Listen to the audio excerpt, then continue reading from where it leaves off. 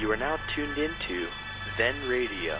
If you enjoy our videos, we ask that you consider joining our Patreon to support our channel. Don't forget to like and subscribe so that you never miss a new video. We hope you enjoyed today's episode, and as always, thank you for watching.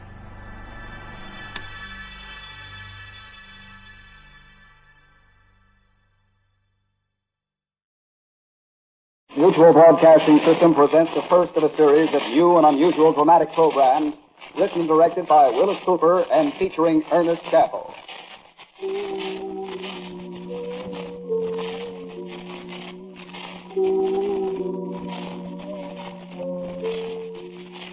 Quiet, please.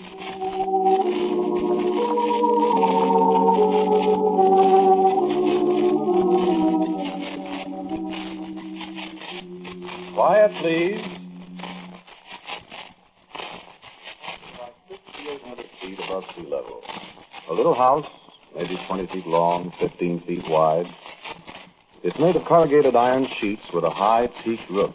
It sort of hangs over the edge of the mountaintop, with nothing but the spikes of pine trees stretching all the way down to Pasadena, better than a mile below you.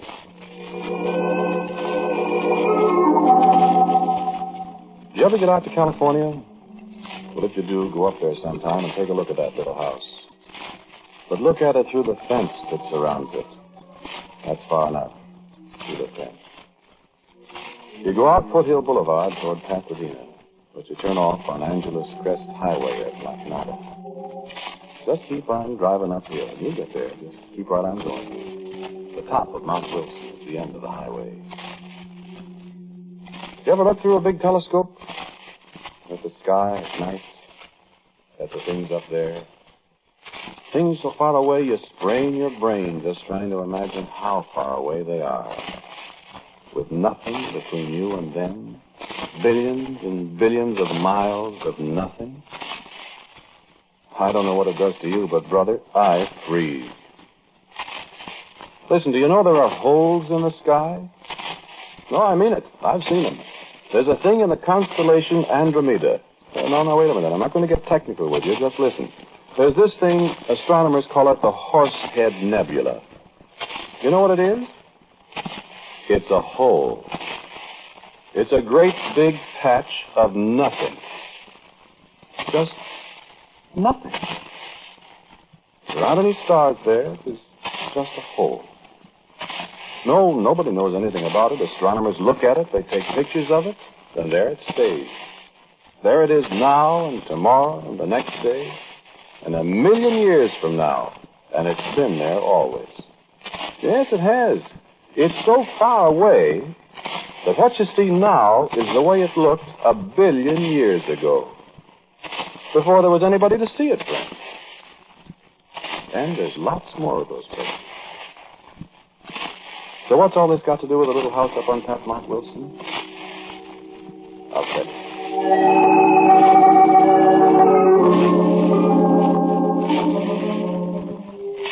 This was quite some time ago. I'd been living in California, see, for several years. I had a couple of bucks, had a nice little place near Venice. That was before the valley got to be so popular with movie people, radio comics, people like that.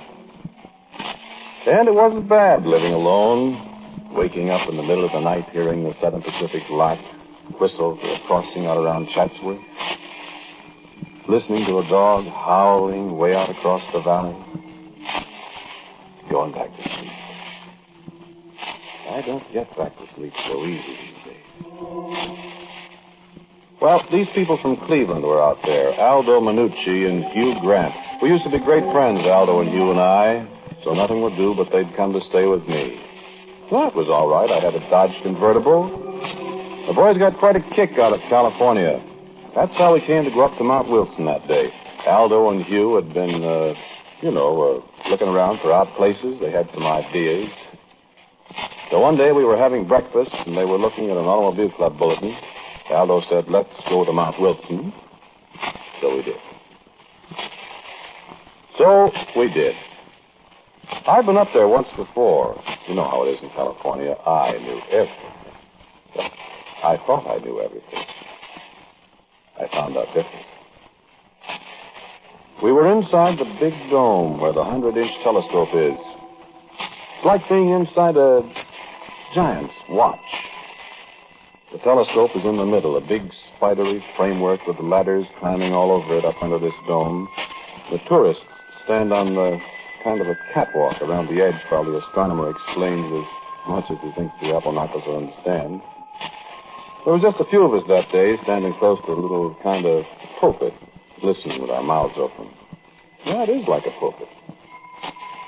I got to thinking that day how the astronomer looked like a priest up there. A nice old white-haired fellow like a priest. And I was thinking he was talking about the heavens, too.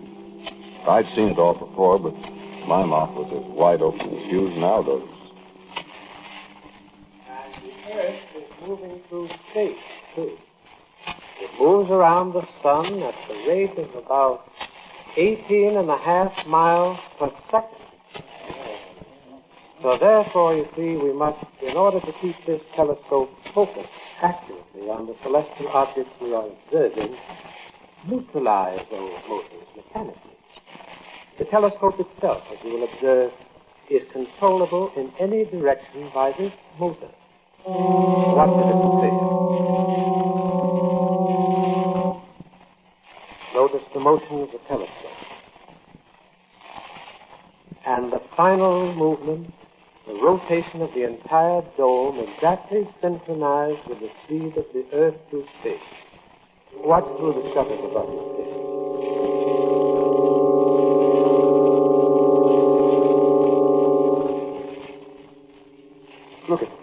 Look across. Yeah, I see.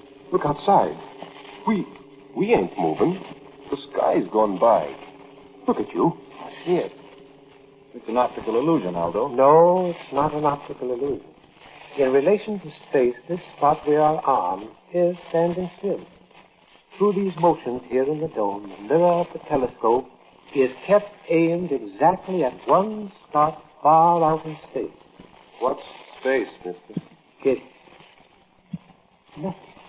What about the air? You're a few miles of air, my friend, and then nothing. Huh. Well, stars. Yes, stars. And the places where there are no stars.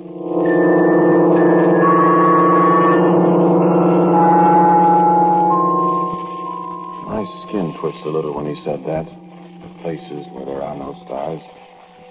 Did yours? Well, the show was over. We went outside into the sunlight. We walked across the long wooden bridge. There's a deep gully in front of the dome. And down a little path past the thing they call a coelostat. A small dome on legs about 100 feet high. The thing they study the sun and sunspots and things like that with. And it was quiet up there along toward the middle of the afternoon. There was a chill in the air. We were just talking. It's an odd place, and you get kind of impressed. The people impress you. The astronomers. They live up there all by themselves. They look at the sky. They see things. You always get the feeling they know a lot more than they're telling. Like doctors. Like priests, I guess. I said that, didn't I? Well, that's what they're like. The path leads through the woods. Biggest live oaks you ever saw. Leads through the woods over to the old hotel. So I said, hey, how about a beer before we start down, huh? A beer? That's for me. Can you get hard liquor up here, Ross? No, I don't think so. Anyway, I wouldn't want to drink, not with all that mountain road ahead of me. No, sir. Don't take no drink, Ross. I don't want to ride that road with nobody's had a drink of liquor. Maybe you shouldn't have a beer, even. Oh, no, wait a minute. Beer won't hurt me. Hey, what's this fence for? Huh? I never noticed that before. That's quite a fence. Have a hard time getting over that. What would you want to get over it for? I don't know. What do you suppose is on the other side where they got this heavy fence? I don't see anything. Except that little house out there on stilts. Yeah, funny looking place. Fence goes right around it. Ain't there a gate? No, come on. Let's get a beer. No, I want to look at this, Ross. Probably they got something valuable in there. Sure, scientific instruments or something. This place is all full of that stuff. Hey, look. Sign. Huh? Where?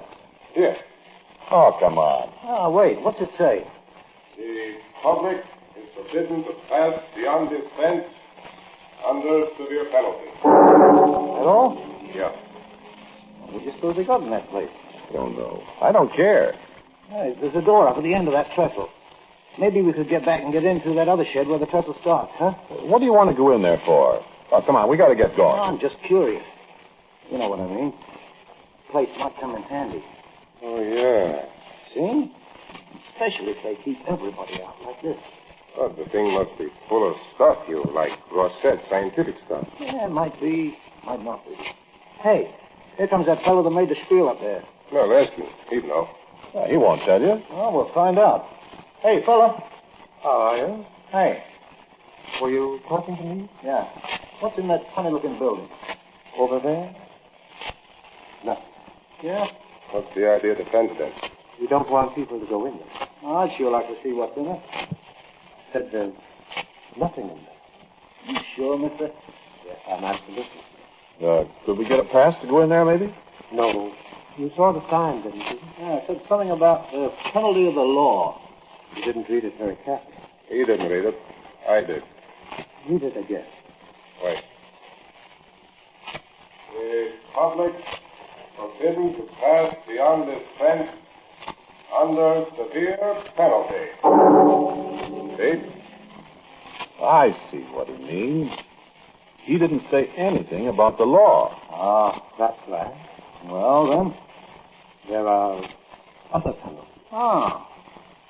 Tough guy, huh? No. Not at all. Well, what does it mean, then? I'll give you a little friendly advice. I wouldn't try to find out if I were you. Oh, is that so? Yes. Do you really know what's in there, mister? Yes. What? Nothing. Okay, lads. Let's go get that beer.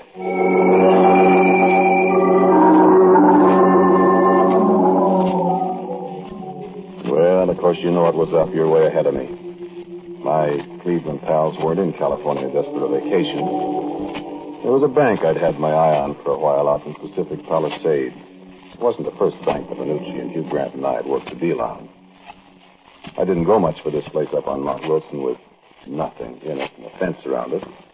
Aldo and Hugh, well, after all, could you find a better place to stash away some dough? Nobody could get in, they said. And if we could... Well, so I bought the idea finally. And to make a long story short, we took, I think it was $53,000 out of the bank. 53, 54. Now, what's the difference? It's all gone now. It's a long drive from Pacific Palisades over Sunset Boulevard, then up Beverly Glen to the valley, through Venice to Sunland, down past the sanitarium on Foothill Boulevard to where you turn off on the Angeles Crest Highway. The long drive, especially at 1 o'clock in the morning. That was when we pulled out of Pacific Palisades. It was summer. After you turn on the mountain road, you're not allowed to smoke. You see, a fire warden might come along, and those guys can tell somebody smoking in the car a half mile off. They show you in the can for it, forest fires.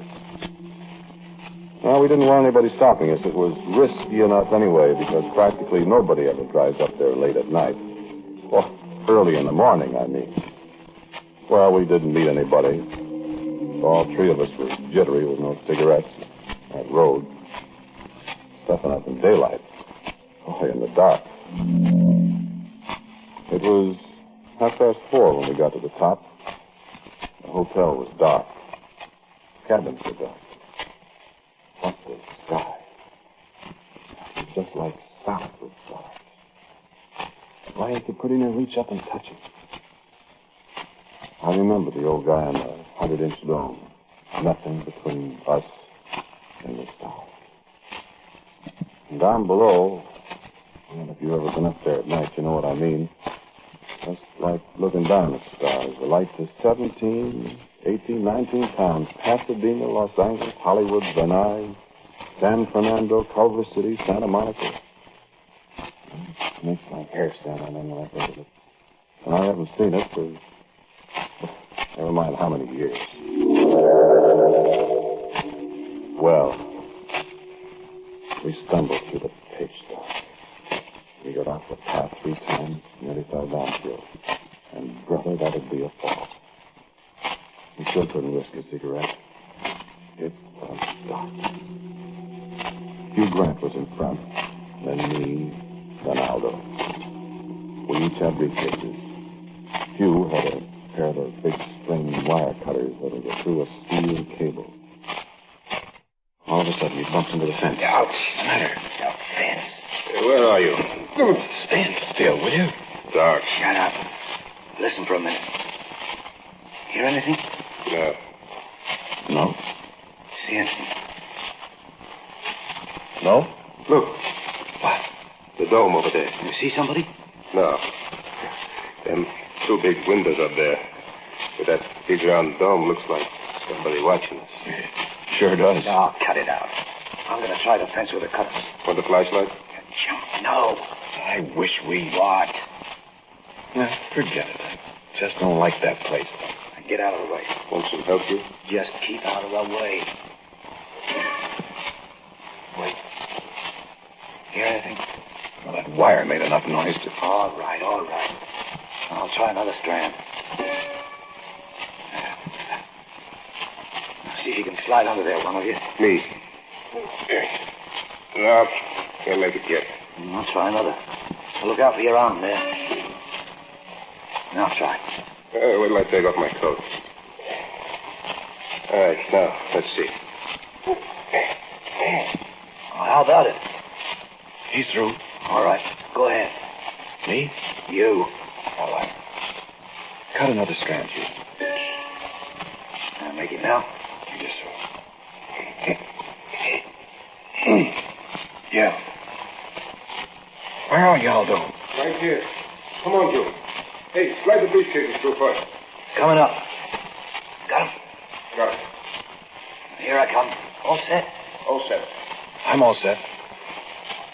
I'm as all set as I ever will be, I figure. I don't like any part of this place. I don't like the dark. I don't like the stars up above us. I don't like the lights down below. I don't like the silence. I don't like climbing around the top of a mountain with nothing under me but thin air for a mile or more.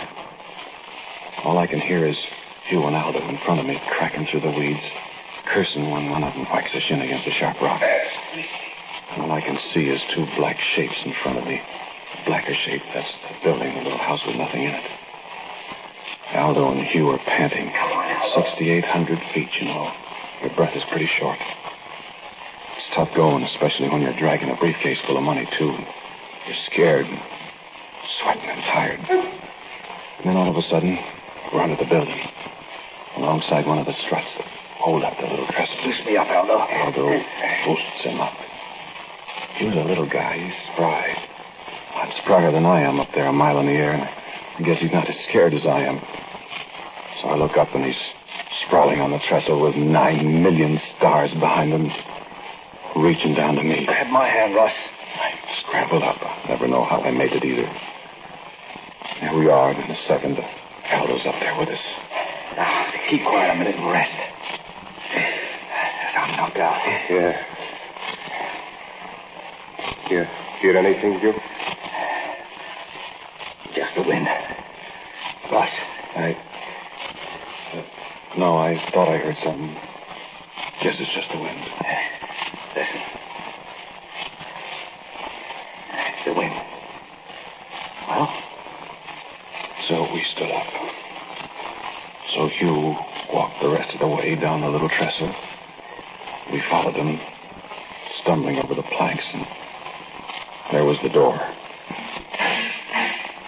We rattled the bar on it. It was padlocked. So Hugh took the big cutters and he wrenched away at the bar.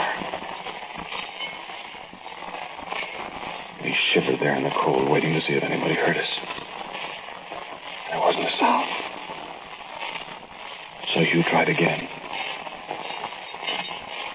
And the bar fell off. Kept still for another minute. And then... Open the door.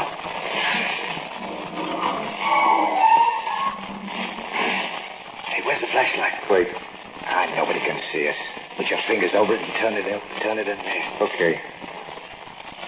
I don't see anything. Well, the guy said there was nothing in there. I can't see a thing. Open up the light a little more. I got it open. So black in there. There's something the matter with the light. Oh, there ain't. Look. Turn that light off me. Well, Look now when I shine it inside. Nothing. Well, there's got to be something in there. Nothing, the man said. Can't even see the floor. Well, I'll find out if there's anything in there. No, don't go in. Can't tell what's liable to be. Well, look out. I'll toss a briefcase in. No. Throw the wire cutters in. Oh, where are they? Here. For the love of Mike, look out, will you? Keep still. You'll wake up the dead. Well, nobody heard us, I guess. A shot with luck tonight, no kidding. I'll give you them cutters. Here. Shine the light in there. Sure can't see anything, can you? Throw 'em in. Get out of the doorway. Keep the light in there. Go ahead. Throw 'em against the far wall. All right. Look out. Where'd they go? Tossed them hard enough to bounce. Move the light around. I can't see a thing. I can't either. There ought to be. The light just kind of seems to... Oh, cut it out. There's probably some kind of stuff on the floor. Powdered. Maybe they fell into it. Here, stand to one side, Ross. What are you going to do? I'm going in to look around. You got a gun, Aldo? Just this little 32. All right, come on. Ross, you stay here and watch and listen. I wouldn't go in there, Hugh. Nobody asked you to. I'm going. Come on, Aldo. Now listen, you. You got the screaming Mimi's, too. Now, come on with that gun. There's nothing in there. Look, Hugh. Come on, let's get out of here. Oh, shut up. Yeah. Might as well take the dough, too. We can stick it in there. Well, go ahead, Aldo, with the light. You go first. All right. Now stand there and keep your ears. Hey, Hugh. Where are you? Can't see him. Listen, Aldo, don't go in there. I got to. Hey, Hugh. Hugh. Where are you? Listen, Aldo. Keep your eyes and ears open now. We'll be right back. Hey, Hugh. You all right? You coming in, Hugh? Hugh. Aldo. What's in there? Hey, Hugh. Okay, Ross. Something's the matter with him. Here I come. Hugh. I'm gonna... Hugh. Hey, Hugh. Aldo. Hey, what's in there, you two? Hugh.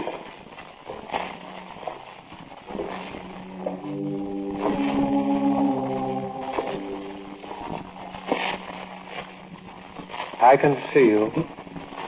You can stand up now. They won't come out, I assure you.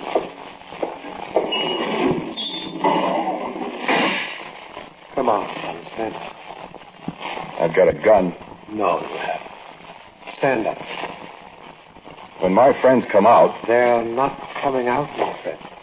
Stand up. You wouldn't believe me when I told you. What's in there? What's in there, I said? I told you there's nothing behind that door. My friends went in there. They're not there now. There's nothing in there. You understand me? There's nothing in there. Listen. No, you listen. No, I suppose it'll do no good to tell you. Tell me what? I'd better show you. Show me what? Come with me. No. Come with me. I won't. You've got to... Wait. Wait for me.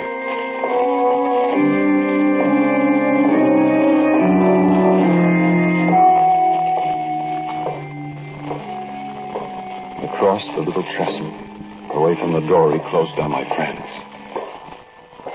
Through another door. Into a long shed in the dark. And I was glad I couldn't see the stars. Out another door at the end of the shed. Down the path past the sealer staff, reaching up into the sky, shining in the starlight, looking like one of those visitors from Mars you heard about on the radio. Across the little wooden bridge with the two eyes of the 100-inch dome staring down at me and a cold wind coming up the other side of the mountain. Up the ramp into the dome itself.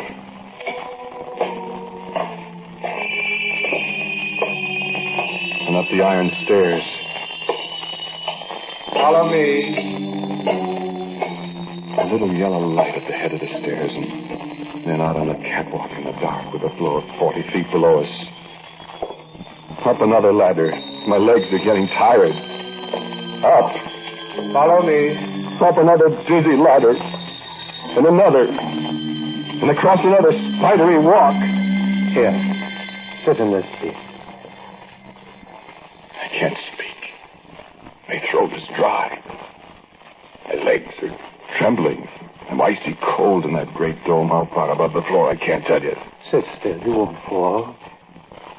Sit still, I said. You'll have to be sure. Wait. Magnetic declination. You can look now. Look. At what? Look through the telescope. No. Look, son. What do you see? Stars. Millions of stars. Wait.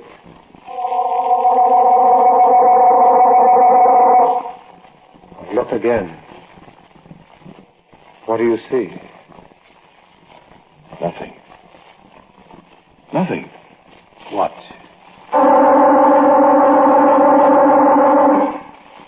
Now? Stars again. Millions. No, a black cloud. Now?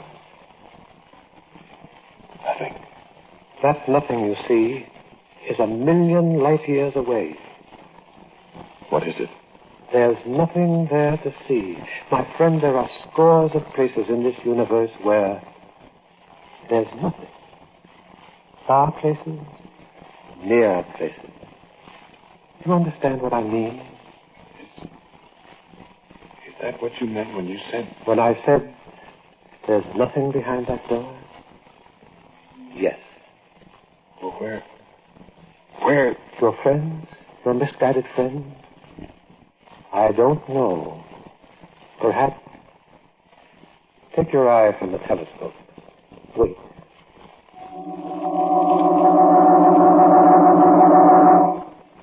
Look now, if you dare. Well, what? Look.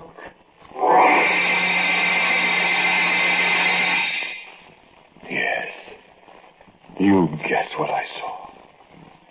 You guess what I saw clawing through black clouds of nothing. You guess what eyes I saw. I saw nothing.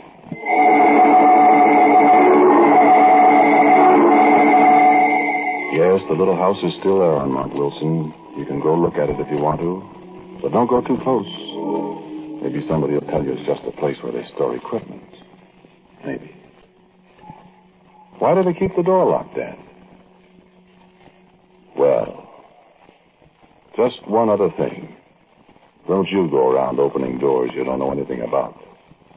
There might be nothing behind one of them.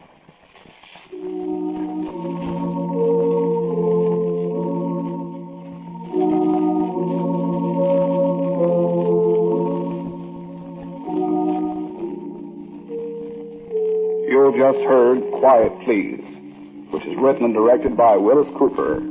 The man who talked to you is Ernest Chappell. And the man who played Aldo Minucci is Martin Lawrence. Pat O'Malley was Hugh Grant and James Van Dyke, the astronomer.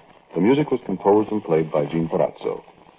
And now for a word about Quiet Please for next week, here is our writer-producer, Willis Cooper. Bill? I've written what I think is an exciting and unusual love story for next week, Chappie. We'll welcome as our guest the charming star of stage and radio, Claudia Morgan. Quiet Please for next week is entitled, I've Been Looking for You. Until next week, then, quietly yours, Ernest Chappell.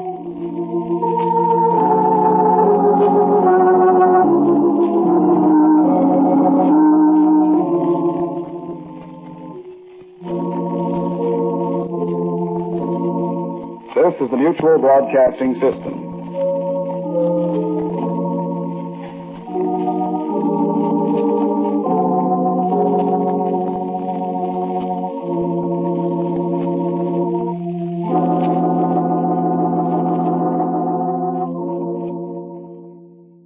The Mutual Mutual Broadcasting System presents the second of a series of unusual dramatic stories written and directed by Willis Cooper and featuring Ernest Chappell.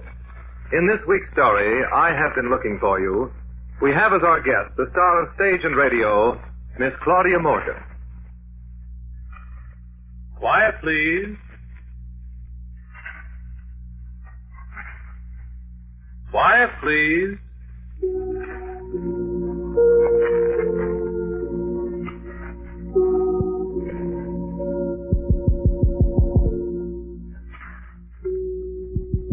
Story is entitled, I Have Been Looking for You.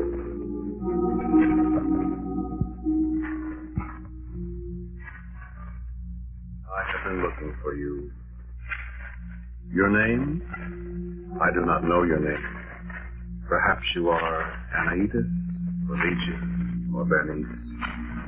You are Mary, or Alice, or plain Jane. You are Mercedes, Libushka, Colette. Where are you, Colette? I heard your voice when I was a child, when I was new in school, when I was a tender lad unknowing. I heard your voice as I passed the schoolroom door. 7 times 7 are 49. 8 times 7 are 56. 9 times 7 are 63. But I pushed the door ajar and looked, and there was only a schoolroom full of children and a teacher at a desk. The cadence of your childish voice hung in the sunny air in the schoolroom, but I couldn't find you. And wondering, dreaming, I closed the door and went my way on to the confusion of another schoolroom. But your voice was with me, and I have not forgotten. Many times I heard your voice, love, as I grew older. There were other girls in my boyhood, sweet, clean-limbed girls I remember now through the years. Helen with the yellow curls. Gladys, the tomboy on her bicycle. Paula in the library. Kate, Dorothy, and Jenny, and crippled Margaret. And my playmates taunted me because I had no girl of my own. But I smiled a secret smile as I turned away and walked homeward along the elm-shadowed, the flower-sweet streets at night. For always you were somewhere. And I knew I should find you one day, somewhere. How many years have passed this love? How many summers, how many yesterdays, how many heartbeats? But I knew that I should find you. I saw you at a distance sometimes, a gay red bathing suit on a beach, a fluttering tartan scarf on the winter hillsides against the snow. But when I ran to greet you and call you mine, you were gone. You had vanished. A day came when I was a young man and went away to make my fortune. My heart ached as the little station grew smaller in the rapid distance, for I knew I saw you there waving farewell. Was it to me? And I thought frantically of leaping from the train and returning. But a cloud of dust swirled up behind the train, and when it was gone, you had vanished. There was another glimpse of you, I thought, as the train roared through another little town, and a gay crowd on the station platform waved and called. And I knew then. I knew that wherever I should go, you would be always. And tears came to my eyes, as I thought perhaps I should never see your face, but always follow you, and never leave. Yes, I was young for love, but I loved you then as I loved you that first day in 7 school. times 7. And as I love you now that I have found you. I knew you followed me. I heard your footsteps down the summer dark street, with the flickering old streetlight scattering shadows into the lilac bushes. And the scent of the lilacs is what you've been saying so many times. Why have I never seen your face? Or have I? Tell me. I love you. I've seen your shadow pass my window. I've heard the distant echo of your voice. And you were always near. My dreams have seen you, but you evade my seeking eyes. Do you remember a wide white beach on a summer day? And the high white clouds, and you were alone, and I was alone? I remember. I remember. I conjured you up out of the sound of the waves in the sand, and the rhythm of the surf was the beating of my heart. And the sound of the wind in the dunes was your far-off laughter that I heard. And I ran along the beach searching for you. Your presence was strong in my heart. And I cried out. I was heartsick for you. Then I was afraid. I swam far out into the remorseless waves. I became weary and hopeless for you. The waves fought me. They bore me down. Then I dreamed there were strong arms about me. And I opened my eyes to the sun and breathed again. And the salt on my lips I thought was not the salt of the sea, but the sting of a fading kiss. But you were gone. Then I knew my life was yours. And I was very happy for a little while. And very sad. Where did you go, love? I dreamed of you in the sea. I dreamed that you were struggling, and I dreamed that I swam out to you and took you in my arms and brought you to the shore, and I kissed you. But there was darkness somewhere, darkness that hid your face from me. And when I awoke, I too felt the salt of your lips on mine. Was I never to see you, never to hold you in my arms in life?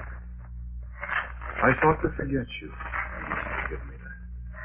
I thought that my mind was sick, that I dreamed in my waking hours. But which was the dream, and which reality? And how could I escape the vision of you? Always I was haunted, tortured by the thought that you were near me, around the corner, waiting perhaps with a smile of welcome when I should find you. Do you remember? You must. I remember. When did you walk down an avenue in the snow? The lights were golden from the windows, and the bells chimed softly in the twilight. The streets were filled with cheerful people hurrying happily in the white darkness. And I was alone. Until you hastened past me, a dim shape in the swirling snowflakes.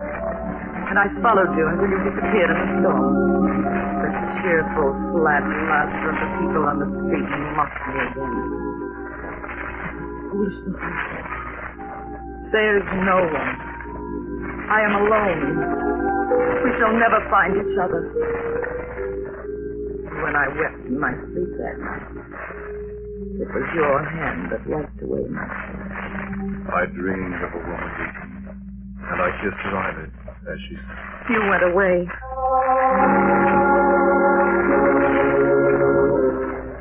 We were new to the war that Christmas season, and even as the reluctant bells rang in a new year, I went away. I remember the gloomy, cold station. I remember the unhappy sergeant shepherding 24 motley civilians away from the lights of the city to the drafty cars that were to take us somewhere. There were few to see us off that New Year's Eve. A policeman who watched us silently as we staggered across the platform. And an old man who offered us his bottle and mumbled of his days at the wars of Siboney and San Juan, the girl he left behind him. And a group of belated commuters turning away from us to study the blackboard when the train arrived. And as they closed the doors of the coaches, a fat woman pounding on the window, mouthing frantic goodbyes to a little man who turned away from her. But when our train began to move from the station, a glimpse of a woman standing alone under a dusty electric light on the platform. And then I knew, as I remembered once before, that I could never wholly go away from you, that we belonged to each other, though I might never see your face. I was close to death many times in the war. At Castling Pass, when John Sutherland and I were alone one night with Rommel's armor on the other side of the hill with a watch. And at last we knew they were coming. One of us would stay while the other one passed them back. I was afraid to stay. But I argued with John in the petty pride of my terror, saying I would stay while he should go back to what might mean safety. But he was tired, he said, and I was not. And he would stay. And so I went. And 20 steps away from him, I heard the 88. It smashed in his arm. I spoke to him and told him to stay. And I was wounded afterwards. That night I lay in the hospital tent. Nothing happened. I knew I should die. I had no voice to call. And in the last blackness before my senses went, a nurse came hurrying to my side. It was you, I thought. But when morning came, I saw the same familiar nurse I'd known for days. He was asleep and I awakened him. Did you watch over me all those years? Was it your voice I sometimes heard in the still night? Have you loved me so as I have loved you? What must we do?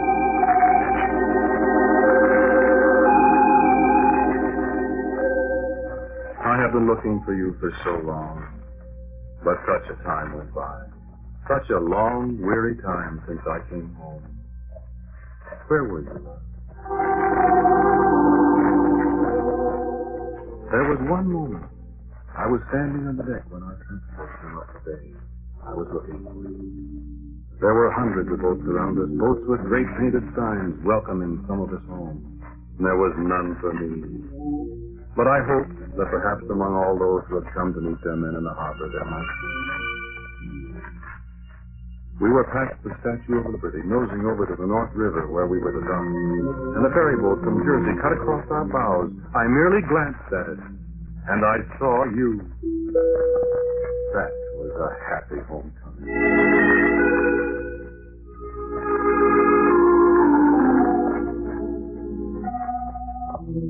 But when I came back from New York, when I took off my uniform and went to work again, you were gone. I searched for you. I looked for you everywhere. Where were you? What had happened? 2 years went by.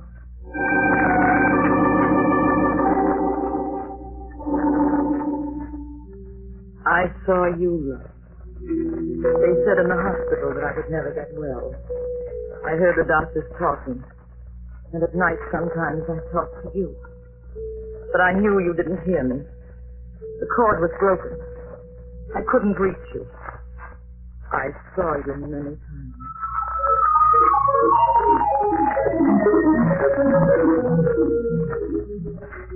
I had buried myself in my work, they said.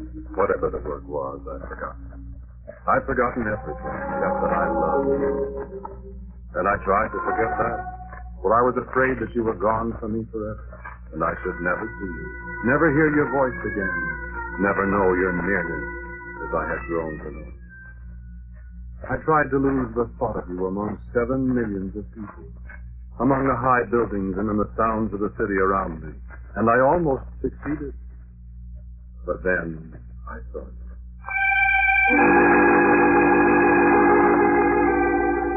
Do you remember where I saw you?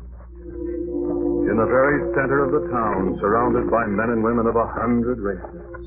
In the midst of a babble of sound, in the midst of hysterical, never-ending motion, in colors and darkness and flashing, searing light. It was a summer evening, hot and humid.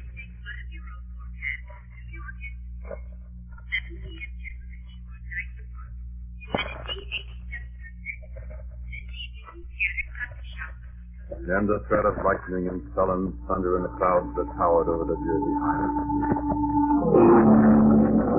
The voice of the storm quickened, rumbling over the squalling sound of the city, and the lightning crackled in the west. I was on my way home after a sodden day in the tiny office of Town Square. One of the beaten, hungry millions at the end of a colorless, unhappy day. And the subway, the crowds, and the guards pushing the milling crowds into the airless, stuffy cars. The train stopping far underground where only blind animals should live. Bodies pressed against feverish bodies, tired eyes looking inwardly toward the comforts of home and cool drinks. and blessed rest. And outside the windows, walls too close, sweating and dank with moisture. And a sudden flash of stations as we roar through them, more and more speed, bodies swaying against bodies, suffocation, and the sudden fear that comes like a clutching nightmare deep underground. We're going too fast. Streams of blue sparks outside the open windows, the acrid smell of burning rubber, swift panic clutching hands, futile fists beating screaming faces, the scream of tortured brakes, lights flickering and dying, and in the last seconds before the crash... You. I saw you. I had turned, I remember, to escape a man's fingers clawing at my eyes. I saw you, inches away from me, yet a continent away. Blonde hair rippling in the fetid breeze, red lips apart, not in fear, but in rapt excitement, almost smiling. I shouted your name. Did I know your name? And then, darkness. You knew, didn't you? You saved my life, but you said you turned your head just as the crash came. Yes, I turned my head to look at you. The steel rod just grazed your forehead. If you hadn't turned your head... I looked at you. It was providential, young man. It was you.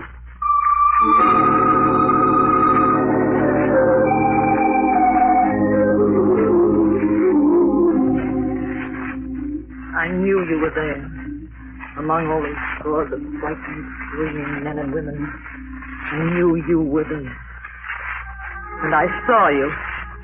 In the last flickering of the light, I saw you. And then you were gone. Forever, I thought. I thought you died in the subway wreck. For long months you were dead to me. My mind refused to think of you. I couldn't picture your face again. But now I know I was near you many times. I entered a restaurant as you left it. I left the elevator at the 14th floor one day. I got on at the 15th. I turned to look in a shop window as you passed by. I picked up a book at Bentana's that you just laid down, and I knew I could. And the bus driver gave me change that had come from your purse, and I knew. You sat behind me at a Beloft Street concert at Carnegie Hall, and I dreamed that night. The telephone booth at Grand Central. Your perfume still was there.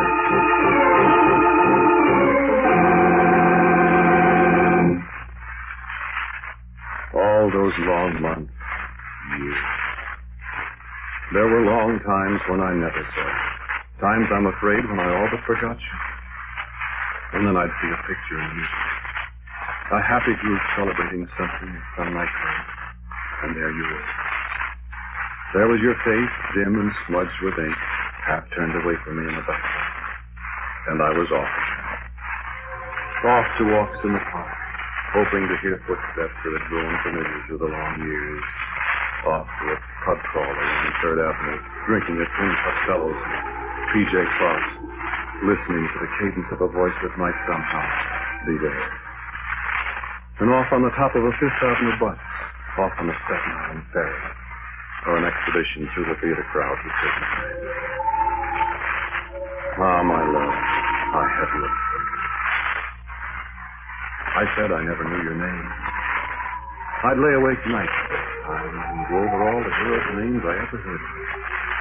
Alice, Claudia, Doris, Elizabeth, Frances, down through Wilhelmina, Yvonne, and Zoe. I'd make resolutions to forget. I went out with other girls. I tried to keep my mind. But I found myself becoming bored with other girls. I looked for you and them, and I became short of speech, quarrelsome, and no girl ever went out with me. I kept to myself more and more times in Central Park, till the very ice cream vendors greeted me as an old acquaintance. And more times along 5th Avenue late at night, up past the cathedral, down past the Empire State. Hoping, listening, peering anxiously at every woman. I went away on long trips by myself to escape the thought of you, and heard your distant laughter. I thought I saw you framed in the window of a train that passed mine, going in the other direction. I didn't sleep much. Night, I came home as late as I could, staggering. I closed the door and shut the city out. I was afraid to sleep.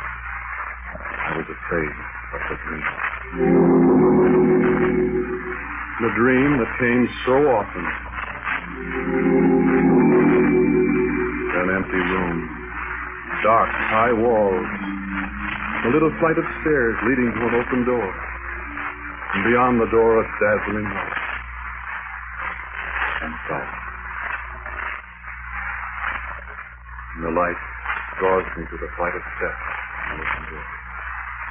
My voice echoes in the silence of the gloomy room. Where are you, love? Where are you? I'm here, love. You are there, beyond the door, in the room where the light shines. Your shadow falls across the flight of steps. You are only 20 paces away. I move toward the door. 1 step. 2, 3. And the carpet rushes. Your voice. Come to me, love. Delilah. Is that a hand on my shoulder? I turn to see. The room is empty. Another step. I can go no farther. I struggle, but there is something that holds me back, and a voice that whispers in my ear. Not yet. I fight against the force that holds me, but I cannot move. What is beyond the door where the light is? Do you wait for me? Why cannot I reach you now? Come to me, love. I cannot move. Call me. Help me. Come to me. Come to me. Then with the sound of a great gong in my ears, I awake trembling. And you are gone. I lie awake till the gray dawn crawls through the window.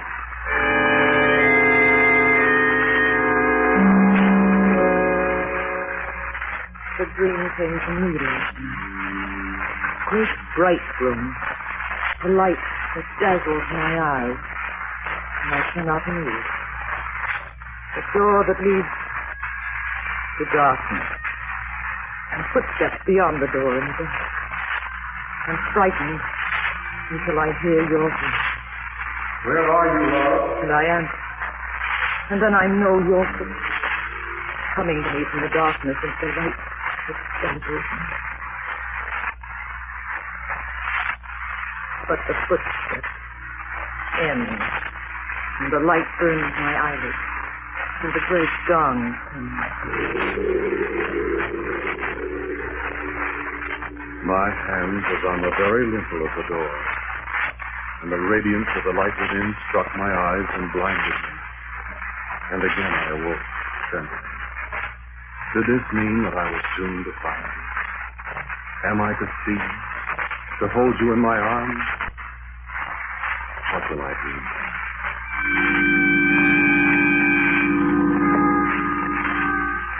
I slept a little, and the dream did not return. It was raining when I awoke, a quiet summer's rain, and the light in the street was the color of the light in the room beyond the door. Is that a sign? Is this the day?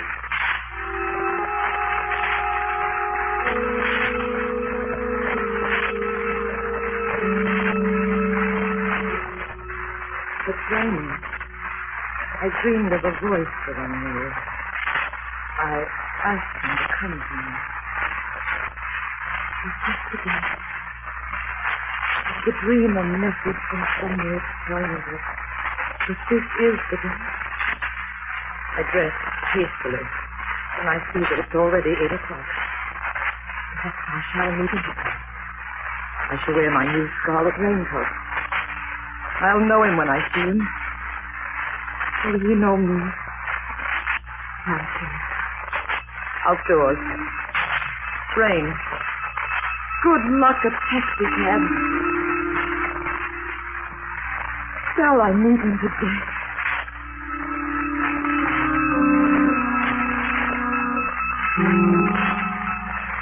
Who says the rain is dismal? This is the day. I know this is the day. I shall walk to the office. Who knows, I may meet her on the way. I smile at strangers as I stroll through the pelting rain down Madison Avenue. Here is a young couple, lovers. I, too, am a lover. And today I shall meet my beloved. And then the fulfillment of all my dreams from the time my childhood, so very long ago. I step down from the curb. 68th Street. Traffic is stopped before the upraised hand of a policeman in the middle of the street. I smile at them. And I do not see the taxicab leaning around the corner against the light, the driver frantically tugging at his wheel, very slowly it seems to me, and the cab coming straight at me. And as I looked up, the cruel wheels half a foot from me, you.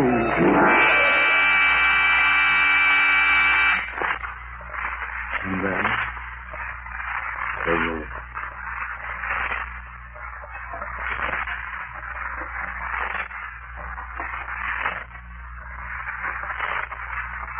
The dark room, with the little stairs, and the door, and the dazzling light beyond. Nothing holds me back now. I go forward to the door, and the light welcomes me. I know you are there, love. In a moment we shall meet. We shall kiss. We shall begin our life together. Shall we not?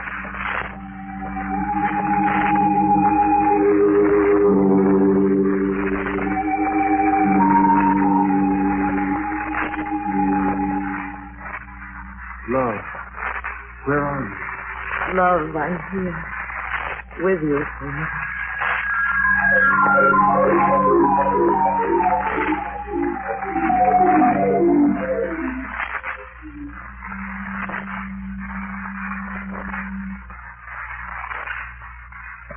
Yes, indeed. Right through here.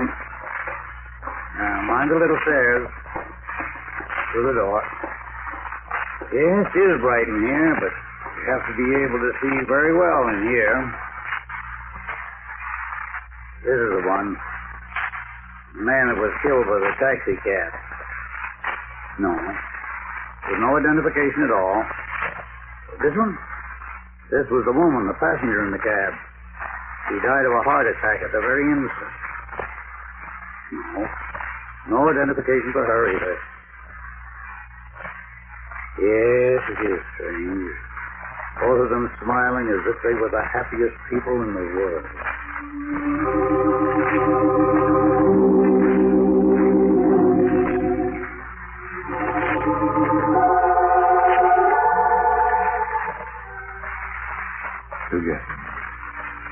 Together.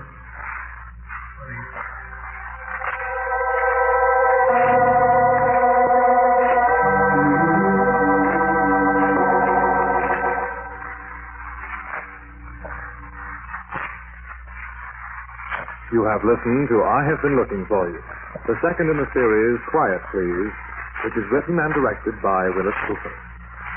Ernest Chappell was the man who talked to you, and our guest, Claudia Morgan, was the woman. Thank you, Claudia, for being with us.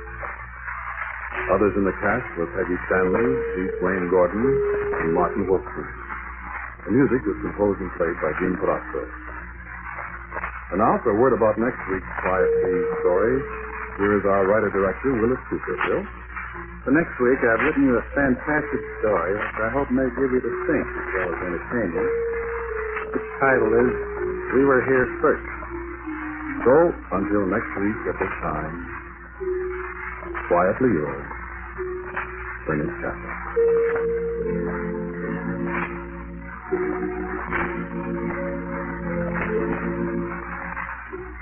This program came from New York.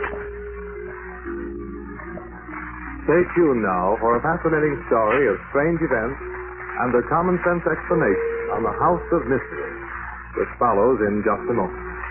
This is the Mutual Broadcasting System.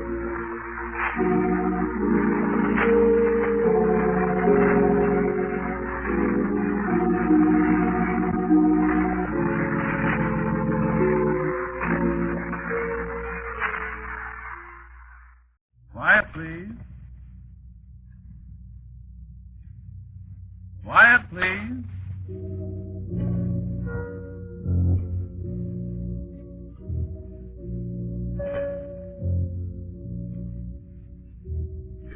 Unusual Broadcasting System presents the third of a series of unusual dramatic programs written and directed by Willis Cooper and featuring Ernest Chappell. This story is called We Were Here First.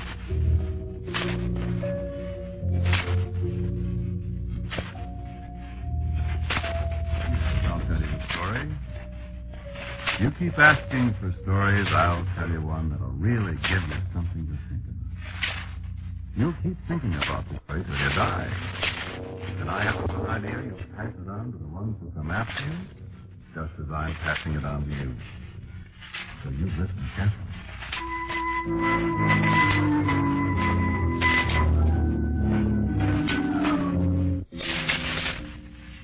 This one doesn't start with once upon a time. It's about the world today, so that once upon a time business does come into it. Listen. Do you know there are giants in this world? Oh, yes, there are. Did you think we were the only ones here? You're wrong. There are giants. Millions of them. Billions. Giants so big that it's almost impossible for one of us to imagine how big they are. Why, a hair from the head of one of them is as big as your leg. And they're everywhere, in the cold lands, in the hot lands, everywhere. And they hate everybody. They hate each other. And they hate us. Oh, how they hate us. How they'd like to get rid of us. But I'll tell you something. They're not going to. We were here first. And we're going to be here a long, long time after they're gone. For they're going to go. Don't fool yourself about that. They can't win.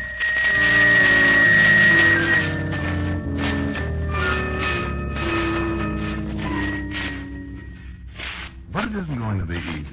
Don't fool yourself about that either. They've killed an awful lot of us in all the millions of years they've been on this earth. And I may say we've killed quite a few of them. We've killed more of them than they have any idea. And that, my child, is quite a trick when you consider the difference in our sizes. How big are they? Well, that's hard to explain. We're all different sizes, you know. Some of us are small, some of us big. And there are fat ones amongst us, and thin ones. And they're the same way. But on the average, I should say they're, about 150 times as tall as we are. Oh, yes, 150 times our size. And that mounts up. But there's an old saying, child, and this is something you want to remember. The bigger they are, the harder they fall. I don't want to give you the idea, though, that it's going to be easy to win. I've nearly lived my life out, and there's just as many of them as ever. You'll live your life out, and your children and your children's children will live and die in generations that you can count up in trillions, and they'll still be here. And we'll, all of us, pay an awful price in that time. But we breed fast, and our families are larger. And one day there'll be no more giants in the earth, and we'll have it all to ourselves. Brethren dwelling together in unity.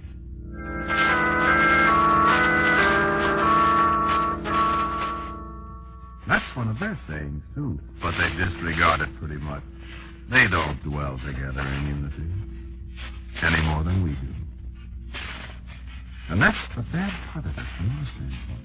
If we just had sense enough to get together, if we just stop fighting amongst ourselves.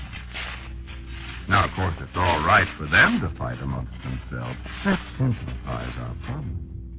Someday, if we're lucky, maybe they'll all kill each other.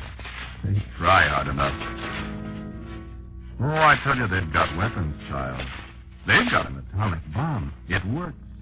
And some of them are scared to death that it may one day wipe them all out. But we'll see. If it does, good riddance. and our day comes a little sooner. If it doesn't, well, we've got time.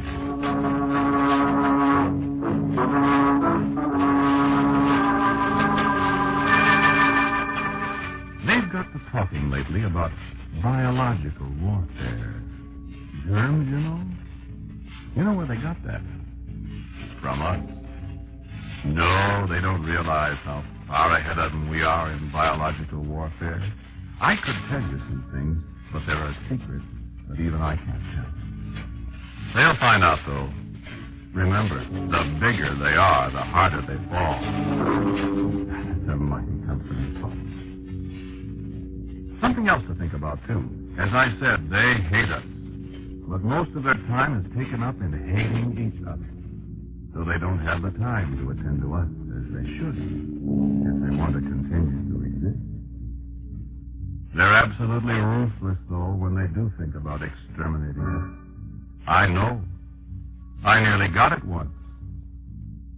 Want to hear about it? Can you take it?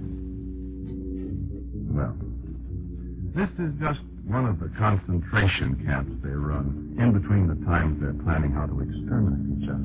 They call this place New Jersey, but it's not New Jersey to us. Some of us call it Thanatopolis. That's Greek.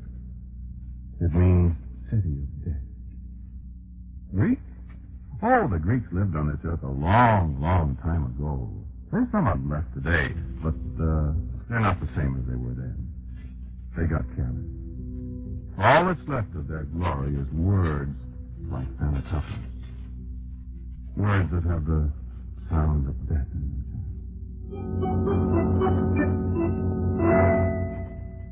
I was hungry. That's how I got caught. That's the way a lot of us get caught. Plenty of food, plenty of good, healthy food, plenty to drink, nothing to do but get fat and get killed. I didn't know about giants in those days. I know now. The gate was wide open, and I tell you, it was the pleasantest place I've ever seen. I looked it over. I smelled the food. Oh, I tell you, I've been around, and I never smelled anything so delicious in all my life. I just went crazy as hungry as I was. Well, the food was just as good as it smelled, and there was plenty of it. I lost my way going in. It's kind of a labyrinth, you see, and I was interested in the food. I was hungry. There was a lot of us in there. I recognized hundreds of friends, fat, happy, well-fed. I stayed there quite a while. I got fat, too. But there were sounds I didn't like. Sounds like thunder, rustling. The sounds that came from nowhere at all. And the feeling of someone watching us, laughing at us. And one day, one morning, early, I heard a voice. This is about ready, I think. Just look at him. Thousands and thousands of them, and not one of them was sense enough to try to get out. I looked up. It sounded like a human voice to me. Get the gas ready. They've had a good time now long enough. We'll see how long it takes them to die. It was a human voice. A giant voice. That particular concentration camp of theirs was run by one of their females. Probably, according to their standards, a very beautiful one. To me, as I looked up at her face far above me, she looked like all the figures of death I'd ever dreamed of. And, child, she was dead. Where's the stopwatch?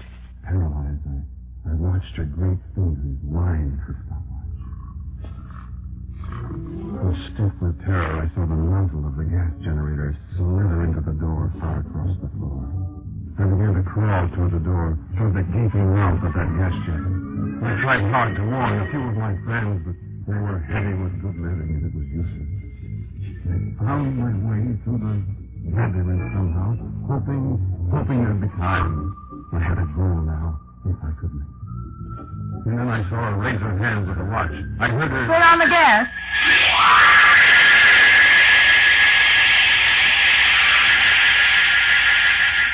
One tiny whiff of the gas, One short, infinitesimal breath of it, and I thought my heart would leap through my body. My eyes bulged and legs refused to hold me up, and fell and staggered again. And as I stumbled out into the blessed freshness of the air, I heard the sound of her catwalk and her laugh. Look at him. Look at him crawl and wiggle. This is the best gas we've used. Look at him. 3 seconds, 4 seconds, and every one of them dead. This is wonderful. I was dazed. My mind couldn't contemplate such life. 4 seconds, and countless thousands of them dead. And then, this is the horror. You know what she did? She gathered up their still warm bodies and tossed them onto a great scale and weighed them. Why? So she could know how many of us she had killed in 4 seconds. Do you wonder we hate them? Do you wonder we live for nothing but the day when the giants, male and female and all their young, shall all be gone from this earth?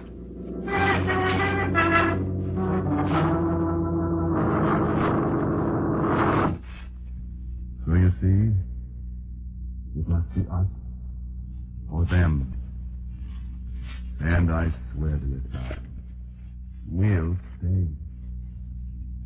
We were here first.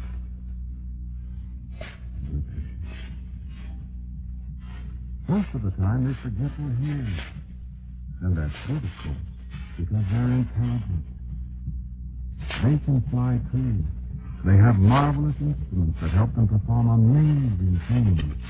They've got radar, for instance, but fortunately for us, their radar won't pick us up as ours does then.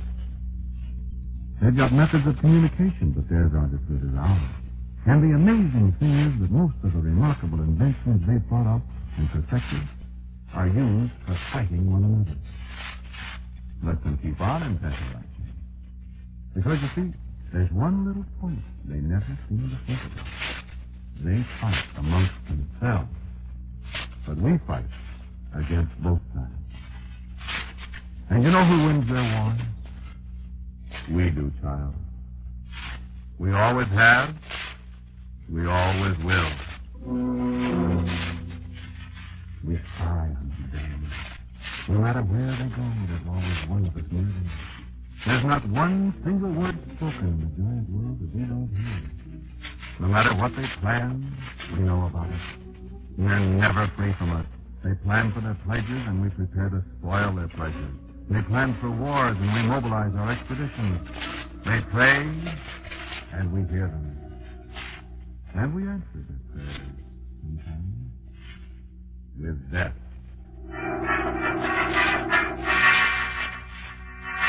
What do you mean? How? Do you think it's hard for a being our size to kill a being the size of a giant? It isn't. You see, in the first place, we're willing to sacrifice 1 million of us to kill one of them. Oh, it's true. Not all of us know about the giants. Not all of us know that we're being sacrificed in this endless war. Some of us think we're dying a natural death, I suppose. But we leaders know. You still don't understand? Well, let me give you an example. I said the giants are on the average, perhaps 150 times as tall as we. Well, that's just height.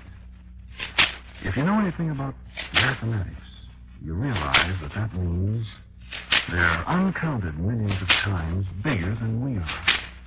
In actual mass, it would probably take a billion of our bodies to make one the size of theirs.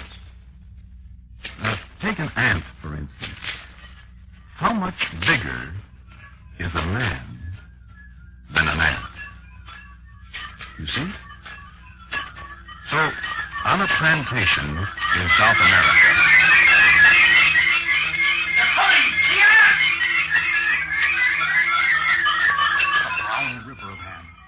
toward us in straight lines, in a column 50 feet across, miles long.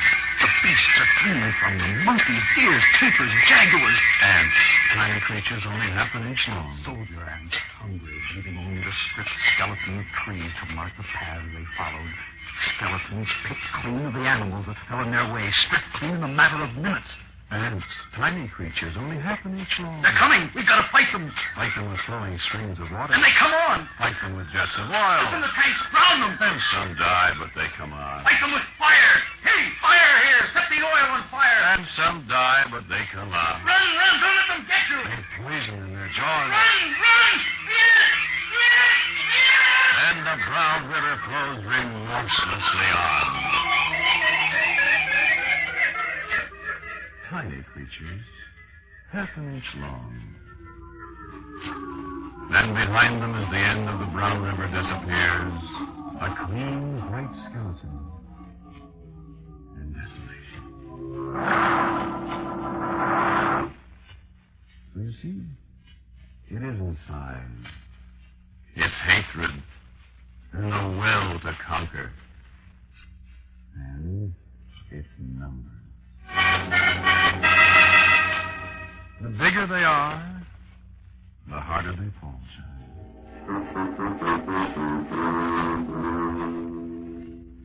So, you haven't seen the giants?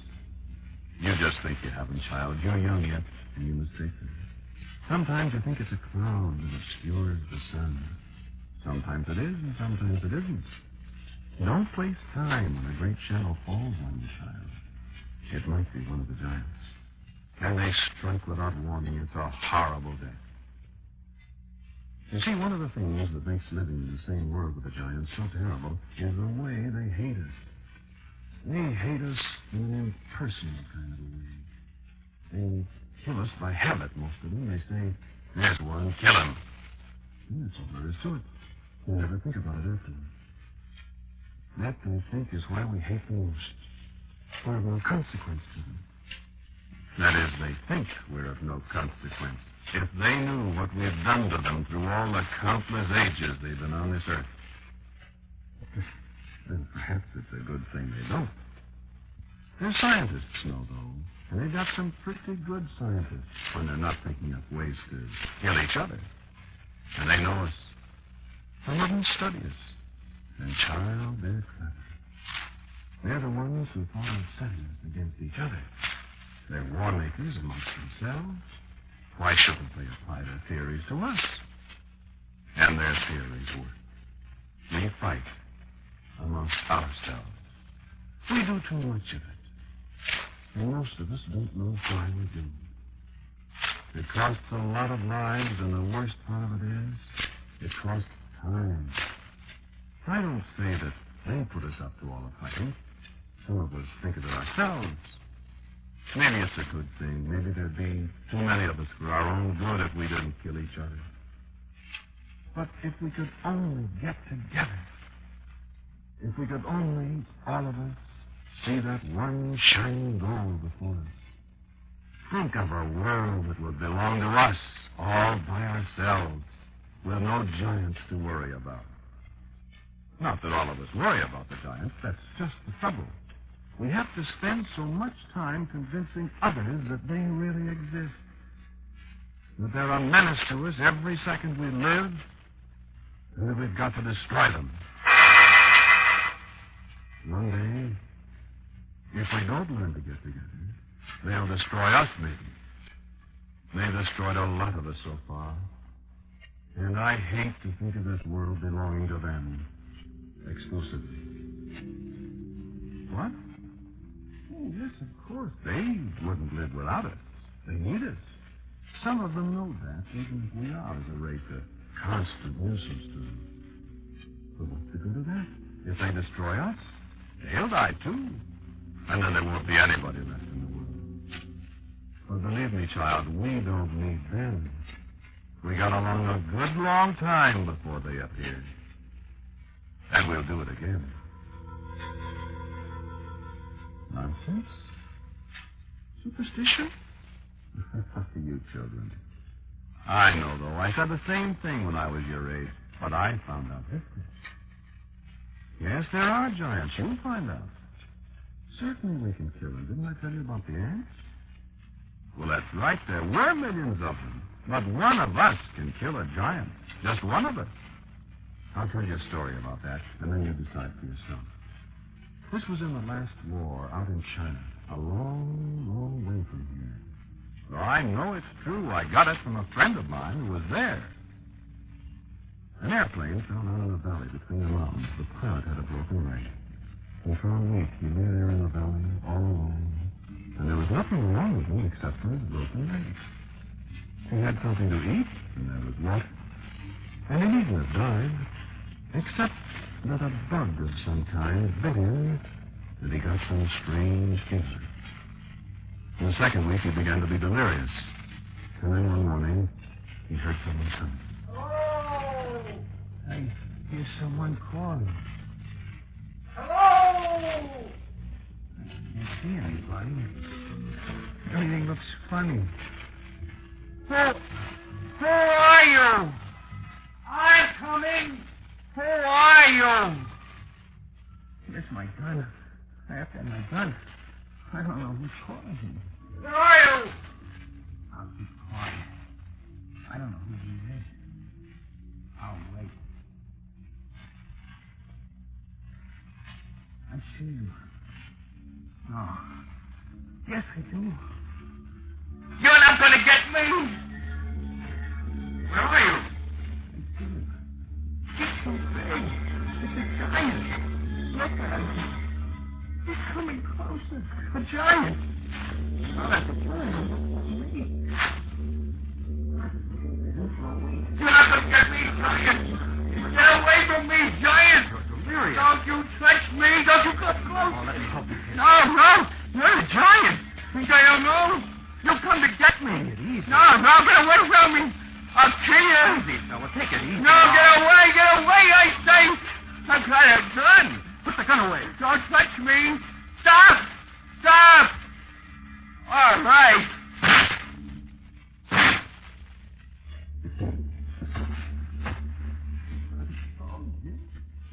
I told you I'd kill you. I killed a giant.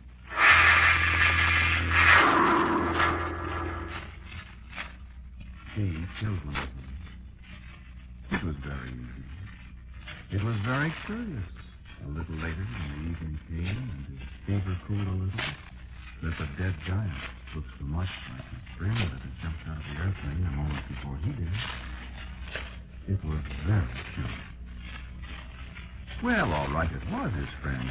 He thought his friend was a giant, and he killed him. Or did he kill him? He fired the pistol at his friend that was the direct cause of his friend's death. But who was it that brought him a fever and made him think his friend was a giant? Remember? I said a little bug bit him. So the little bug was indirectly the cause of the other man's death. And to the little bug, the man was a giant. They were both giants, and he killed them both. Because the man who had killed his friend had a moment of lucid thought, and his saving strength was enough to turn the pistol up to his mouth. Do I know it's true? Well, maybe that is rationalizing, but you think it over. To my way of thinking, 2 giants got killed.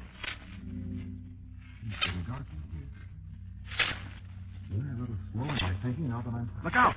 Quick, look out!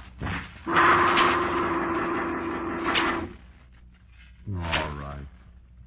So you killed him. He was a child, and he didn't have a chance against the giant he didn't even believe in. Oh, I'm not going to be emotional.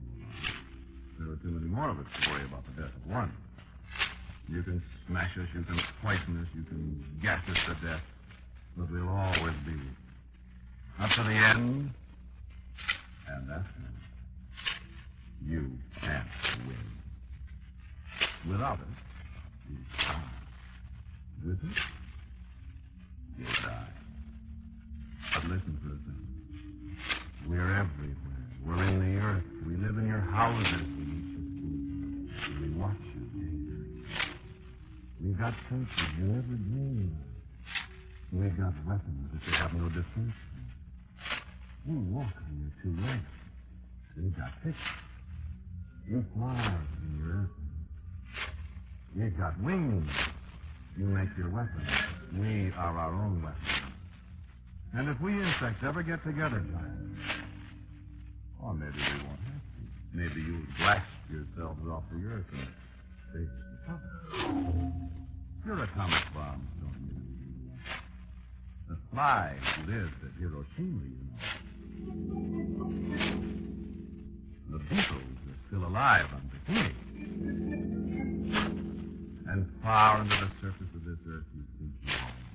More and more millions of us are sleeping, waiting to die.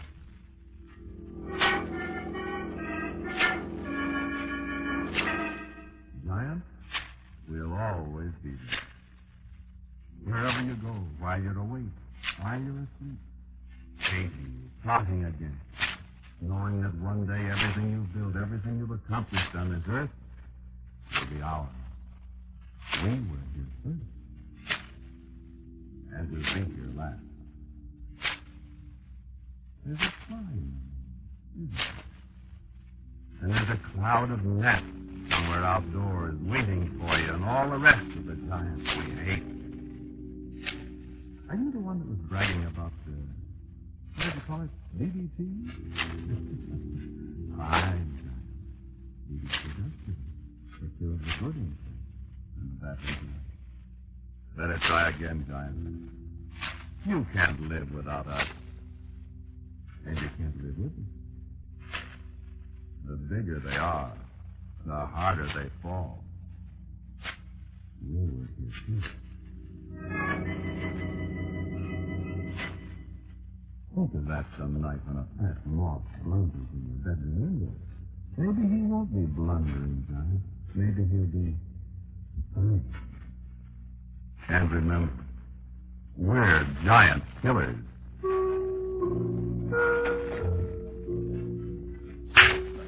Not so good, Giant. See you tonight.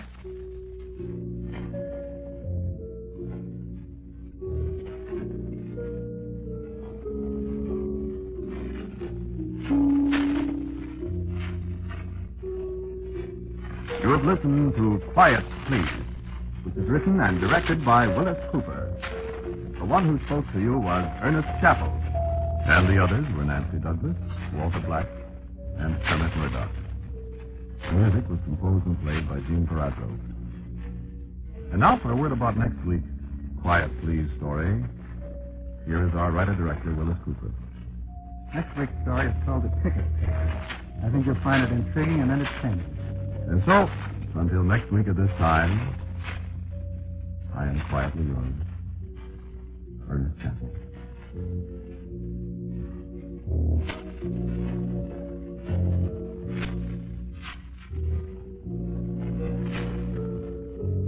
This program came to you from New York.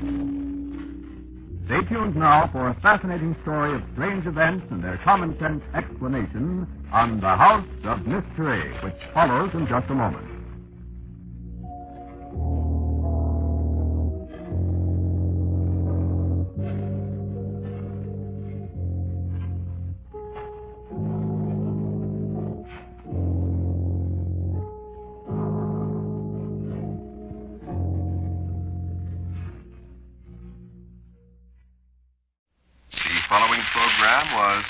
Transcribed earlier for your enjoyment at this time. Quiet, please.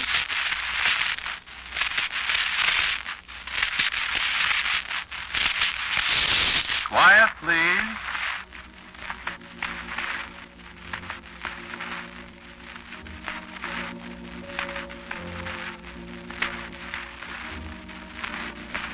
This is the fourth of the series of unusual dramatic stories written and directed by Willis Cooper and featuring Ernest Chappell. Today's story is called The Ticket Taker.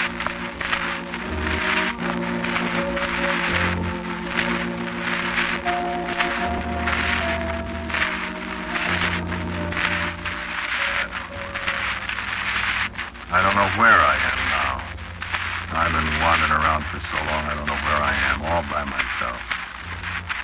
Nobody seems to know me, that's all. Only thing I know for sure is one of these days I'll run into him, and then it'll all be over. I keep listening for him. Every place I go, I keep listening for that jingling, the shuffling footsteps, and that whiny voice. And I know I won't be ready for him when I do hear him. You know, you're never ready for the guy with the bad news. And he is bad news. I thought I heard something knocking at the door. Did you hear it? Listen. Wait a minute, I have to be sure.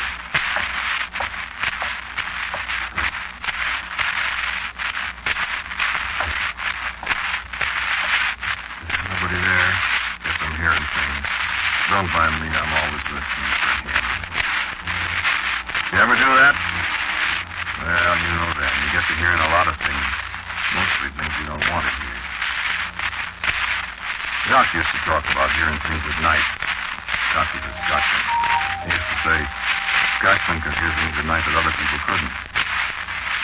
That guy could tell you stories that make your hair curl. I wish I hadn't listened to so many of them. There was a thing he used to say. I can't do that Scotch dialect. But it was about witches and warlocks and things that gangs bump in the nick. Things that gangs bump in the nick. I got my share of them, brother. I listened for them.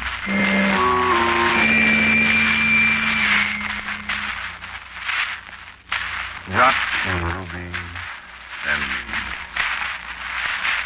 Sitting in that room in that house on Taylor Street in Chicago. Sitting there all day long with the window shades down and $22,418 there on the table.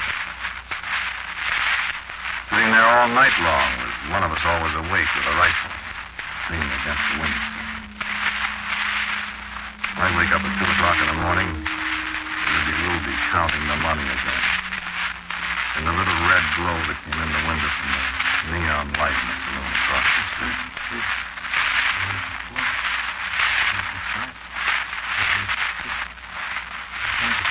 He'd wake up at 5 o'clock in the morning. There'd be Jock's footsteps across the floor. He'd sing some old Scotch song. But Wallace Blade, Preston Bruce Possession Aid. Welcome to your Shut up, will you? No, did I wake you up early? I'm sorry, I wasn't thinking. Did you get me sleep in? Slept for a while. No, I didn't. See anybody? The lady stopped each side about 3 hours ago. But she was looking for a woman. Now listen to him talking. The sun's up. It's going to be another hot day. What time is it, Jock? 5. Wake up, Ruby.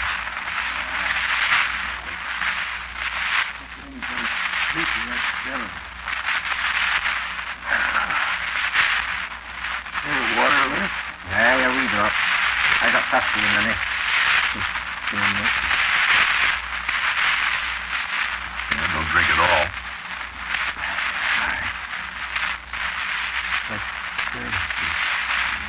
Friday. Here's the water.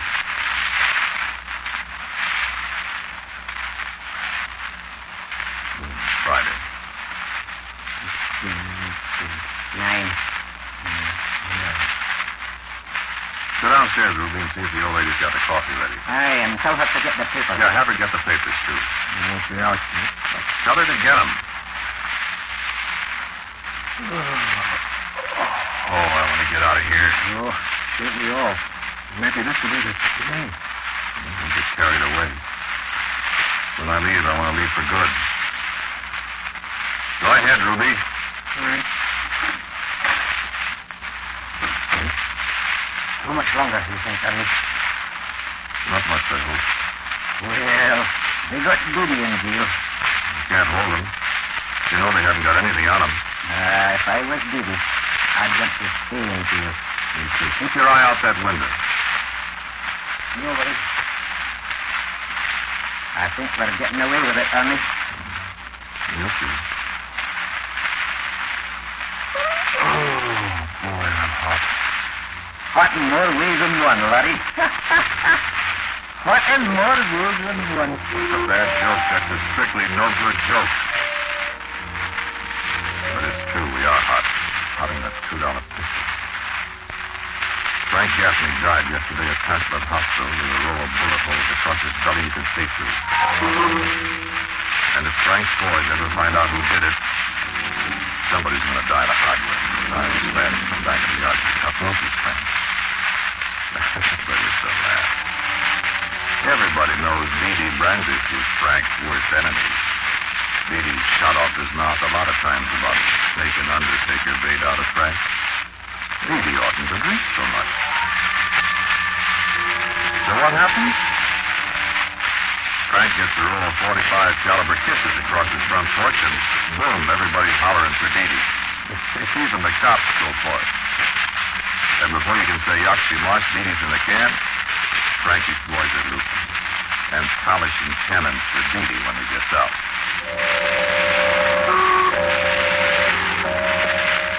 Oh, yes, he'll get out. Oh, yes. Nobody can prove anything except he was Frank's worst enemy. And that's bad, especially when nobody saw Frank get embroidered. And all the time we're sitting in this room on Taylor Street with the shades down, and nobody knows we're in town. And we've got $22,418 on the table. All we gotta do is wait. Wait till the cops cross Dee out. Wait till the Lugans from back of the yard catch up with Dee and give him that old Chicago farewell. We didn't even know Frank Gaffney. Old lady that sells flowers with the big fat finger on them for us. Funny how flowers and lot killers get mixed up together in Chicago, ain't it? Remember Dee O'Banion? Had that flower shop across from Holy Lane? They mowed him down among the sweet peas a long time ago. And here's Frank Gaffney got flowers from Dee's old shop. Anyway, you see, it's a sweet deal if we can hold out till Dee gets paid off for something he didn't do. The Rubens will be satisfied and they'll put the artillery away and figure it's a deal. And Ruby and Doc and me will take a very, very fine powder for that $22,418, and everybody will be happy. The guys that paid us for the job, the cops, Frankie's mom, and us, we'll be happy. He could turn us into a banana. The door busted open. Hey, I got this. You come awful close to getting that slug right through your scrapple. Tightening the doors, will you? Shut the door, you jerk. Look at the circle. Let's see.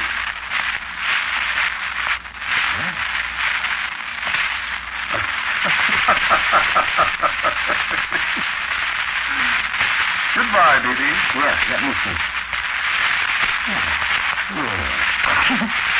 Knocked him off half hour after the cops came in. Burning and burning and Avenue. There's a long worse than one, Rudy. Gaffney lads are everywhere, Rudy. They're all back here in the noodle. What? Their job's done. They're finishing up a good next week. When do we get out of here, Rudy? Any minute. Today? You wait another couple of days. Just to be on the safe side. I can take it here. I have to get the 9 days of me, Ruby. One way or the other to help me. Just right, Ruby. We don't want to take any chances we don't have to. I want to get out of here. Shut up and let us read the papers. We'll be out soon enough. Maybe we could put the window curtain up now. No. You're clean, Jack. We're between them. We're well over here, Ruby. What's happening to me, Jack? Yes, we'll count the money again, Ruby.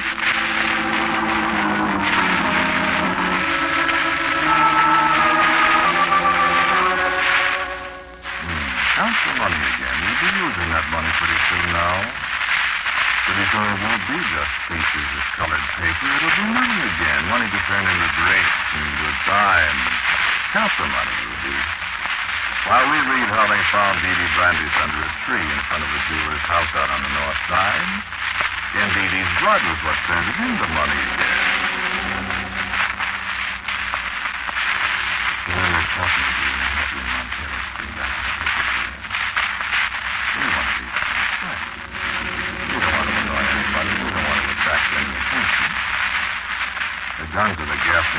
talk awful loud.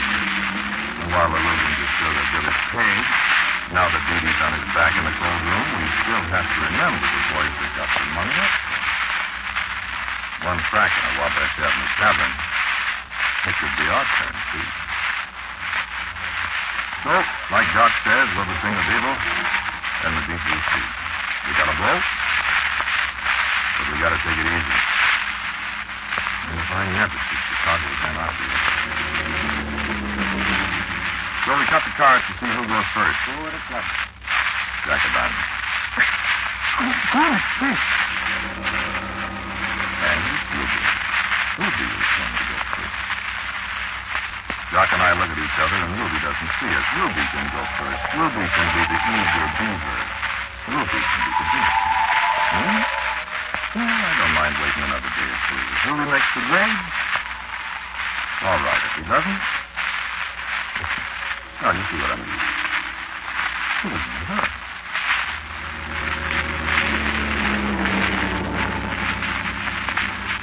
So now it's night, and Ruby counted the money for the last time, and we split it 3 ways, and he matched for the extra $2 so it didn't come out even. Then Ruby won, and he felt fine. It was 9 o'clock before the doctor. When it was 10 o'clock, there were still people walking around the street. And it was 11. And midnight, and the copper walked past. And it was 2 o'clock in the morning when we opened the door and started downstairs. It was still all busy. Wasn't very smart of us, I suppose, when you figure how we hid out there in that old house so long just to be sure we'd get away alive. But talking makes people talky sometimes. We figured we needed some air. It wouldn't be right to let a pal walk out alone. Besides, it was only over to the Garfield Park L station at Halstead Street for Doc and me. Ruby was going to take the L there and ride out to Cicero Avenue and then grab a streetcar south to the airport. I'll get off a couple of blocks first down to the airport so I can kind of catch it and take us to anybody here in the lot. Oh, there won't be anybody easy. You're all set now, Ruby? Perfect, yes, sir. I'll be on old flight 24, 410. By the time you guys break up, I'll be in New York. And you'll meet us at Ted's place next Thursday afternoon. Boy, New York. I see you don't go getting lost. I've never been in an airplane before. Hope it don't crack up. Well, don't forget the name you're using either. Mr. Masterson. Mr. Burt Z. Masterson of Des Moines, Iowa. First nobody asked me about this name. I ain't never been there. You don't talk so much, Mr. Masterson. I'm happy, Doc. Tell us about that New York life. What's the name? Go. Listen up. What's the matter? I'm calling. Shut up. Over here in the door. The old factory building was full of doorway. The 3 of us huddled in that thick wet darkness and sweat stuck outside. The streetlight half a block away from the second one got to the lobby. The only sound in the thick, sticky night was the lonesome whistle of a late day, crying for Mr. Everett 3 miles away. And then we heard a sound. There was someone coming. Right out of the shadows he came. And now I can never forget the sound of his shuffling footsteps and the jingle of the stuff he carried. A harmless old man in a broken cap and a long overcoat that trailed the ground. Chicago weather in midsummer, and a heavy overcoat buttoned to his scrawny neck. Padding along in the heat and the darkness. 3 of us hiding from him in the doorway. He felt like 2. We waited for him to pass. He didn't pass us. Straight to the shadowy doorway the old man came. I was sure he couldn't see us in the dark. Those vacant eyes he turned toward us were sharper than I thought. I felt, too, that I felt a breath of cold air as he stopped, wagging his ancient head from side to side. I thought, too, of the warlocks and witches and the things that go bump in the night that Doc was always talking about. The old man flying down. One of you gentlemen going on the elevator. How did he know that? I know one of you gentlemen going on the elevator. Who was he? How did he know? Was he? What do you want, old man? You're not the one going on the elevator, sir. Here, old man. Here's a faucet. Now wash him and go to your bed. I can't, sir. I've got work to do. This isn't the gentleman either. He was looking at me, ignoring the 2 bits the jock held out. You're the gentleman. I'll have your ticket, if you please, sir. Ticket what? Your ticket, please. I haven't got any ticket, old man. You don't buy tickets in the elevator. You've got a ticket, sir. You have to have a ticket. Listen, I tell you, I didn't get movie. Here comes a train. There won't be another for an hour. Okay, so long, guy. I'll have to have your ticket, sir. Ticket, old man. You haven't got a ticket? What are you, nuts? You've got a ticket, sir. Look in your pockets. I have to have your ticket. Get out of the way. In the right-hand pocket, sir. Tell you. That's it, sir. Thank you very much. Now I'll just punch it for you so it's all right. You can go now, sir. Take it quick, baby. We'll take care of the old fool. Good luck, sir. Look, I don't know where that ticket came from. Easy, you'll miss the train. Okay. I'll see you Thursday. So long, baby. So long. Well, he's gone. Now, old man. Hey. Old man. Abney. Where'd he go?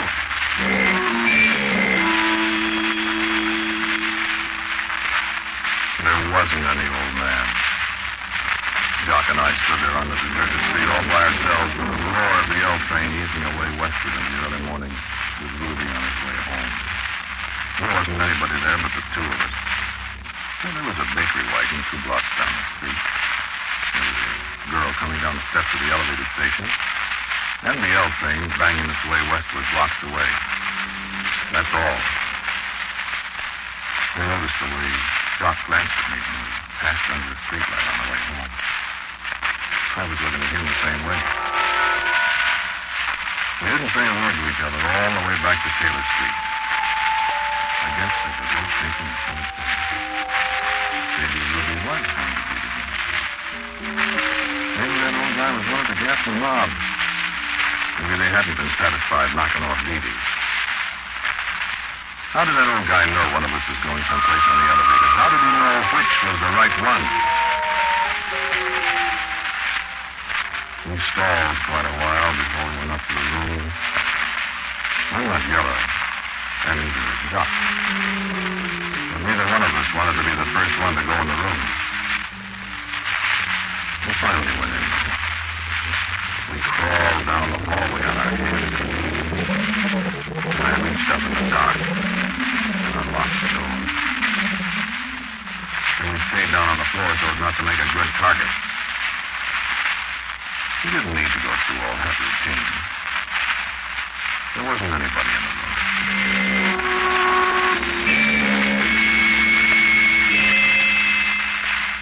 We didn't sleep. Doc sat by the window with the sawed-off shotgun. After a while, he said, If that was putting the finger on the ruby, it was awful well done, Ernie. I didn't see anybody around. Thank God he didn't see anybody around, and the old lady put the finger on him for us. We got the news from the paper. We heard the kids down the street hollering extra. Doc and I looked at each other without saying anything. You know what we thought. We thought the headlines would be something like Gaffney Mob Blast Gunman with Ruby's picture on the front page. That wasn't the headline, though. The big story was about an airliner that crashed on the takeoff at Municipal Airport at 4:10. Everybody on board was killed.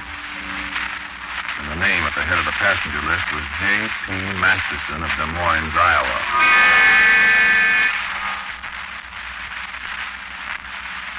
Is there somebody walking? Where's the man? I guess it wasn't. Well, I got the jitters now I'm all alone after everything that's happened. I hear things all the time. Well, sure I'm alone. No, Jock's it. Didn't I tell you about Jock? I was talking about Ruby in the plane thing. Look, about Jock. Jock and I decided the old ticket taker wasn't one of the guys. It couldn't be. How could a crazy old man have anything to do with an airplane crash? It ain't possible, is it? Well, who was he? Well, what was that ticket that Ruby had? I was sworn Ruby didn't have any ticket except a plane ticket. We each had plane tickets. That was part of the deal, you see. All we had to do was call up and make our reservations whenever we wanted to get out of town. That's all the tickets we had. Doc and I got to talking about that a couple of days later. Well, I didn't tell who the old man was, nor what he had to do with it all. But it wasn't enough for me, Ernie. What are you going to do? Look, Barry, the plane ticket didn't cost me anything, you see. And regardless of whether the old ticket man had anything to do with it, I'm not going to ride on no airplane for nobody. Yes, but what are you... I'm going to take a bus to New York. Bus? Okay. In fact, I'll pay myself a $3. It was only a minute. Nobody ever heard of a bus cracking up in a fire. And when I get to New York, I'll catch an airplane ticket, and I'll be a few more dollars a week. You come and go with me. No, I was going to take the train. Listen, Ernie, I didn't tell whether Frank Justin's lads are onto us or not. But when they are, they'll be more likely to hang about the railway stations than about the bus terminals. You see. I think you got something there, Jock. I have. And another thing, Ernie. There'll be no nonsense about tickets on our bus, too. I wish I knew what that old guy... Forget the old guy. I wish I could forget him. I wish I could forget him right now. I had all I want of him. Who is he? What are those tickets? Let me tell you about Jock and me. We went down to the bus terminal. There was a bus for Newark at 8:30. I remember what I did. I gave Jock all of my share of the money, except a couple of $100. We were going to be together on the bus, and he had the money belt. I wish I had some of that bill right now. I could use it, I guess. Well, we're standing around the bus station down on Wabash Avenue waiting for the fellow to call ours. We were standing there just waiting and listening.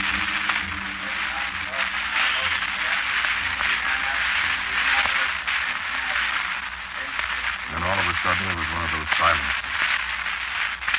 And I heard something.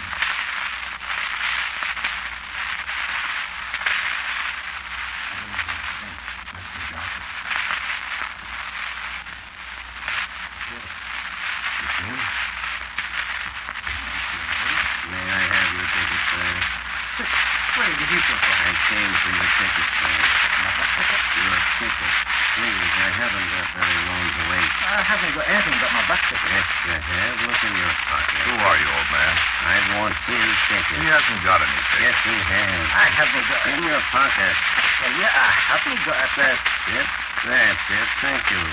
I wish you a very pleasant journey, sir. Now, wait a minute. I want to know who you are and... Ernie. What?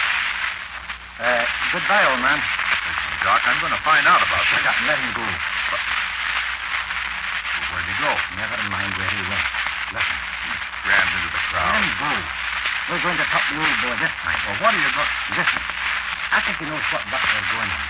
I'm going to just fix our tickets real fast. And we'll take the next one, see? Yes, but what... Look out and buy some cigarettes or something. And I'll go get the tickets, see? While he's watching you. Go on, beat it. Meet you here in 5 minutes. I don't like it. I don't like it at all, but Jock has got a good idea, so I'll try it. He goes to the ticket window. I ease my way through the door out into the street. End up in your cigar. Cross up this thing. Ticket taker, won't he? How does he arrange that airplane ticket? He won't get Jock and me. I come out. I don't see him anywhere.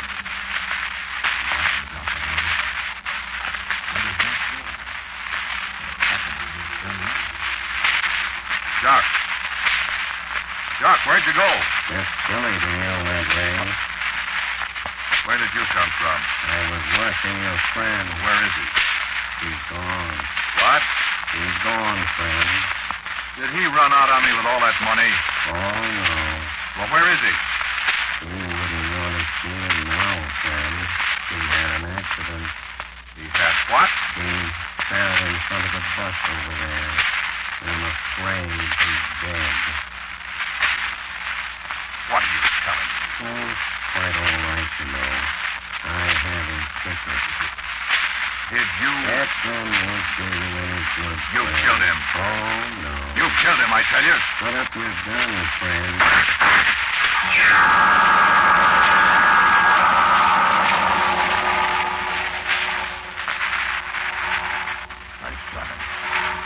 I shot him right through the chest twice. I was 6 inches away from him, and I couldn't miss. I couldn't miss at that distance, could I? I figured that he was one of the ghastly mob he'd get me anyway, so I was going to go out with a bang. Right through the chest, I shot him. And you know what? He was there at all. There wasn't anybody there at all except a copper from Harrison Street staring at me as if he thought I was a nut. What are you shooting at, Bud? That old man, I got him. What old man? The ticket taker. He killed my friend. He's one of the Gaffney mob. What old man are you talking about? Where is he? You crazy or something, Bud? Shooting holes in the brick wall? He was right here. There ain't nobody there. Give me that gun. He's got away. Listen, cop. I'll have the gun, Bud. All right, you people, move on. Come on, Bud. It's 30 days for shooting off guns in public places. Why, you might have hurt somebody.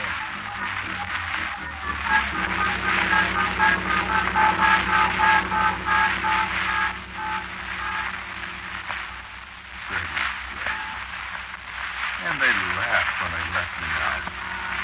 Am I crazy? I don't know. I keep hearing things. I know he was there when I shot, but... I do.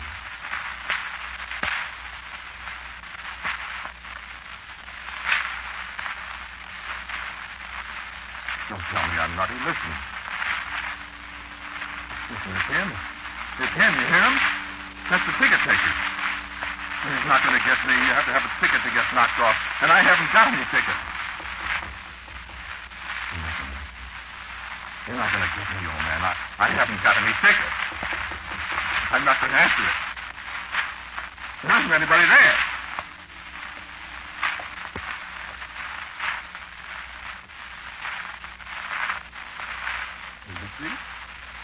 You see? There wasn't anybody there.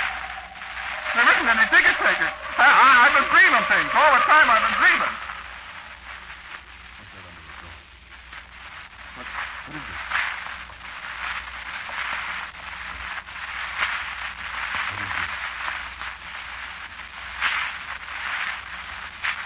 What is this?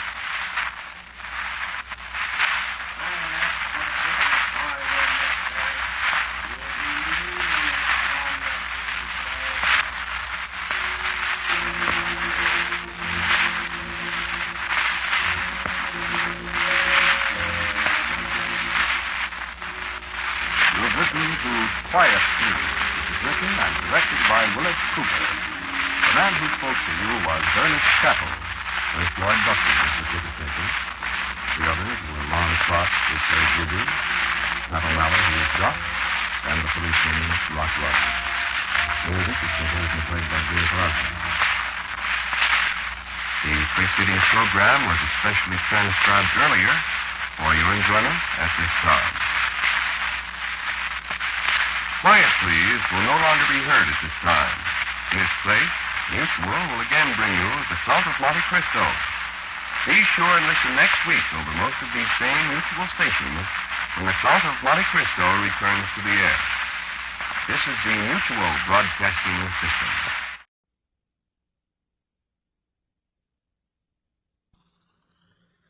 Quiet, please.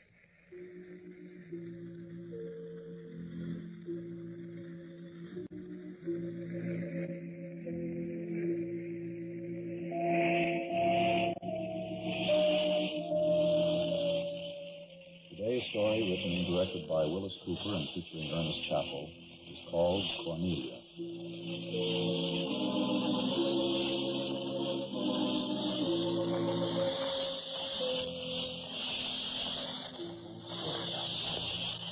I'll tell you everything from the very start. I haven't told it to anybody before, as you know. If I knew nobody would believe it, then maybe you won't either. Not that it'll do any good if you do believe it, nor, for that matter, any harm if you don't. You've been a good friend, Alan, and the least I can do is tell you the whole thing. It wouldn't have done any good at all to tell you before. Now, it's too late for anything. So, you've known me only... How long is it? Less than 6 months. You never knew Cornelia. That's good. You can go out to Lakeside Cemetery sometime and have a look at her tombstone. It says she died the 29th of August, 1937. It's a very nice tombstone. I paid $750 for it. And I never spent $750 so gladly in all my life. Cornelia and I were married a little more than 8 years. Cornelia was a year and 2 months older than I. Did you ever have a childhood sweetheart, Alan? In school, grammar school, and through high school? A girl maybe that you watched grow up from pigtails to hair ribbons and onto a page boy bob, from pinafores through midi blouses to a white graduation dress. A girl that shared algebra and Plymouth Rock and the 3 parts of Gaul with you. There's a kind of shadow of marriage in the relationship with kids who share all their school days together, Ellen. From the first pencil boxes to a rolled-up high school diploma and a handshake from the superintendent of schools. 6 hours a day together, 9 months a year for 12 years. Thinking the same thoughts, facing the same problems. It is a little like some ancient fundamental marriage. You know what I mean, Alan?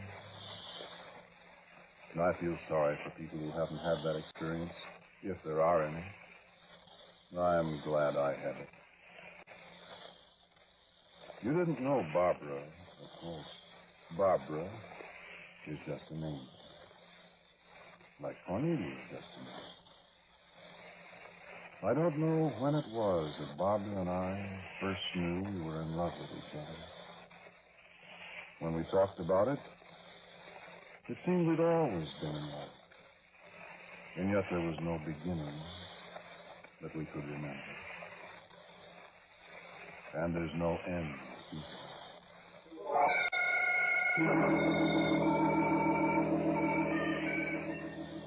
We were juniors in high school, the year that Cornelia moved to our town.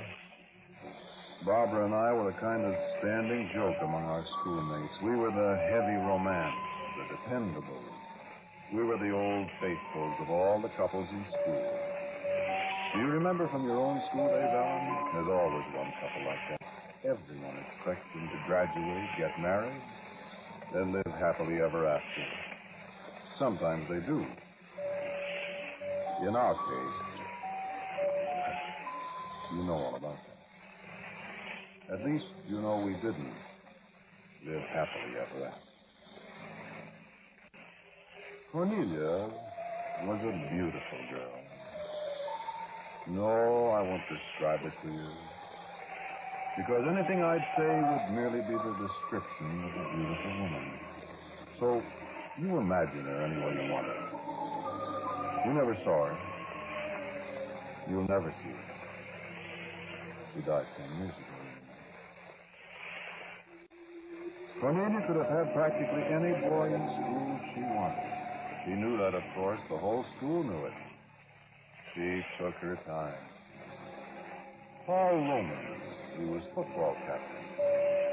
He had 2 dates with her. Johnny Martins, who thought he could sing.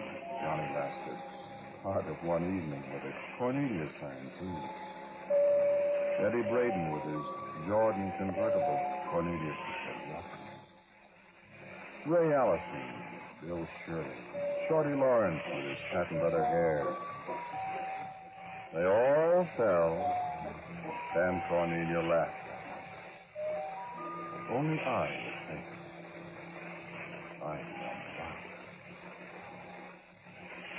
I guess it was that afternoon in Chris Barrett's ice cream parlor. I always thought Cornelia didn't know Barbara and I were in the next booth. I always thought that till 4 years later one night. She told me she knew we were there. Maybe that was why she talked so loud. Because I made up my mind. I've known all along. She must have felt the silence that fell all over the place as a dozen couples strained to hear Cornelia's choice. Even then, Alan, she possessed some strange power over people. Somebody dropped an ice cream spoon on the other side of the room. And that was the only sound except Cornelia. Gordon's my boy. I But Barbara wasn't smiling back. She was listening. And I had never seen that look on her face before. Why, I'll take him away from her. Does she think she can keep him when I want him? I reached for Barbara's hand. But Barbara's hand wasn't there. I looked into Barbara's eyes that Barbara was staring somewhere into the future. And what I saw in her eyes was yes, it was Ellen. Kid, 17 years old. But she loved me. And she was afraid. And I was afraid. I was afraid of that voice. Does she think she can keep him when I want him?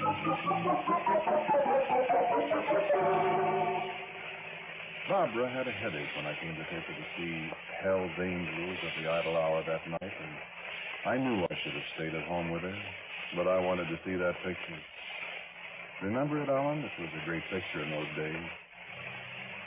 Barbara never did see it. Cornelia did, though. It made a good subject for conversation between us a couple of days later after school. And before I knew it, I was walking home with Cornelia. Then Cornelia was singing. Remember that thing from Blossom Time? You are my song of love, melody immortal, echo of paradise. How many times I've heard that song.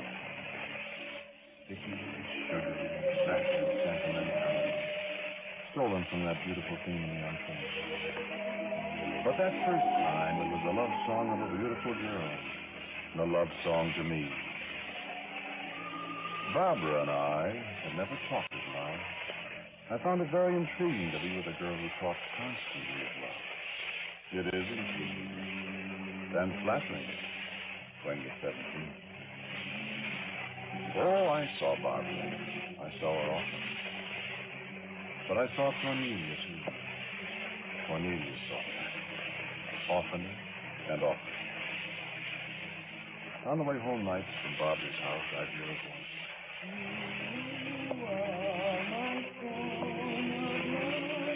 And my steps would turn down the other street. And sometimes I'd start at the Barbara's house.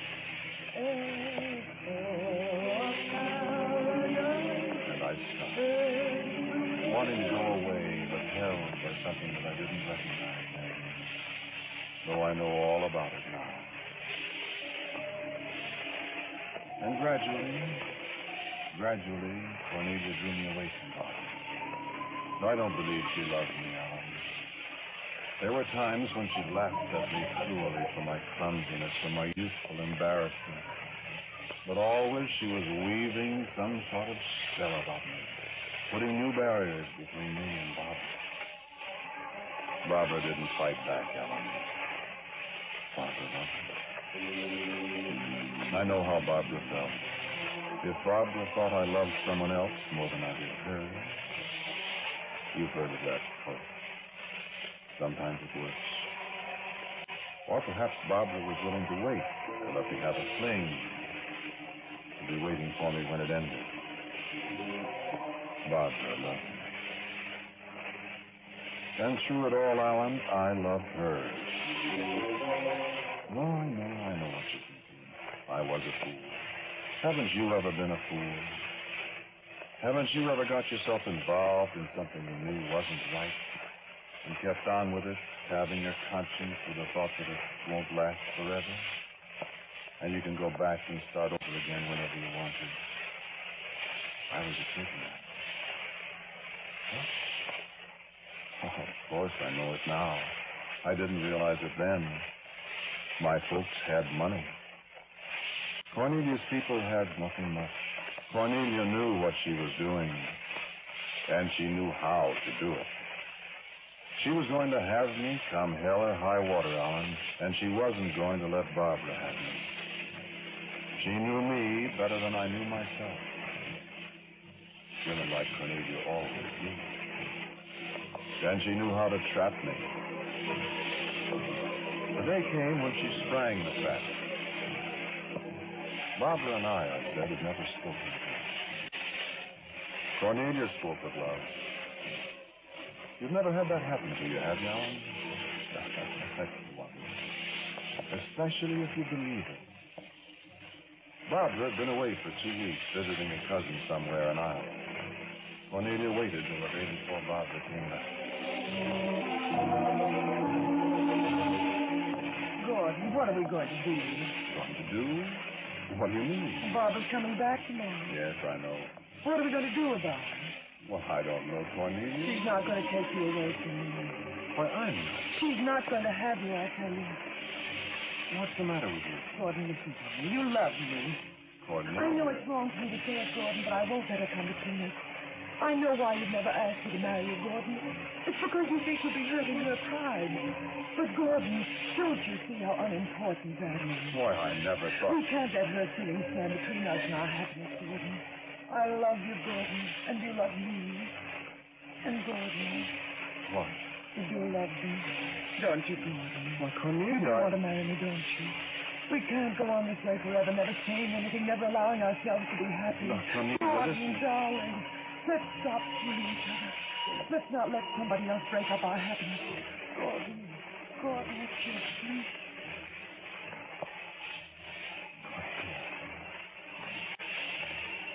Cornelia. Gordon, darling, I love you. I love you.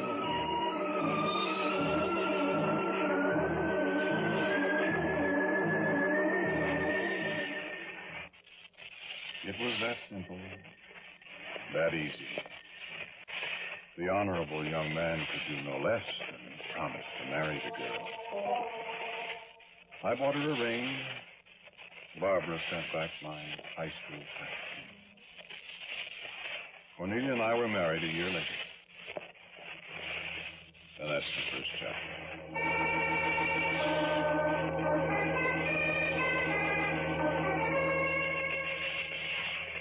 Now, take a look at us after we were married. Take a look at Cornelia and me after 6 months of marriage. In our new home out on Prospect Heights with a new car in the garage and the new furniture in the house and the happily married couple at home. I don't want to be kissed. But, Cornelia... Can't you stop calling me all the time? Who do you think I am? Your friend Barbara? Cornelia? Oh, so that bothers you, does it? What were you doing talking to her this afternoon? Cornelia was strictly a matter of business. Business, huh? That's a fine story. Cornelia, I can tell you every word she said. Father would have brought the buns in himself, Gordon. But you know, he sprained his ankle last week and he's still in bed. He said you had to have them today, so I thought I'd drop them by. My hand touched hers as she handed me the paper. I'll have to be running along now. You'll give my best to Cornelia. I don't believe a word you say. If I ever catch you running around with her, I'll make life so miserable for you both.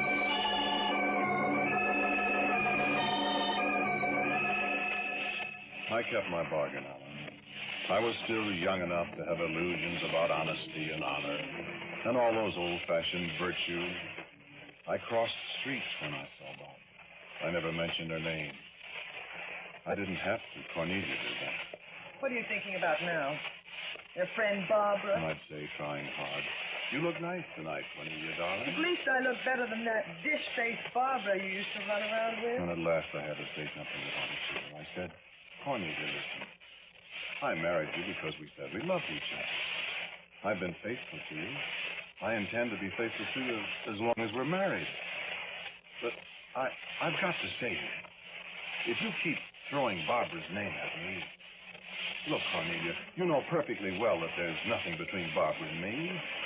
But if you were trying to force me to see her, there's no better way than for you to keep reminding me of her. Why do you hate her so, Cornelia? All right. You want to know, Gordon. You asked me, and I'll tell you. I've got good reason to hate her. I hate her because she's the one person in the world that might take you away from me. Cornelia, you mean that you do... Let's not talk about love between you and me, Gordon. I'm not going to let anybody take you away from me for a very simple reason. Even you ought to be smart enough to know what that reason is. I'm afraid I'm not, Cornelia. Why, Gordon, you're security for me. Just as long as you have your money, I'm the girl that'll stay with you. That's all you mean to me. Is that clear enough? You don't mean that, Cornelia. Why do you think I took you away from her? You said... What I said then and what I say now are two different things. You might as well make the best of it, Gordon. As long as you have money, you're stuck with me. Oh, I'll not create any scandal. I wouldn't give you grounds for divorce for anything. I'm with you, Gordon, for good. Till death do us part, the man said. I'll be with you forever. And the way she said, forever, was like a clanging bell in my heart. And so you want to know why I hate Barbara? I'll tell you, Gordon. It's because I know you still love Barbara. And she loves you. And she's the one love Barbara. I love Barbara, and Barbara loves me. It was a bolt of lightning to me, Alan. Of course I love Barbara. Who is this woman who took her away from me? I'm your lawful wedded wife, Gordon. Don't forget that.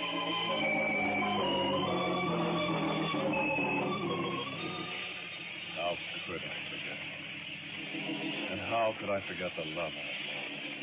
For I knew in a flash that Barbara still did love me, and that I would always love her. And I was married to a woman who would be with me as long as I had my money. Now, let's speak of Ireland.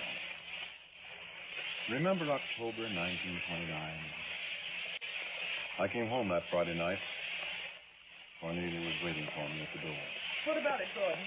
Is the market any better? Are we going to be all right? Gordon, answer me. Answer me. We're not going to be all right, Cornelia. What? Gordon. There's not a cent left. I don't believe you.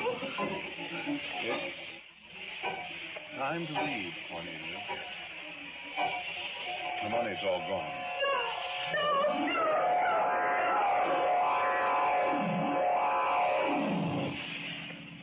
She's had a very bad stroke, Gordon. Will she? She'll be a helpless invalid all the rest of her life.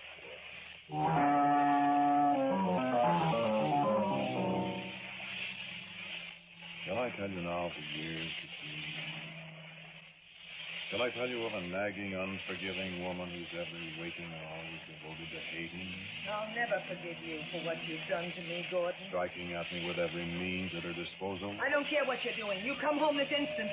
I don't care if you lose your job or not. Maligning me to the few friends we have left. Running around with that Barbara. And he thinks I don't know it. Striking through at her like a vicious, wounded beast. I tell you, you better leave my husband alone. You're not going to take him away from me. Never, never. Never, never, never, never. A bitter, disappointed invalid with long hours alone to think of new ways to hate me for what had happened to her. Long hours alone to plot her revenges against me. And I tried. I nursed her day and night. I cadged extra work for my friends, work I could do at home at night for another few dollars for. I made every sacrifice I could think of, and nothing was enough to satisfy. Get up and get me some fresh water. I'm thirsty. Wake up. Go and get me some cigarettes.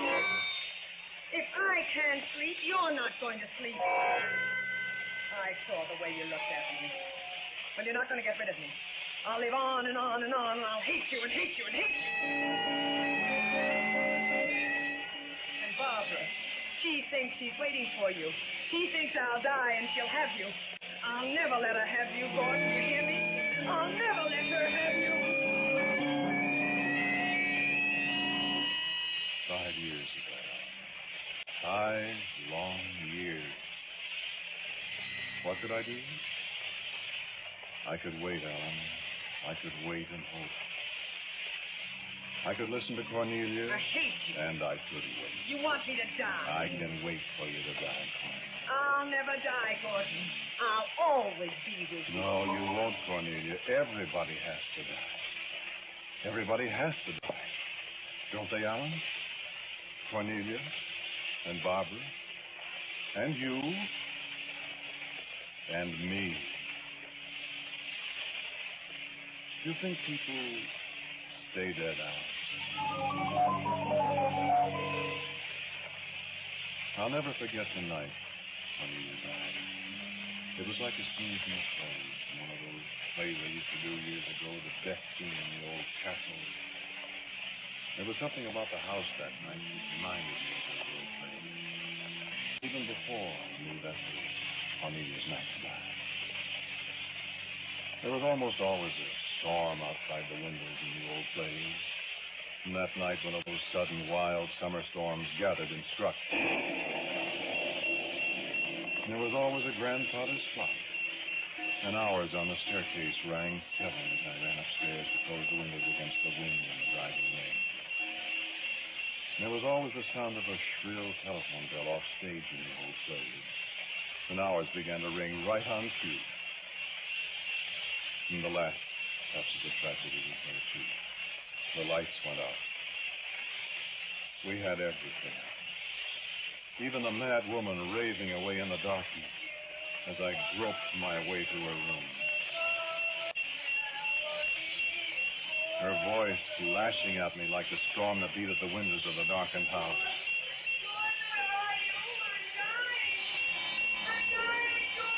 And in my heart I said, "Die then, Cornelia, this is the time." And again that hideous song as I stumbled toward the room. And again I said, "Die, Cornelia, die and never come back." And the song stopped then. And I was alone.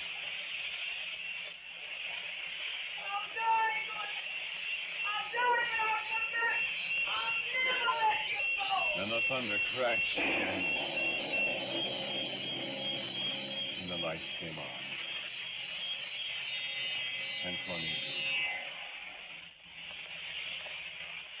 And then the last touch of the melodrama.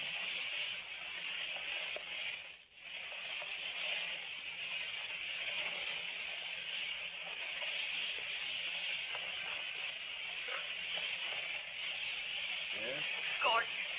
Gordon, are you all right? Barbara had never called me before. I didn't mean to call you Gordon, but I had to. Forgive me, but something made me call. Gordon. Gordon, are you there? Gordon! Cornelia is dead.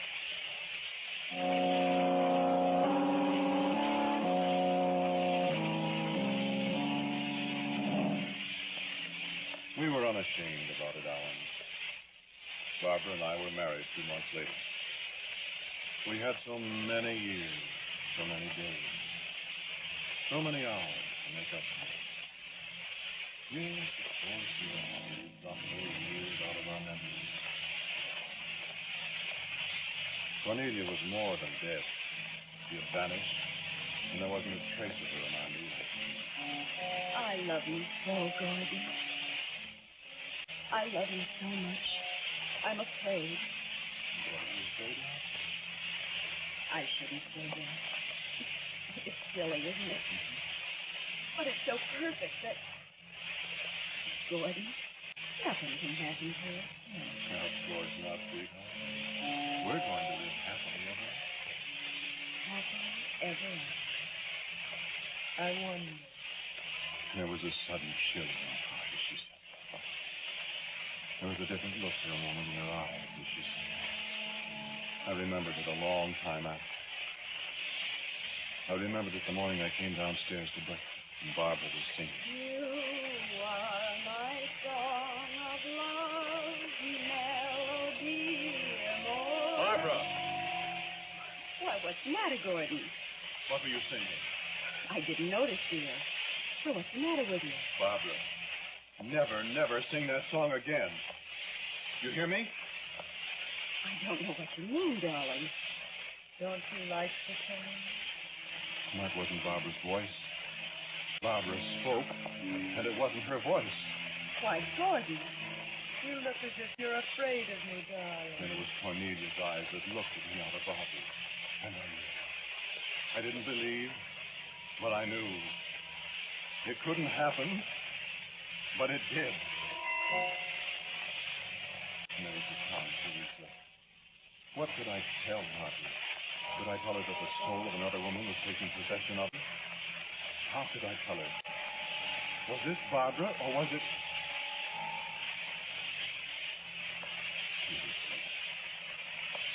I'd begun to think that it was hallucination that I imagined. And I tried to laugh at myself. And I watched her. And perhaps my eyes on her were staring at me. And at last opened her eyes. And smiled. Darling, are you still awake? Why don't you go to sleep?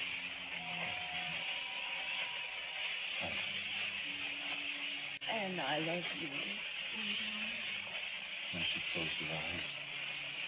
And she spoke again. I'll never let you go. Barbara!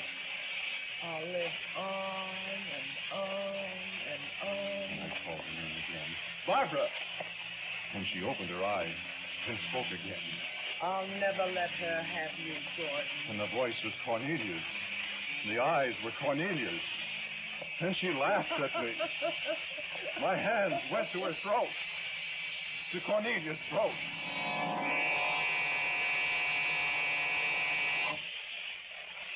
And when the blackness lifted, Barbara lay there.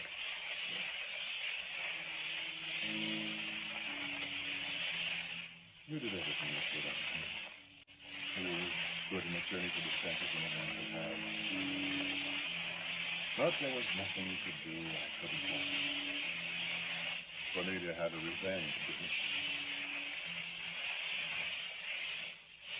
I know. I hear it. It was good of you to come and share my last half hour on your Christmas.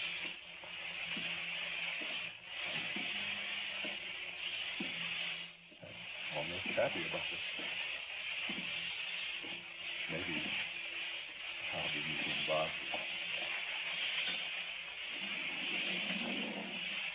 Or maybe it'll be Cornelia.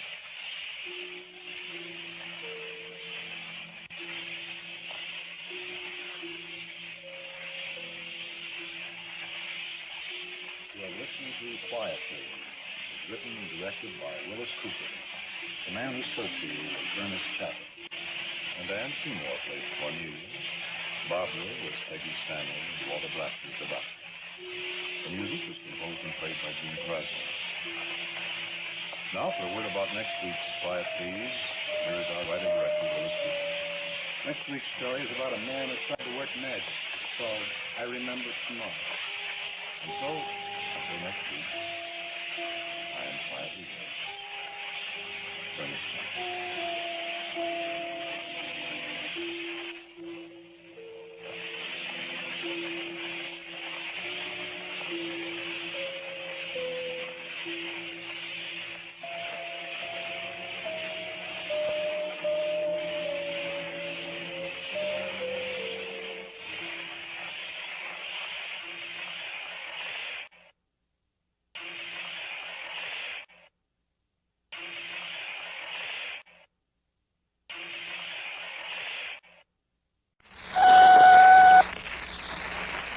Quiet, please.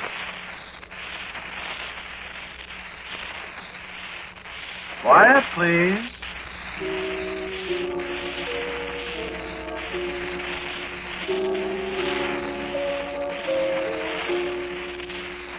Today's story, written and directed by Willis Cooper and featuring Ernest Chappell, is called I Remember Tomorrow.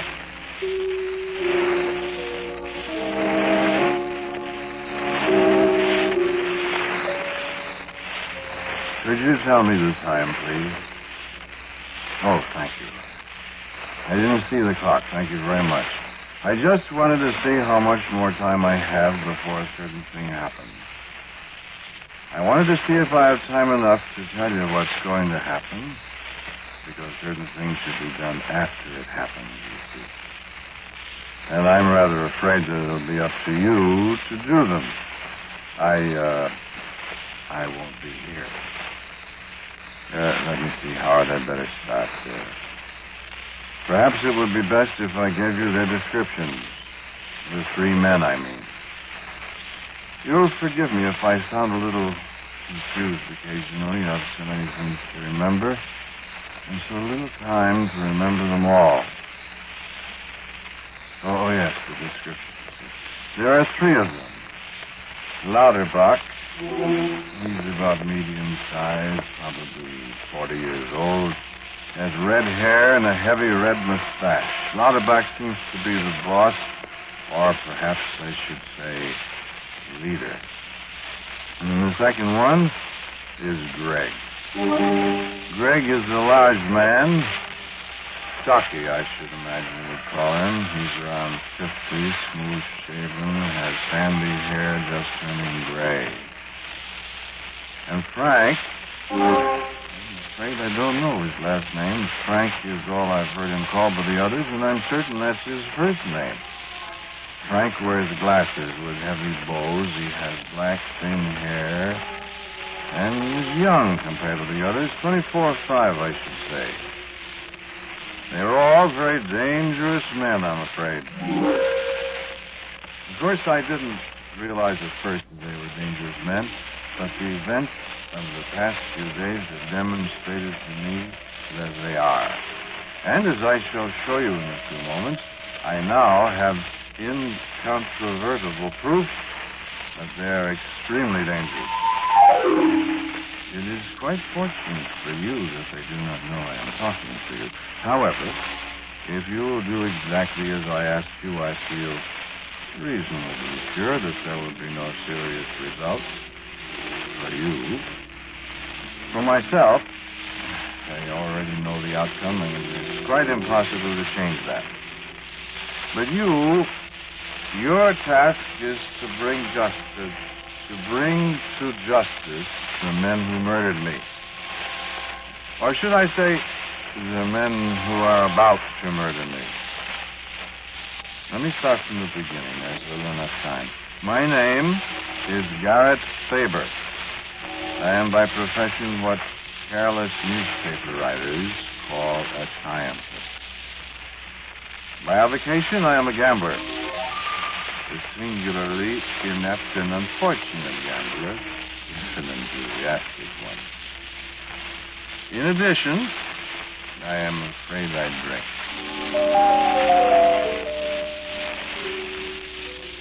Perhaps my ill-fortunate cards may be in a way traceable to my propensity for martinis, or conversely, it may be that I drink excessively to forget the sums of money I lose at cards. And I could do the martini now. Unfortunately, I shall have to wait until our colloquy is over. I left a large pitcher of martinis on this table yesterday when I left. And I see by the empty pitcher that I drank its contents.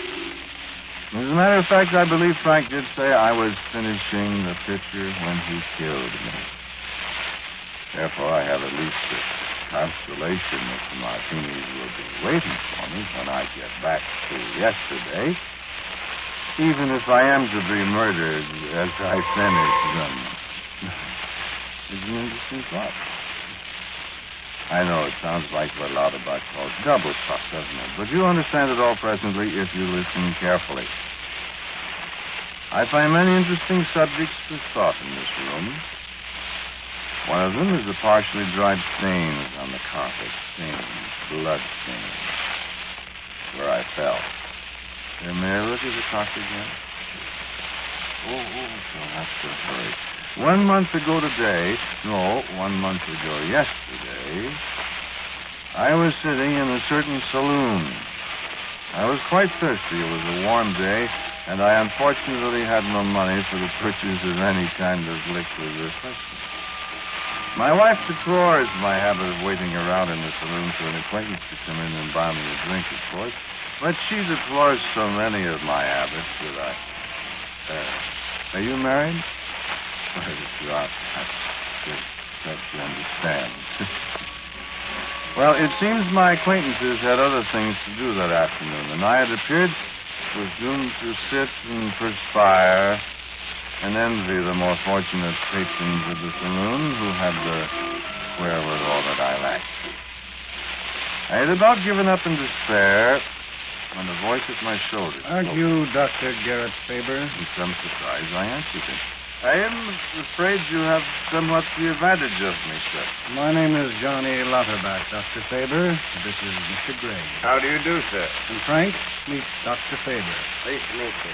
Dr. Faber, will you have a drink with us?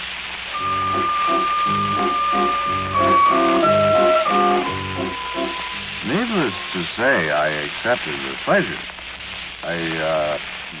There was a time when I did not so readily drink with strangers, but, well, perhaps it was a kind of conditioning of my mind that led me to assume that these men were casual acquaintances whom I did not instantly remember.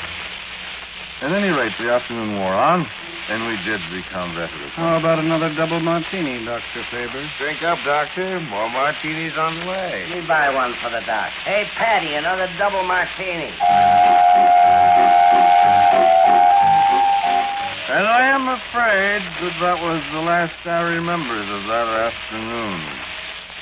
The next morning, however, I recall distinctly, I had a transcendental hangover. And I was not at home. My three drinking companions were still with me. John E. Lauterbach. Mr. Gregg and Frank. Mr. Lauterbach was good enough to produce a bottle of something, from which he poured me a large tumblerful. I drank it gratefully, and the dark clouds in the room dispersed a little. A second tumblerful, and Dr. Faber was almost himself again, such as that condition might be. I reached for a third glass of whatever. That's enough for now, Dr. Faber. one more and you'd be on your ear again. You feel all right now. Gentlemen, I am a trifle foggy. Could one of you tell me where we are? Where we are isn't very important right now, Dr. Faber. It's where we're going to be, Doctor. Yes. I'm afraid I don't quite understand. I'll tell you, Dr. Faber. Yes, you talk, Mr. Lauterbach. Sure, we'll listen. Well, now, Doctor, you used to be one of the most brilliant physicists in the business. I once had a reputation? Yes. But bottles and that racket doesn't seem to mix. I can testify, my friend, to the truth of that statement. You haven't had a job in quite some time, have you? Not in quite some time. You gentlemen thinking of offering me a job? We might. A temporary job with a lot of dough attached. Would this be an honest job? It would require laying off hard liquor for a while. and staying out of sight. And the payoff that'll kill you, Doc. May I know more about this job? Doctor, listen. We're not screwy. Yes? We know something about your work in the past. Well, I understand then why you use the word screwy. You may remember that the character of my work is the cause of my dismissal from the university. That's probably what put you on the bottle. Quite. We don't care about that, Doc. Thank you, Frank. Go on, Mr. Lauterbach.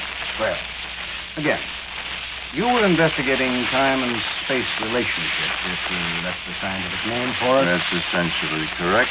The university took a rather dim view of some of the reports of my work that appeared in the public print. I remember that. They kidded the pants off you. They did that indeed. But we think you're on the up and up, Dr. Faber. Well, now, I'm most assuredly very grateful to you. That's why we want you to do this job for us. You ought to do it standing on your head, Doc. I'm afraid you haven't told me yet just what the job consists of. Perhaps I can't do it. Perhaps I should telephone my wife. We phoned her. Oh, you did? We told her you'd be busy on a new project for a few weeks and couldn't get home. We also mailed her $200. Your retaining fee, see? You'll be very happy to receive some money. I'm afraid I haven't been able to supply her any for some time. We figured you'd take the job, Doctor. And $200 is not much of an investment. Not when you figure it against what this job will make for us. Well, gentlemen, I'm still in the dark. Well, Mr. Lauterbach will explain it to you. Yeah. Come on, Mr. Lauterbach. Dr. Faber, according to your experiments and stuff, time is, what did you said, relative. That's correct. You said it's something like air or water, didn't you? Well, that needs a little amplification. You said you could move around in time, like you move around in air and water and stuff. In theory, gentlemen, I believe that possible. That's possible. Could you prove that theory, Dr. Faber? I was dismissed from the university before I had an opportunity to do so, Mr. Gray. You could prove it, though, huh? I have reason to believe that I could. Yes. And, might I ask the purpose of this discussion, gentlemen? Why, sure, Doctor. Certainly, Dr. Faber. Sure. We want you to make a time machine for us, Doc. Frankly, I was flabbergasted. You gentlemen hardly seem the type who could conceive of a time machine, much less casually order one. I hesitated. I thought I wasn't sure I could do it. You can do it all right, Dr. I Faber. said it would cost a great deal of money. We'll get up the money, Doctor. I said it would require considerable time. We can wait, Doc. The payoff's good enough. We can wait a long time. And so I naturally asked about this payoff. Have a small drink, Doctor. Obviously, I accepted the challenge. Obviously, I constructed a time machine. Otherwise, how could I be talking to you from tomorrow? How could I be speaking to you at 10:13 p.m. Eastern Daylight Saving Time on Monday, July 28th, and you are as obviously listening to me at 10:13 on Sunday, July 27th? I don't know where you are. Of course, you may be listening to me in another time zone, perhaps at 6:13 p.m. Pacific Standard Time or 7:13 Mountain Time. You see, don't you, that time is relative? That's the whole secret of time travel. I shall not go into details of the machine. To me, it is relatively simple, although it's immensely complicated, as you may imagine. The machine lies before me on the table here, a rather fragile little device looking something like a camera. But its fragility is deceptive. It cannot be destroyed. Now, observe here. Here is a hammer.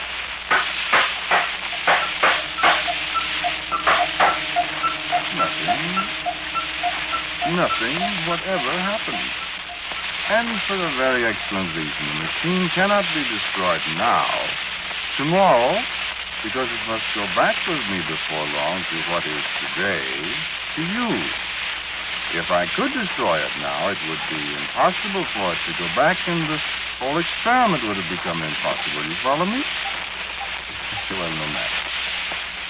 I have some things to show you. Let me go back to the afternoon when I first was certain that I had a rudimentary time machine that would actually work. I had consumed a great deal of liquor.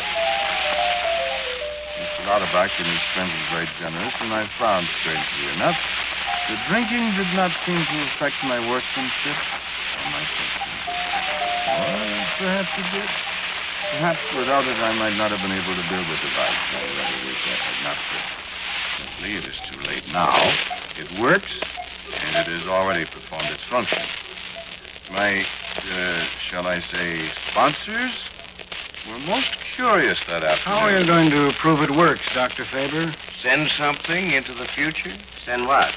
Not me. I rather think we will try an inanimate object first, gentlemen. The pencil there. Yes, a pencil. Can't hurt a pencil. Well, if this works. If it works. Oh, man. How long will it be gone? For the purpose of the demonstration, I shall send it away for, only a few seconds. How far away? Shall we say, tomorrow? Yes, tomorrow. Very well. That's far enough. Very well, tomorrow. 5 seconds. There we are. We ready? Yeah, sure. Watch then.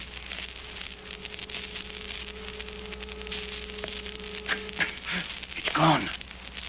Now watch. 1 second. 2, 3, 4, 5. There it is again. Let's see it. Doesn't seem to be changed. It isn't. Well, why should it be? Listen, how do we know that pencil was in tomorrow? Well, we don't, Frank. Well? Well, where was it? Well, yeah. Yeah. But how are we going to know? Tell me that, Doc. How are we going to know? We'll have to send somebody who can come back and report. Who's that going to be, Dr. Faber? Not me. Not me. Doctor, will you have a drink? I will have a drink. I will have 2 drinks. I will have a large number of drinks. I will listen to your argument. You invented it, Doctor. You know more about it than we do. I will drink again and shake my head solemnly at your importunities, gentlemen. One of us might bust the thing, you know. Go on, Doc. We have to know for sure. Because I don't quite trust you, gentlemen. I don't know what you are up to, but slowly the suspicion grows in my alcoholic mind that you want this instrument for no good. And if I do use it and travel into tomorrow, I shall do it alone when none of you are about. I can be crafty and cunning myself, gentlemen, as crafty and cunning as I suspect you are. And I shall do my first exploring alone. And deliberately I set out to drink myself into a condition where I shall be of no use whatever to my patrons, and their voices wavered off in a haze of my own making. Take that bottle away from him, somebody. You gave it to him, Louderbaugh. No use fooling with him now. But then, after a while, it was night, and my head was reasonably clear. Then I was locked in my room, and Louderback and Craig and Frank were, I assumed, peacefully sleeping, and that was my time. That was the time to look at tomorrow. I looked at the calendar on the table. It said Thursday, July 3rd. I looked at the clock, 11:34 p.m. I fastened the chain on the door, and I turned on a small light at the table. And then I attached the time machine to my wrist. Carefully, I set it for 1 month ahead. Carefully, I set the dial to allow me 5 minutes in the future. And with a last swift look around, I pressed the release.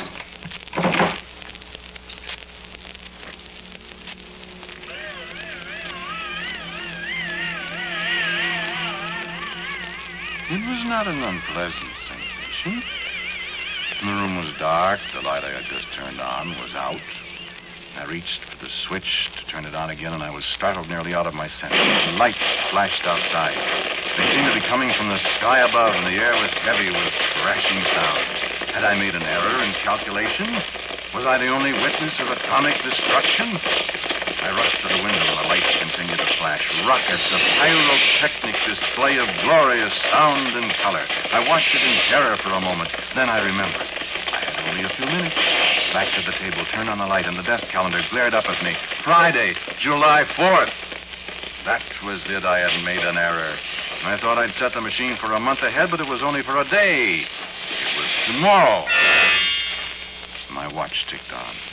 The evening paper lay on the table. The date, July 4th, 1947. And I had my proof.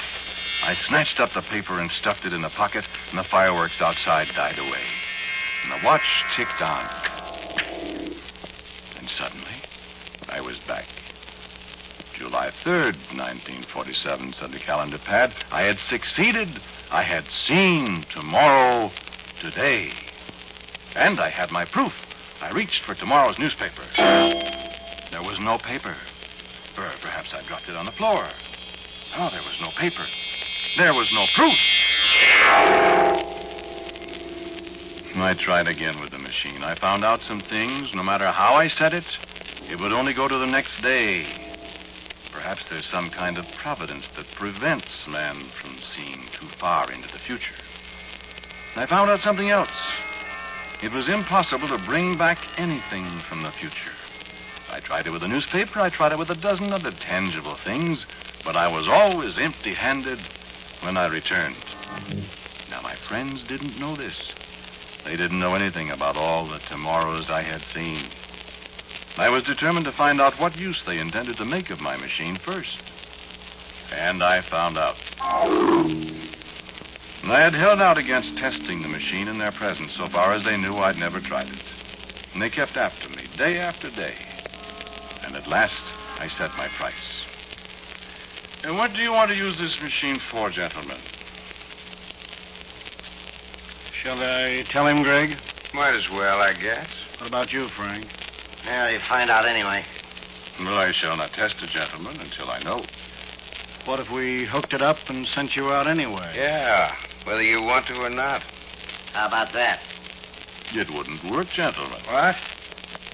You don't think I'm quite a fool, do you? What do you mean, Faber? I haven't shown you everything about its operation yet. Okay. Tell him, Mr. Lauterback. You appear to have us more or less over a barrel, Doctor. Thank you. So, we're going to make a lot of money with it. You said that. How? Very simple. Too simple, Doc. Dr. Faber, we intend to step into the future, knock over a few banks... And come back to today with the money. You see, Doc? Yes, but you can't... But what? I didn't tell them what I had discovered. I didn't tell them my machine could move no farther into the future than 24 hours. And I didn't tell them that they could bring nothing back with them. Even if I'd sympathized with their remarkable scheme, I didn't dare tell them. I was caught. They'd find out sometime, then what? It was a good scheme, wasn't it? But, of course, there are physical laws that cannot be violated. If you take something from the future and bring it back to today, then it never existed in the future. Figure it out for yourself. It doesn't take a doctor's philosophy to work it out. So that was it. Now I had to demonstrate whether I wanted to or not. I thought fast. Perhaps I could set the machine so I could stay indefinitely in the future. I studied it hard. I thought I could do it. And they watched me. That was yesterday, today. Today to them. And yesterday to me. It was nearly half an hour ago, or if I trust the calendar, 24.5 hours ago. I set the machine for an indefinite stay in tomorrow. And they watched me curiously. They said, "Bring us back tomorrow's paper, Doctor." Don't stay too long. Hurry back, Doc. And Frank laughed as I pressed the release.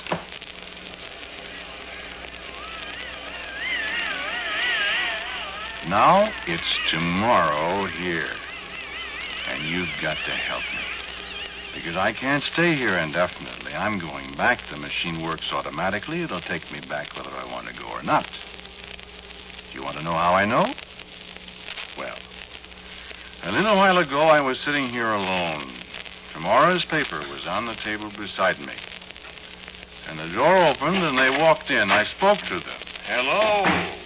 They walked on in, paying no attention. You better get that blood cleaned up, Frank. Yeah, it's too easy to spot. I'll get at it again. I looked down. There was a blood spot on the carpet near where I was sitting. I spoke again. Where did the blood come from, Mr. Lauterback? Now we know the thing works. We've got to get some money. Oh, it works all right, Mr. First thing, though, is to get rid of his body. Whose body, Mr. Lauterback? Can't keep it there in the closet forever, you know. Somebody might come in while we're out. We'll dump it in the river tonight. Has somebody been killed, Mr. Lauterback? Well, anyway, we owe him something. He got paid off, though. I sort of like the doc at that. Liked whom? I hated to knock him off. Knock whom off? Well, we couldn't keep him around after he got the machine working and tested it out for us, could we? Of course not. He served his purpose. Are you I talking hated to about... do it, though. When he picked up that pitcher of martinis and took a big slug, I thought he had a hunch that something was up. Forget it, Frank. And he said, "I drink to success, gentlemen." That was yesterday, Frank. And I knew why they didn't see me or hear me. You know now, too, don't you? I wasn't there. This was tomorrow to them. It was yesterday they killed me when I came back, when I said, "I drink to success, gentlemen." I wasn't there in the room when they talked about it. I was dead. So I know now, and you know, I've got to go back. I've got to go back and be killed. Nothing can stop that. I should have known. But you've got to help me. You've got to send the police here. They've got to be captured before they can use my machine. Think what they can do with it.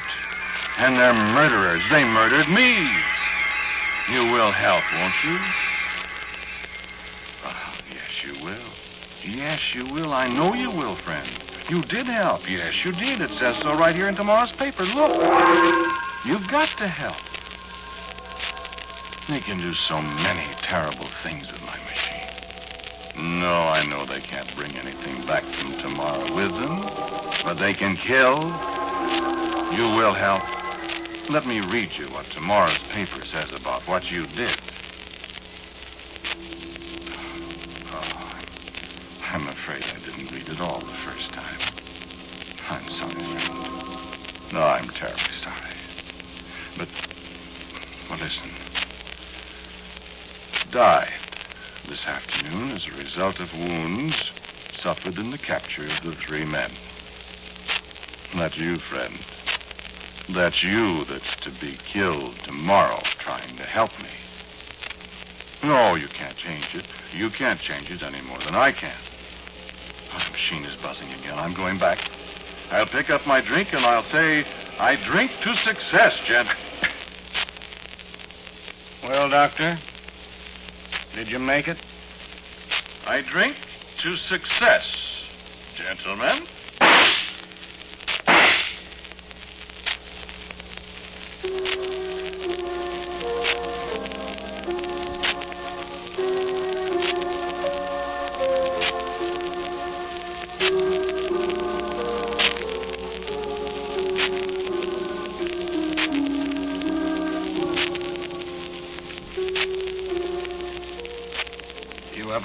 I Remember Tomorrow, a Quiet Please story written and directed by Willis Cooper. The man who spoke to you was Ernest Chappell.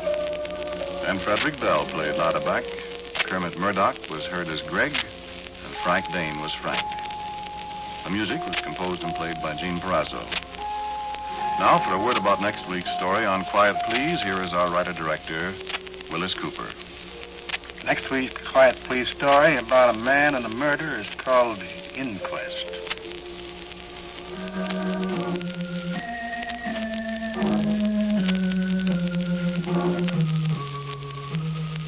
And so, until next week at this time, I am quietly yours, Ernest Chappell.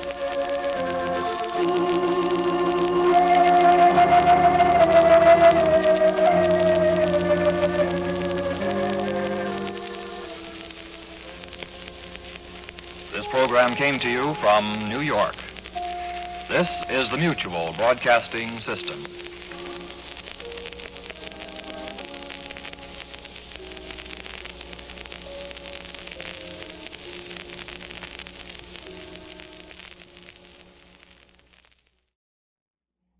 Quiet, please.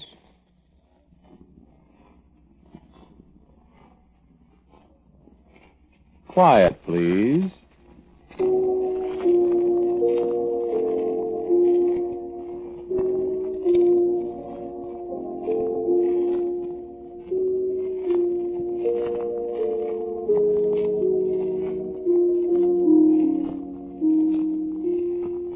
Today's story, written and directed by Willis Cooper and featuring Ernest Chappell, is called Inquest.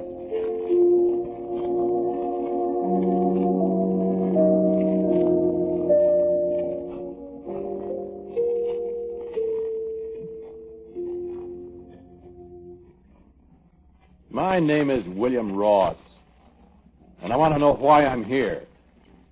My dear Mr. Ross, in all cases of violent death, it is customary for an inquest to be held. Surely you know that, don't you? Well, who are those people? The jury, Mr. Ross. And if you're wondering, my office is that of coroner. Now, may we proceed, please? Well, now, wait a minute. I want to know what these people are wearing those funny clothes for. They look more like a masquerade than a coroner's jury. You are referring to the gentleman in kilt? Well, him and the others, too. Well, who is he? Will you identify yourself to Mr. Ross, please, sir? My name is Duncan. What's the idea of the Scotch outfit? Sir, I'm a Scot. These are my usual garments. Thank you, sir. You may be seated again. Mr. Ross? Well, I think it's a funny outfit to wear at a coroner's inquest. Your garments may be quite as unusual to some of the members of the jury as theirs are to you, Mr. Ross. I must look pretty funny then. That is a matter of opinion, Mr. Ross. Shall we begin? I want counsel. That will not be necessary, sir. This is not a court of law, but an inquiring body whose function it is to determine the causes of death in the case. Well, you find it was justifiable homicide, brother. I'm telling you. We shall see. You were on bad terms with your sister and your brother-in-law? They were on bad terms with me. I see. This is a state of affairs that has existed for some time? Long enough. How long? Since before she married him. And they were married? Just a few months. They'd been married just a few months when this thing happened. When the murder took place. We call things by their right names here, Mr. Ross. Well, you haven't proved anything yet. We shall. You find it was self-defense. All in good time, Mr. Ross. Well, you'll see. Go ahead. Go ahead, ask me questions. Very well. You'll tell the truth, the whole truth. And nothing but the truth. Yeah, I know. Yeah, sure. I regret that it is impossible for us to call your sister and your brother-in-law as witnesses. So we shall have to depend upon your testimony completely. Sure, yeah. I know. Perhaps you can tell the jury something about the causes behind this ill feeling between you and your sister, Mr. Ross. I certainly can. Do so, please. Well, it's pretty simple. Eileen was born in 1908, 2 years before me. There were just the two of us. I understand your parents were wealthy, Mr. Ross. Yes, they were. That's part of it, too. I suspected it, Ross. Go on. I haven't got any money. But what's he laughing at? Well, none of the people who come here to testify ever have any money, Mr. Ross, for one reason or another. No, that's not funny. I agree with you, Mr. Ross. Kindly refrain from unseemly mirth, gentlemen. Go on, sir. Well, our parents were drowned in the wreck of the Vestas. When was that? 1927. 1928. Yeah, that's right. 28. They left everything to us. Quite a lot of money. Yes. But there was a catch to it. Address the jury, Mr. Ross. What? Well, I said there was a catch in it. We weren't to get all the money right away. We were both underage, you see. Eileen was 20 and I was 18. Will you speak up, please? All right. We got $5,000 a year at first, and we were to get the rest of our shares when we came of age. That was a considerable amount, Mr. Ross? It was. So I was supposed to wait 3 years. Eileen got hers the next year, in 1929. I had to wait. Did you wait, Mr. Ross? Yes. Well, I waited till Eileen got her share. I mean, after all, it was our money. It wasn't fair for Eileen to have that much and me not have a cent. Was it? We're not here to judge such things, Mr. Ross. This is a coroner's jury. Well, you see what I mean. Go on, sir. So I saw people making money that year hand over fist. All you needed to make money was some money to start with. And I didn't have any. What about your 5,000? Oh, I lost that. Gentlemen. Well, I borrowed money from her. I mean, I didn't borrow it either. I showed her how I could make a lot more money for her by just investing her money. But I don't want any more money, William. I told her if I had my money, I'd put it into investments and double it or triple it. And she just smiled at me. She had the most aggravating smile I've ever seen. No matter what I'd say, she'd shake her head and smile at me. Was that when you forged her name, Mr. Ross? I don't think that's for you. Well, of course, I'm no judge. You promised to speak the truth, you know, Mr. Ross. Well, I signed her name to a bank draft, sure. I was doing her a favor. I was going to make a lot of money for her. Of course. And I was going to have my money in another couple of years. There isn't anything wrong with that. After all, we were brother and sister. And it wasn't my fault the market crashed. Was it? Of course not, Mr. Ross. Well, of course it wasn't. Just for the record, Mr. Ross, how much did she lose? All her money. Well, not all of it right away. There was about $65,000 on the draft, you see, but When the market started to slip, there was margin that we had to get up, you see. I explained to her in words of one syllable how if we didn't put up margin, we'd lose everything we'd invested. Well, that's where the rest of it went. Of course, you couldn't put up your own money. How could I? It was tied up in government bonds and things like that for another year. I couldn't touch it. I explained that to her. And she was still unreasonable. Well, I should say she was. A thief. A despicable thief. Called me names. Get out of here and never come back. Tried to throw me out of her house.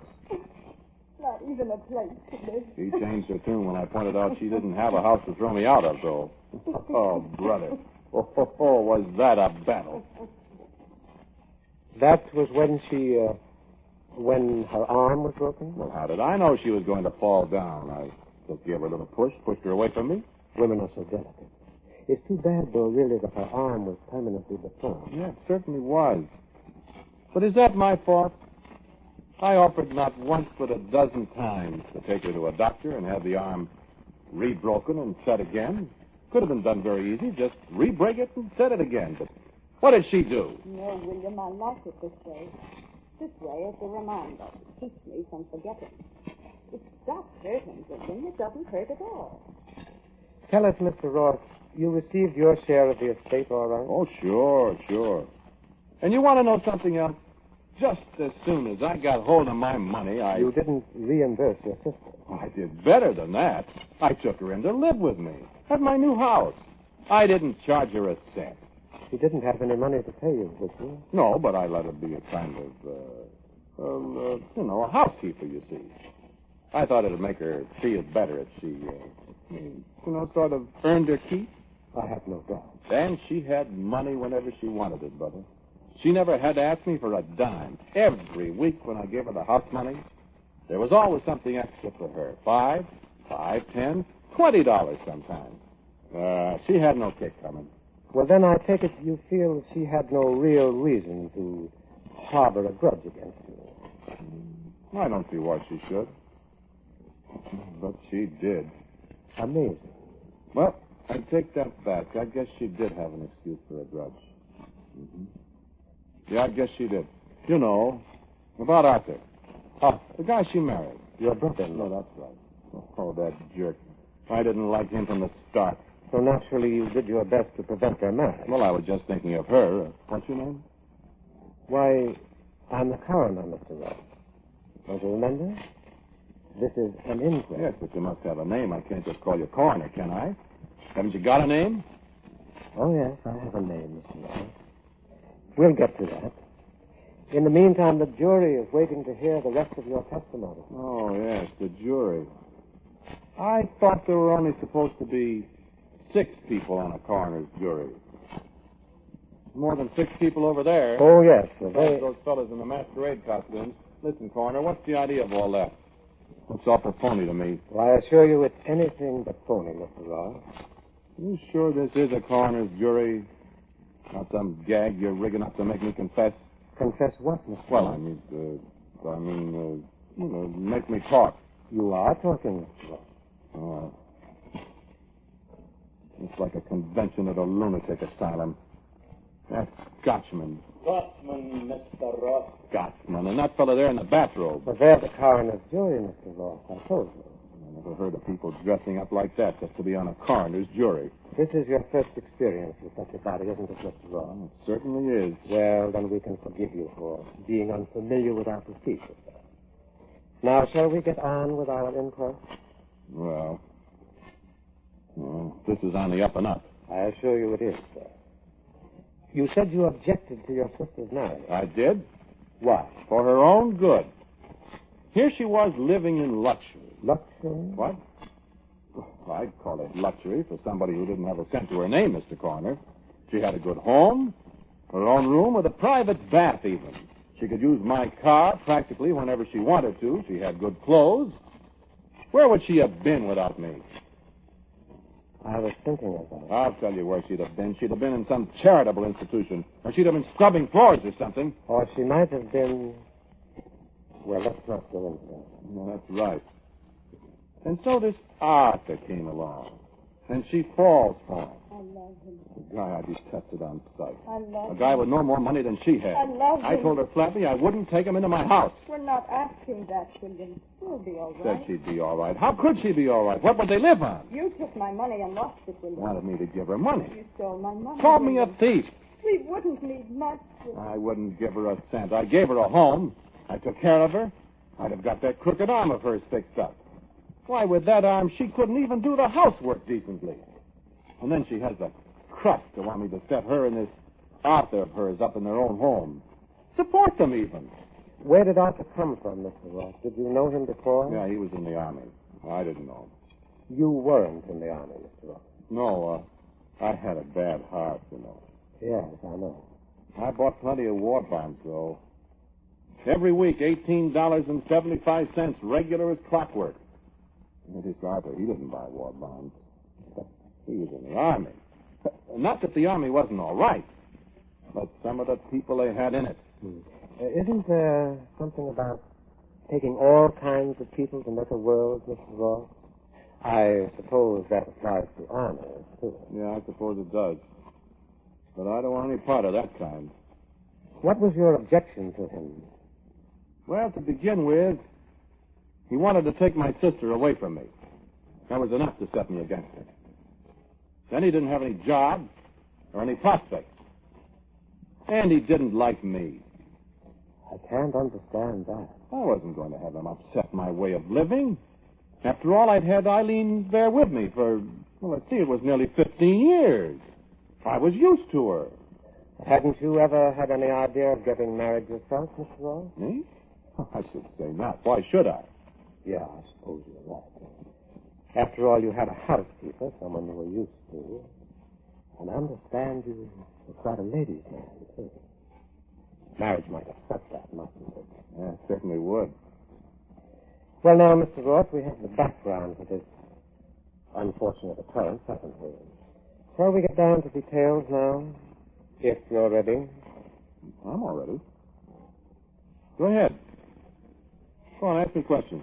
Well, I think we'd all rather have you tell the story in your own words, without prompting. Well, say, listen. Yes, Mr. Ross. I didn't see all those other people before. What other people? I thought an inquest was a private thing. I didn't know you had an audience. Do I have to make a spectacle of myself in front of all those people? Which people, Mr. Ross? Those people back there behind your jury. Yeah, the shadow back there. There's millions of them, far as I can see. Who are they? Oh, those people. Yeah, who are they? The people listening to you on the radio. On the radio? Are we on the radio? Didn't you know, Mr. Ross? Well, I certainly did not. Oh, that's too bad. Well, I never heard of a coroner's inquest like this. You said this is your first experience. Yes, but we're wasting time, Mr. Ross. Well, what am I supposed to do? We want to hear your story. I've told it to you. Not all of it. Come, Mr. Ross. Listen. Come, Mr. Ross. Come where? Over here to this microphone. I won't do it. Oh, yes, but you will. I'm not going to talk to all those people. Yes, you are. Stand up, Mr. Ross. I've got my rights, you know. We are very considerate of your rights, sir. Just step this way. Now, if you please, Mr. Ross.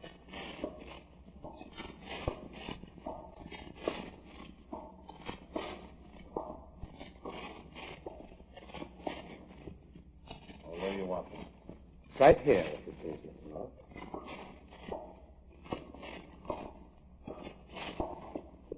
You can speak into this microphone so the audience will hear you clearly. I'm not going Not to... so close to the microphone, Mr. Ross. Now, sir, we will hear your story of that day. We shall supply you with sound effects if they are necessary, Mr. Ross. And we even have music for you to put you in the mood, you know. Oh, I don't know what kind of monkey business this is. An inquest, Mr. Ross. Simply an inquest at which you are the principal witness. You're on your own, Mr. Ross. A great many people are listening. Music, please.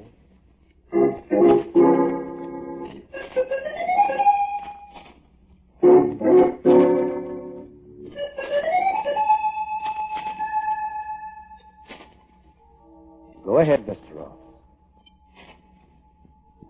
Well, I Well, I told Eileen I wouldn't let her marry this Arthur. I told you that, didn't I? After all, I've taken care of Eileen for all those years. And I think it's very unfair of her to want to walk out on me after all I've done for her. She's got a good home. And you have to remember that she's a cripple. With that crooked arm of hers, what could she do? What kind of wife would she make? And she's 39 years old now. That's too old to start a married life. And this fella Arthur he's nearly 10 years younger than she is. Not only that, but how is he going to make a living for her? Sure, he was a lieutenant colonel in the Air Force. He got a lot of medals. He was a Japanese prisoner and all that. But lieutenant colonels are a dime a dozen now. And he's got no money and no prospects. He probably thinks Eileen's got money. He thinks he's going to get some of that. Well, Eileen, you know, hasn't got any money. It's my money. And she isn't going to get a cent of it. Unless I die before she does. And there's small prospect of that.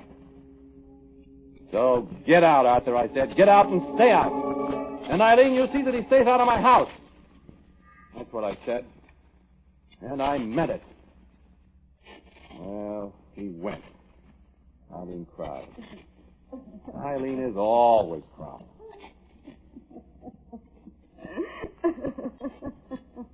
What's that? What's that noise? That's a sound effect, Mr. Ross. Perhaps you'd better listen to it a moment. Sounds like Eileen crying. Listen, Mr. Ross. I won't give you up, Arthur. I won't. Can't be Eileen. You said that... A sound effect, Mr. Ross. Listen. Don't, darling. There'll be a way out somehow. We'll work it out. You'll have to let Oh, but Arthur, how can we? He's got to help us. I know. Isn't there some way we can talk to him and do something? He can't do this to me. Darling, if he won't let me have some of the money he stole from me, how can we? Oh, I hate him. I hate him.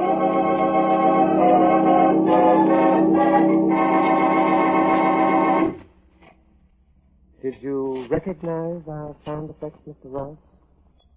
I don't know how you did that. Well, that isn't important, Mr. Ross.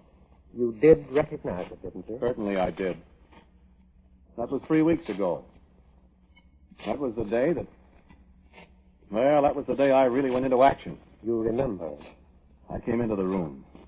Eileen was sitting with her back to me. She didn't see me. Arthur was facing me. Eileen didn't hear me come in the room, and of course he couldn't see me. And perhaps you'd better explain to our radio audience why Arthur didn't see you, Mr. Ross, if he was facing you. Oh, sure. Didn't I say he was blind? I walked right up to him before he saw me. Hate me, I said. And she jumped up in front of me. I'll show you, I said, and I reached out for him. He got to his feet, and he was turning his head looking for me, but he couldn't see me. I grabbed him by the collar. I'll show you, I said, and she leaped at me. See those marks on my face? Her fingernails. And she kept screaming. Hate you, hate you, and hate he got an arm around her, and he tried to pull her away. Don't, and we struggled, and I started pushing him toward the door, and she grabbed up a heavy ashtray and struck at me with it. And you grabbed her arm? Well, I couldn't help it if it was her bad arm, could I? Of course not, Mr. Ross.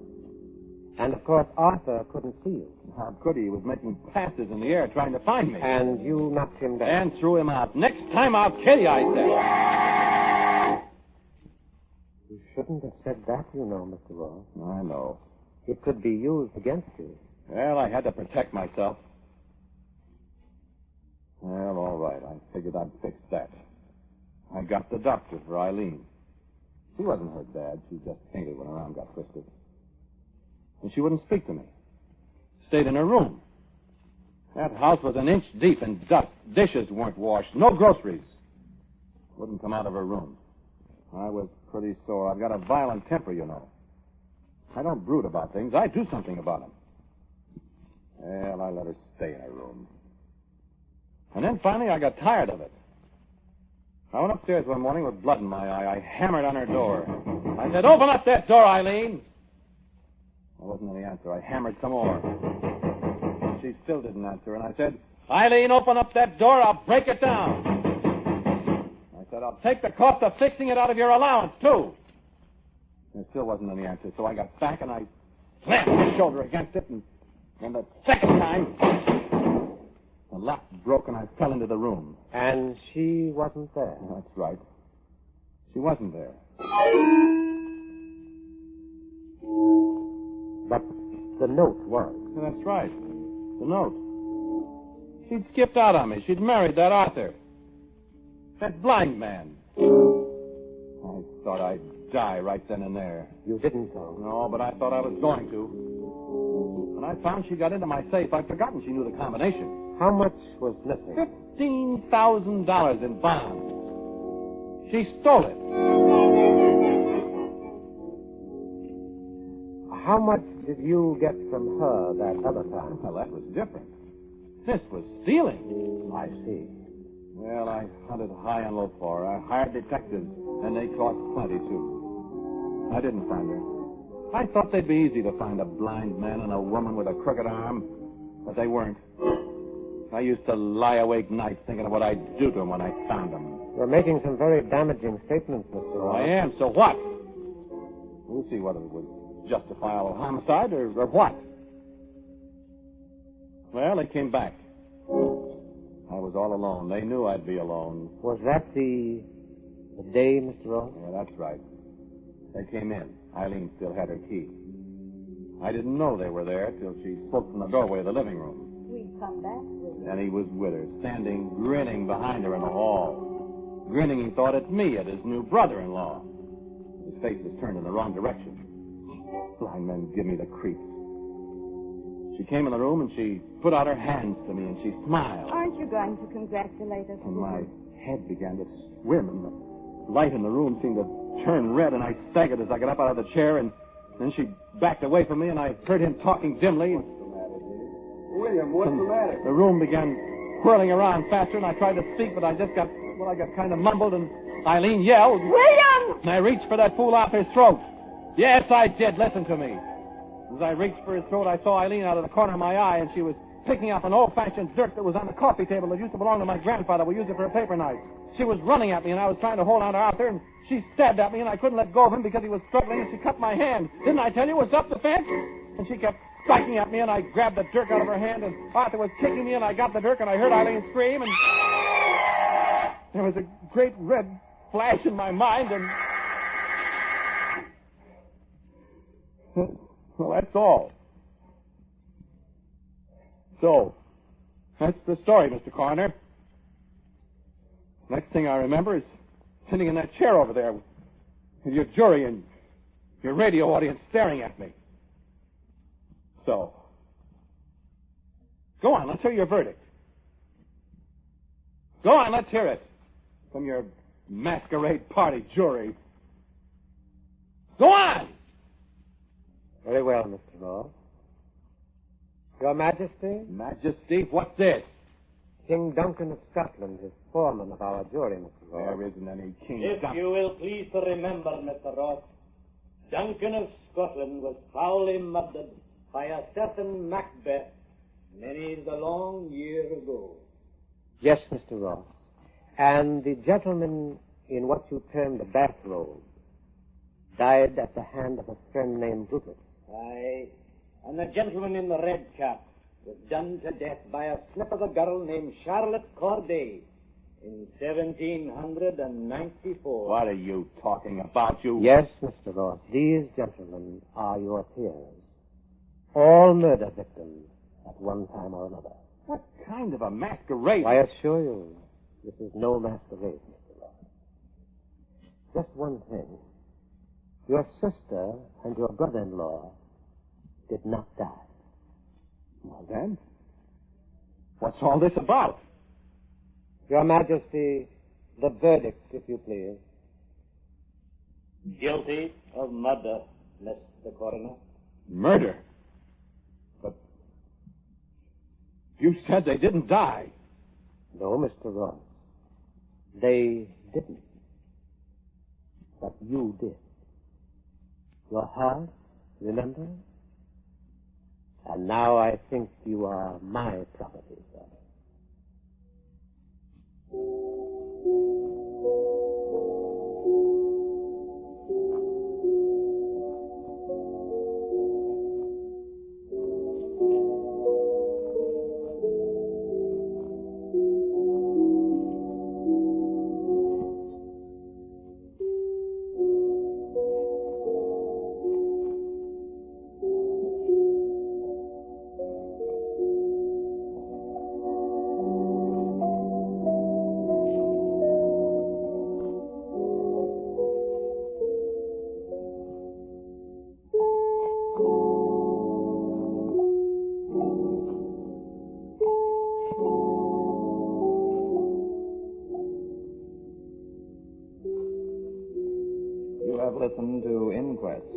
Quiet Please story written and directed by Willis Cooper. The man who spoke to you was Ernest Chappell. And James Van Dyke played the coroner. King Malcolm was Pat O'Malley. Eileen was played by Sylvia Cole. And Arthur was John Morley. Music was composed and played by Gene Ferrazzo. Now, for a word about next week's Quiet Please story, here is our writer-director, Willis Cooper. Next week's story is the adventure of a writer and the characters that he creates. It's called Bring Me to Life.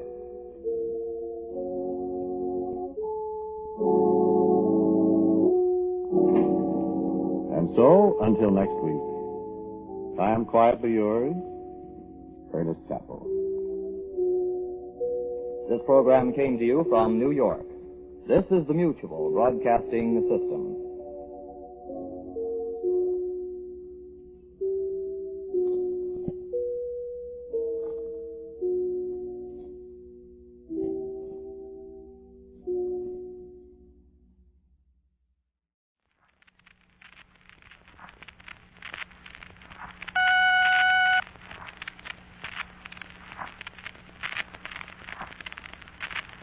Quiet, please.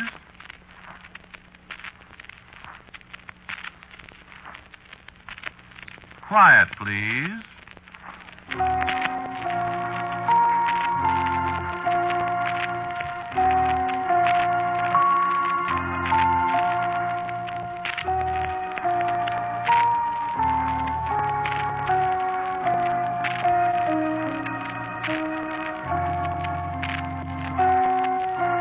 Quiet Please story, written and directed by Willis Cooper and featuring Ernest Chappell, is called Bring Me to Life.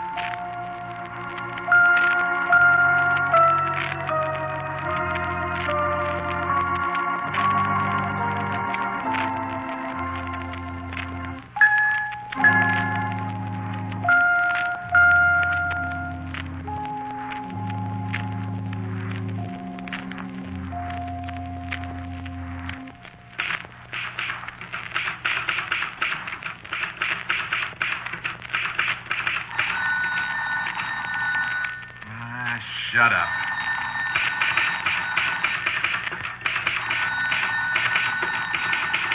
Why can't people let me alone?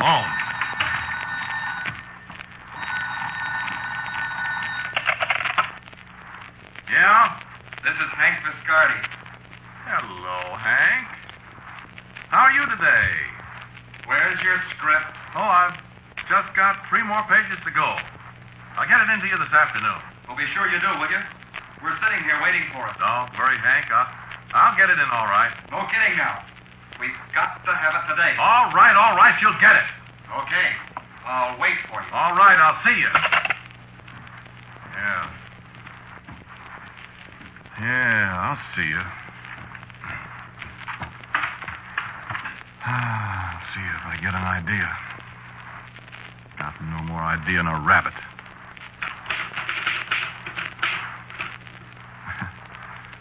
Page 1. Yeah, that's a start. Let me see. What I need's a character. Character. Come on, character. Have you got $3? No, I haven't got $3. What do you want $3 for? The milkman. You had some money last night. I got 80 cents. Thanks. Listen, Ruthie, give me an idea for a character. I haven't got any ideas for characters. Haven't you really got $3? He's been here twice. Give him a check. What I want's a character for this script. The only one I can think of now is the milkman. You get to work. Yeah. Get to work. Sure. If I get a character, I'll get to work. That's all I need. Then I'll get a story all right. I think.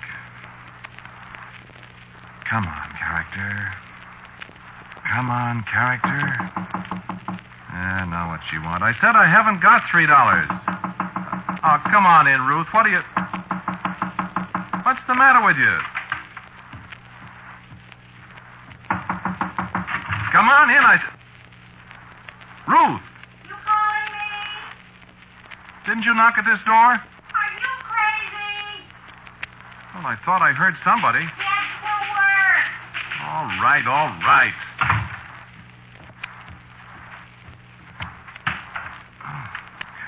Doggone it, I must be going... No, I didn't write that.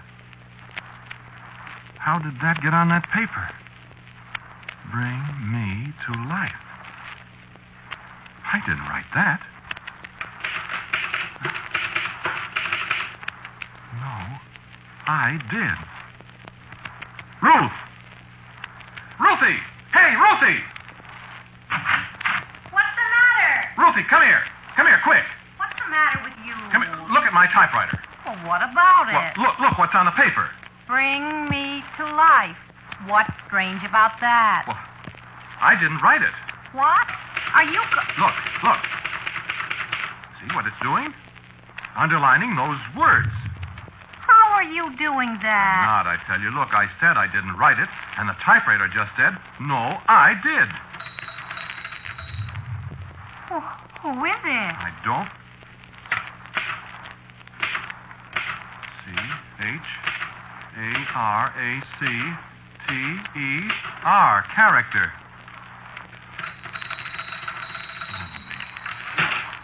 Now, look. This is a gag of some kind. How are you doing I tell you, it isn't a gag. That typewriter's haunted. This is impossible now, I tell you. It is, huh? Well, look at it. Bring me to life. You see? All right, smart guy. It's a great trick. How do you do it? Ruth, I swear I'm not doing it. You are, too. Look, now, wait. Wait a minute. I'll go way over here, and you'll see. Now, it'll write. It'll write. Watch now. I knew it was a gag. Listen, I've got housework to do. Now, you go on and get that script written. Doggone it, Ruth. I have to think up a character first. Here it goes again.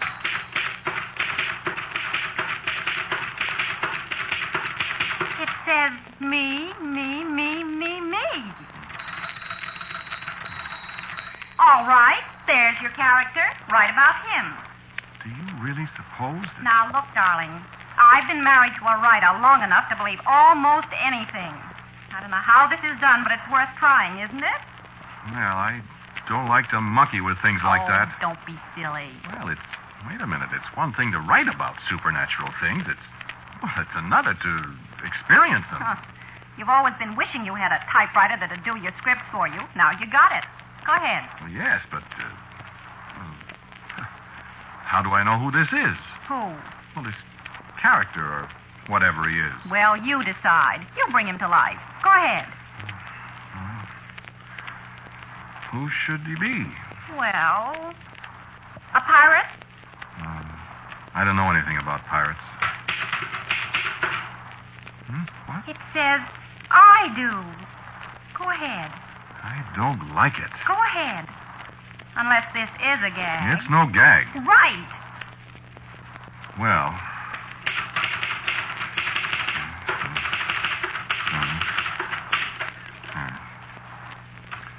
It was a dark and stormy night. What's that? Sounds like thunder. There's a storm coming up. My gosh, does this thing control the weather, too?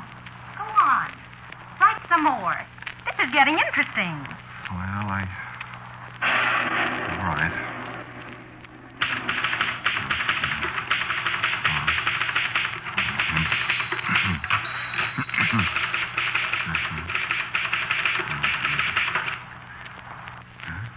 Nothing's happening. What did you write?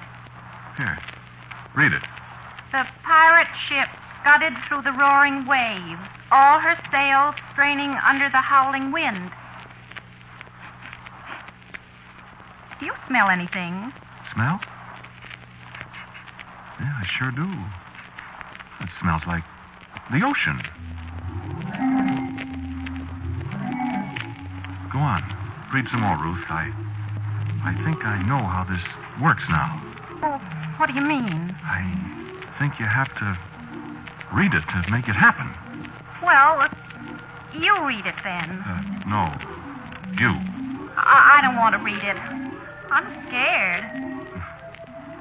I don't like it either. Look, the typewriter. It says, read it. Well? Well, Captain Jabez Thorne, Scourge of the Spanish Main, slowly climbed the steps of the companionway. Companionway? There's somebody coming up the stairs.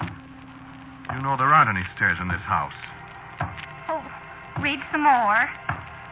And flung open the door. Oh! He gazed on the wild scene for a second and drew his cutlass. What's that? My Swedish crystal vase. It fell down. He knocked it off with that cutlass or whatever it is. That vase cost $42. Well, I couldn't help it, honey. You do something about it. Oh, my beautiful vase. And there isn't another one like it in the world. Well, what can I do? For gosh sakes, honey, I can't help. Wait a minute. Wait.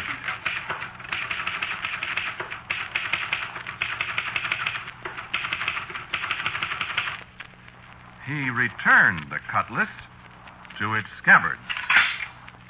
You see? That doesn't bring back my vase. Well, listen. He turned to the beautiful girl at his side. Hey, don't read that. And put out his arm. Oh! What? Hands! What? What's the matter? Hands! Great big hands! Oh! Ruth, what's happening? Ruth! Somebody kiss me with whiskers! Oh, you pirate, you! I'll fix you! Ruth, no! I'll fix you! Ruth, stop! I'll stop him! There's your pirate! Oh, Ruth.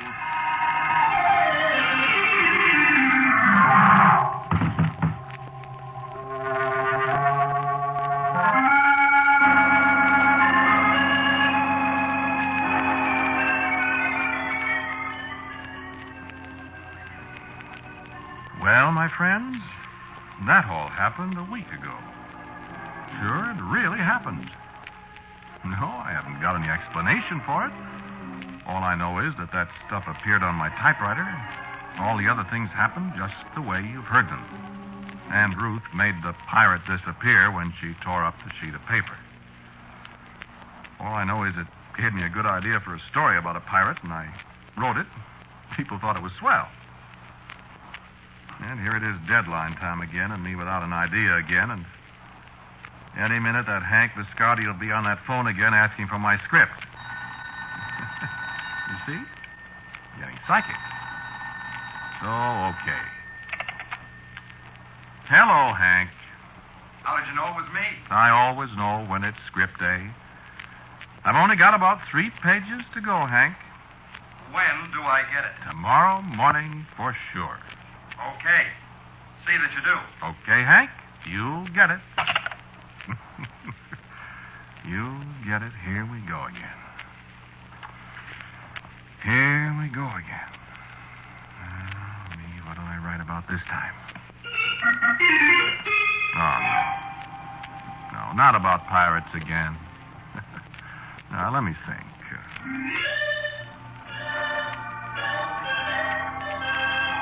No, that's not for me. I don't like love stories.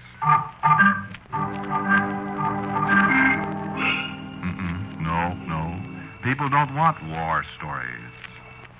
How about a whodunit?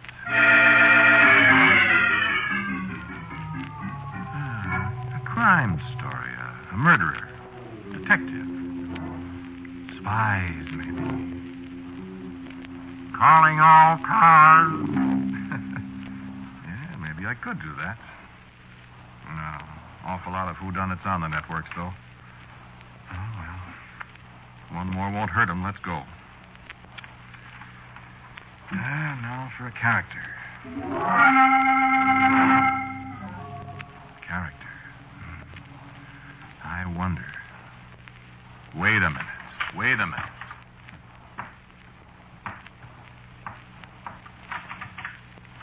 Ruth. Ruthie.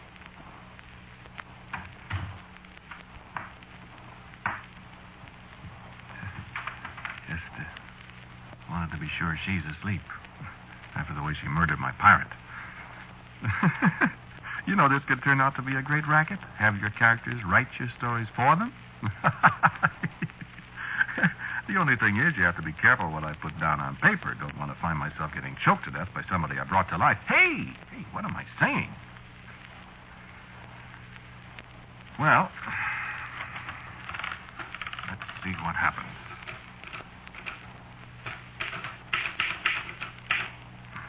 Page 1. You know, you don't have to believe this, friends. I'm not so sure I believe it either, even though I've been mixed up with supernatural stories for so long, I guess I'm a sucker for them. Maybe all that didn't happen. Maybe Ruthie and I dreamed it. The only thing is, two people don't usually dream the same dream at the same time, you know. And that Swedish crystal vase of hers is sure busted. You know, I didn't do it. Okay, hypnotism maybe. Okay, hypnotism or something. And I'm going to try it again. Sure, just relax. But we'll see who'll do the laughing, huh? Me or you? Well, how's your imagination? Mine's all right, thank you. So shut up a minute while I try this. Just keep quiet and let's see what happens, okay? Hey, character. Character. Come on, character. Come on, character.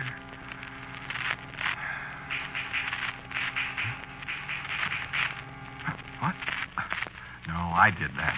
It wasn't the character. I just wrote, "Are you there?" We'll see if he answers. Come on, character. I need a story. You helped me the other day, character. Help me now. Come on. Come to life. Character, you hear me? Come on, pal. I need help. Don't be mad at me. Pirate? Romantic guy.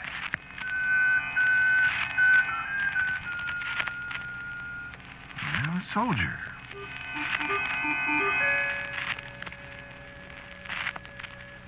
Well, a detective.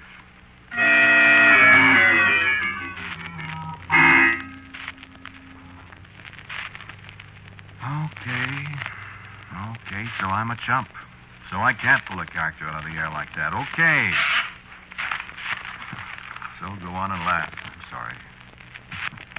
And if you were sitting around waiting in the country at this time of night, all alone, your wife's sound asleep, and this is the only light in the house, and you've got to write a supernatural story before morning, well, try it sometime, friend. So just keep quiet and let me try to work, huh? You got nothing to do but listen to the radio. How'd you like to have to write those things you listen to, huh? In the middle of the night. All alone by yourself. Okay. Quiet, please.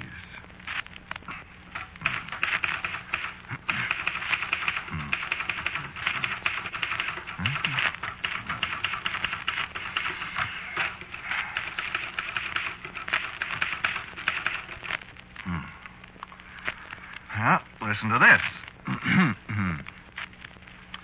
I am alone.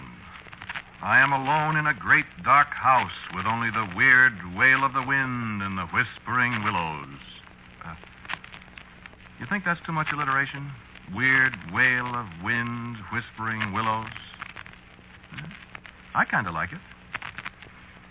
In the whispering willows to keep me somber company. That's okay, huh? Maybe I'll get a story yet. Just keep quiet. I sure wish that character would give me a hand, though. Now, what could happen to a guy sitting here like I am? Let's see. What could happen? Could be a ghost? Nah, no ghost. Chains clanking and stuff. Corny sound effects. No. A burglar. Well, burglar might be good. I wouldn't know what to do about a burglar, though. We haven't got anything worth stealing around here. Besides, burglars are kind of corny, too, aren't they? You know, You always think of a fat guy in a mask with an old-fashioned dark lantern and a bag over his shoulder. Like those fellas they draw in Codgers. What's the name of the fellow that does it? Larry Reynolds? The big fat guy in the little old one. Now, burglars are funny. Burglars are out. Well, what then? Who'd come sneaking into your house in the middle of the night? Let's see. Hey, what about an escaped convict? An escaped convict, that'd be all right, wouldn't it? Well, you could do a lot of things with an escaped convict. Guy's wife asleep. You know, a desperate character. I could have left the door unlocked. He could have sneaked in. I'd never know it. He could be looking over my shoulder right now. Hey, stop that! Scare myself to death. Hey, this'll be all right.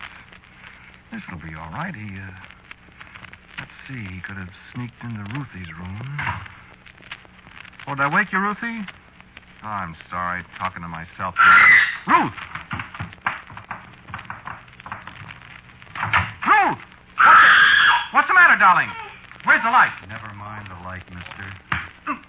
And you shut up right now. I said shut up. Quiet now. Stop it, and I won't hurt you. Now, stop. You hurt my husband. You'll be all right now. Just keep quiet a minute. Who are you? Ma'am, I just crashed out of the big house, as they say in the movies. I'm an escaped convict, ma'am. And for your information, I am a pretty desperate escaped convict. Where does your husband keep his clothes? What? I'm still wearing the clothes the state thoughtfully provides for convicted murderers, ma'am, and they're rather conspicuous. I need a change. Which is his closet? You killed him? No, ma'am, I didn't kill him, but I may do that yet if I don't get a little cooperation out of you. Oh, let me out. No, you just sit there and tell me where to find his other suit. Where's the light? You're very pretty. Let me go to my husband. No, darling, no. I got other plans for you. Is this his closet? Oh, yeah.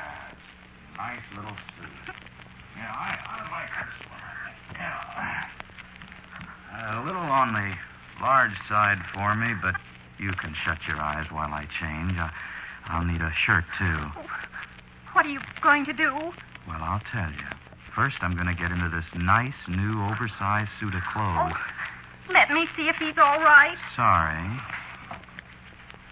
Nice shirt. Sorry, no, I don't think he's dead. And even if he is, he can't hang me more than once, you know. Please. Be still. Oh. I said be still.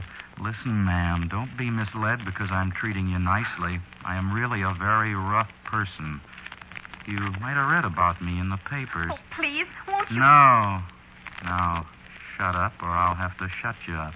What are you As soon as I get these clothes adjusted, I'm going to leave here, ma'am. Well, then can't I... And I'm going to take you with me. No. You see, they're out after me already, and they want me pretty badly. They have rifles and shotguns, ma'am, and they won't hesitate to use them. That is, unless there's a lady present. You see? Now, a necktie. You're not... Shh, please. Nice tie, this. Very nice. You see, if I might be so crude, I intend to take you along for a kind of shield, ma'am. Oh. The boys won't shoot you, understand, if there's a possibility of putting a bullet through you. So I suggest you get up and get a coat or something. It's getting quite a lot cooler out. I said get up. I won't. Ma'am, you better. Please let me see my husband. I told you it'd be all right. And if you're a good girl, you might get back to him one of these days. If you're not, does your husband wear hats? If you're not, you might not. Come on. Get up. I won't.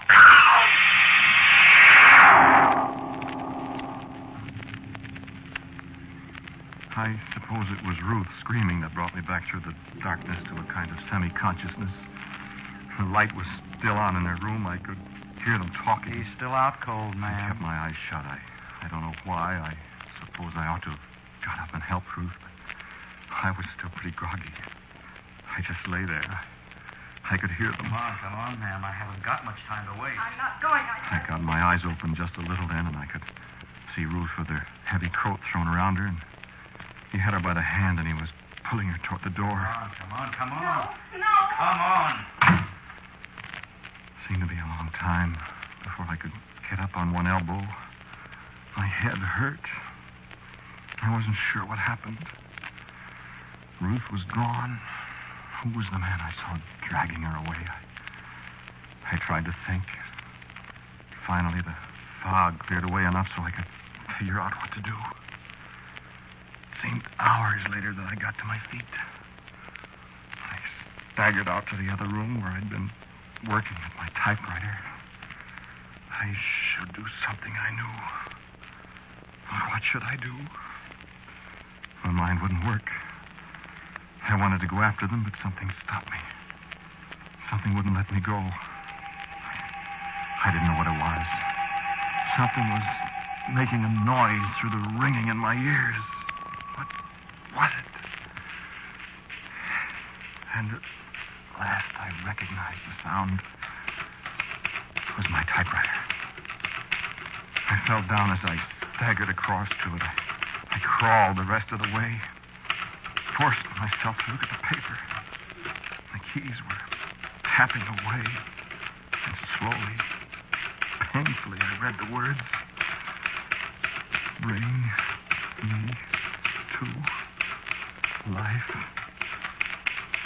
Bring me to life. Bring who to life? Me, said the typewriter. Me. And at last, my pirate. Oh, come on, character. Come on, pirate. And the typewriter clacked away.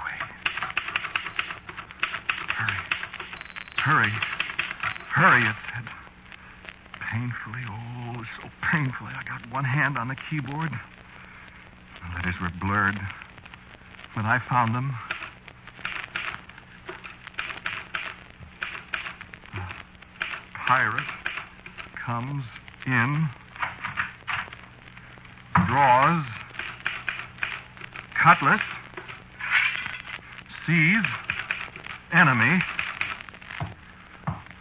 goes to rescue through French window, pursues enemy frightened, wife knows, rescue coming, pirate raises cutlass.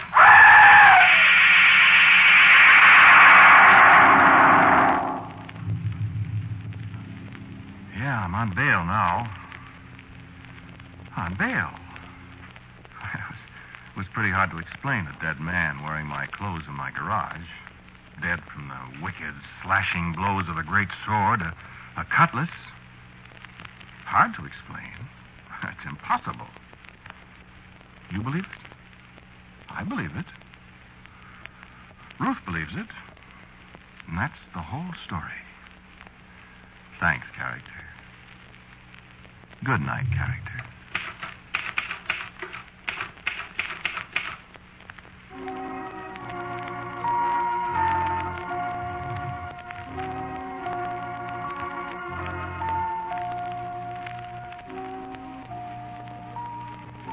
You have listened to Bring Me to Life, a Quiet Please story written and directed by Willis Cooper.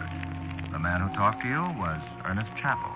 Aunt Ruth was played by Helen Marcy. Walter Black was the murderer. The man on the telephone was Warren Bryan. The music was composed and played by Gene Perazzo. And the character? And now for a word about next week's Quiet Please. Here is our writer-director, Willis Cooper.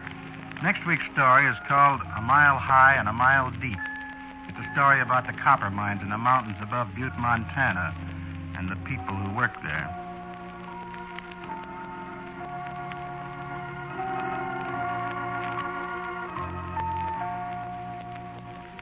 And so, until next week at this time, I am quietly yours, Ernest Chappell.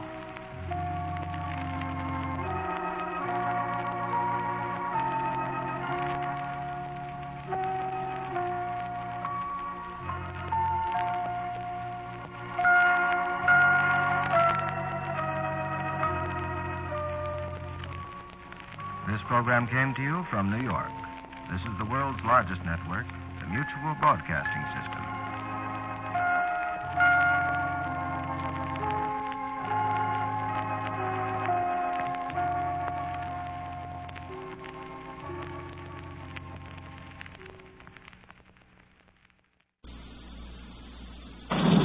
Quiet, please.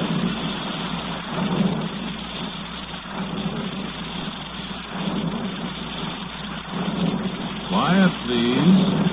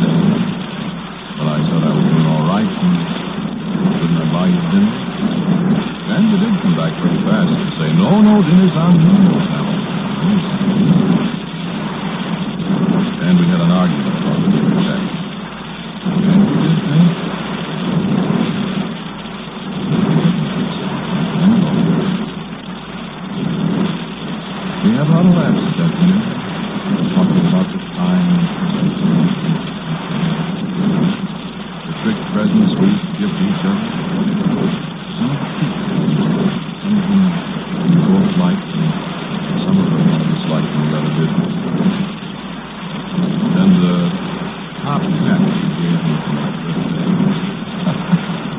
Great laugh, because I wouldn't be talking now if you put that on. So, I gave you the silver-mounted stag-handled hunting knife because you were strictly the nightclub type and wouldn't be caught in the woods if you were starving. That's it. And I made you give me a penny for it as a gift to me. I still have the penny the other day. It fell out of my pocket.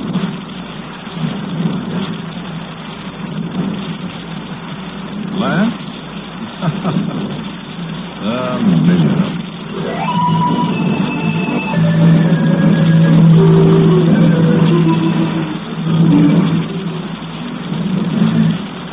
It's been a long time since we saw each other, hasn't it? I've been a lot of places since then. Oh, yes, I know. You were away for a year or so. Sure, I think all the time. I keep track of all my pals, especially you. You know, there's so many things we didn't get a chance to talk about. You know what I mean? So many. Say, you comfortable in that chair? Well, wait till I get nervous.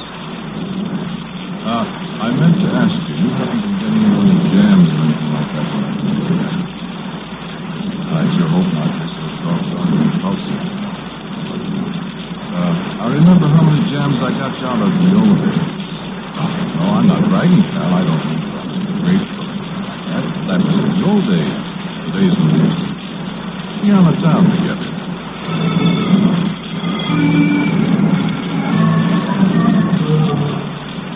You know, I get sentimental about it. I get to remembering things. That waiter in that place down on Broad Street. Don't go picking on my pal just because you're bigger than he is. You were always doing some fun things. I ran into him just before the war out in Toledo. I recognized him right away by that short right leg where you broke. Well, he didn't remember me, of course. I've changed a lot. Even you said that. Well, I've places, like I said, seen a lot of things, done a lot of things. Makes sense. Even you look different when I saw you. Oh, wait. Just for fun, I asked him what was the matter with his leg. It was funny hearing his side of the story when I knew the other side. He sure hated you, pal. I never heard a man cursed out so in all my life. Huh? Oh, no, he's an old man. He was an old man when he and you had the fight, don't you remember? I remembered something else, too.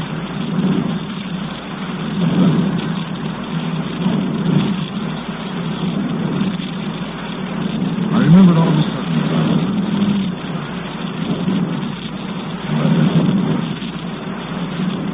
I bet you even know what I'm doing.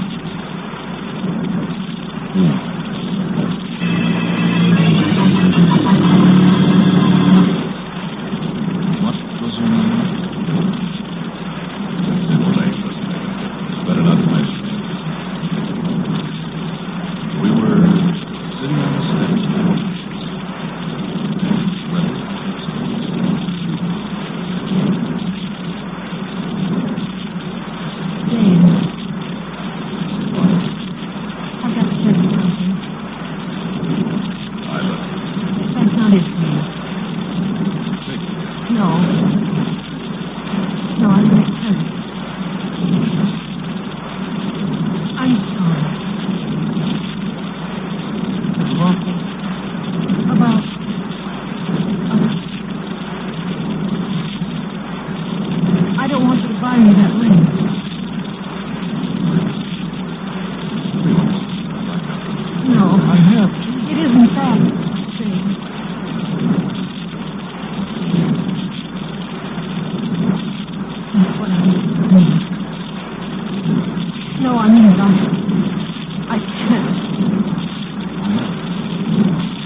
Why not, honey?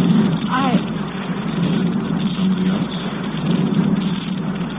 Is it? Jane, I think I'm miserably sorry, but... Is it? Yes.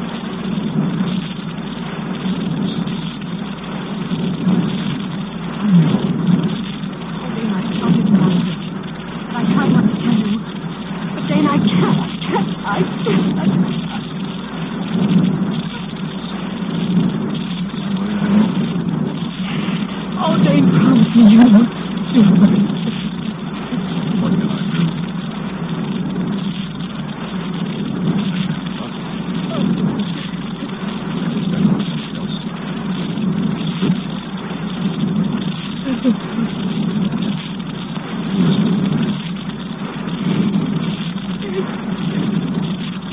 It's your best friend, Dave.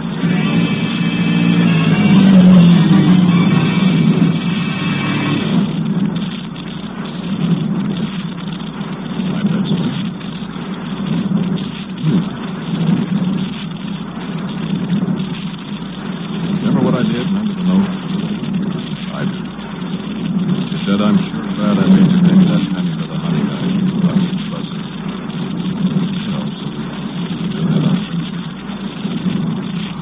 No, I don't anymore. It was too bad. It was supposed to go forward. Make a break off. It was out after all.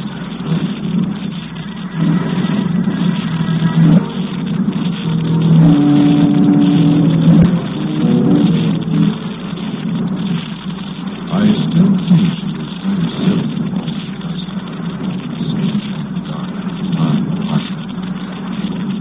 That was just before you left. And it did a little bit now. I remember it so. We shook hands. Long. Long time. I guess I never told you about finding you in the water.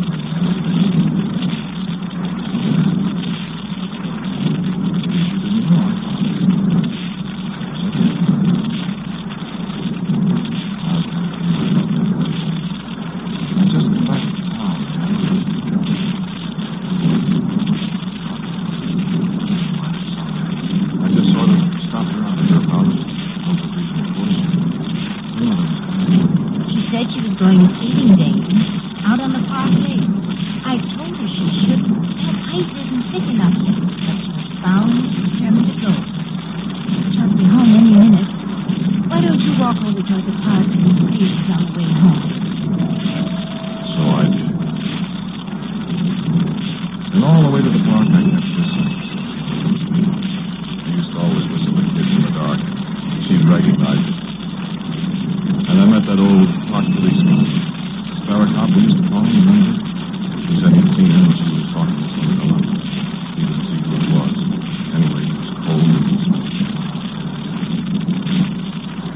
I walked over to the lake. Big black hole in the ice. Something floated.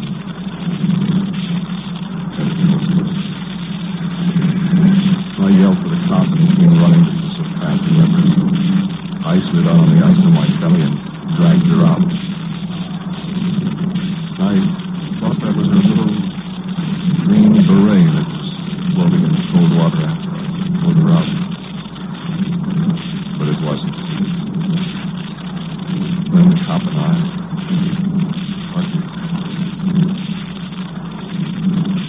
carried her over to the streetcar line. And the taxi guy came along.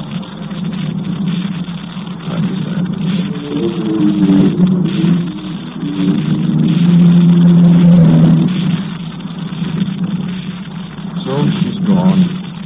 That's a long time ago. Oh, and say, talking about gag presents we used to give each other. Remember the pair of green Norwegian mittens I gave you one Christmas?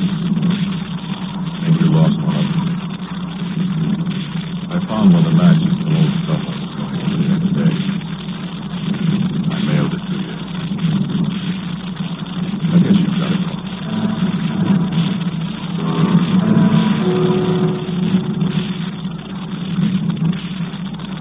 I went out to the cemetery to look at the grave the other day.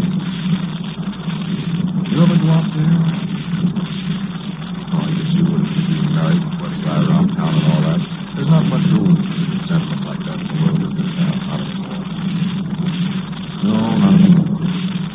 It used to be. Not anymore. What's one more day war, famine, misery, and stuff like that. So, I went through that war and saw a lot of people get killed.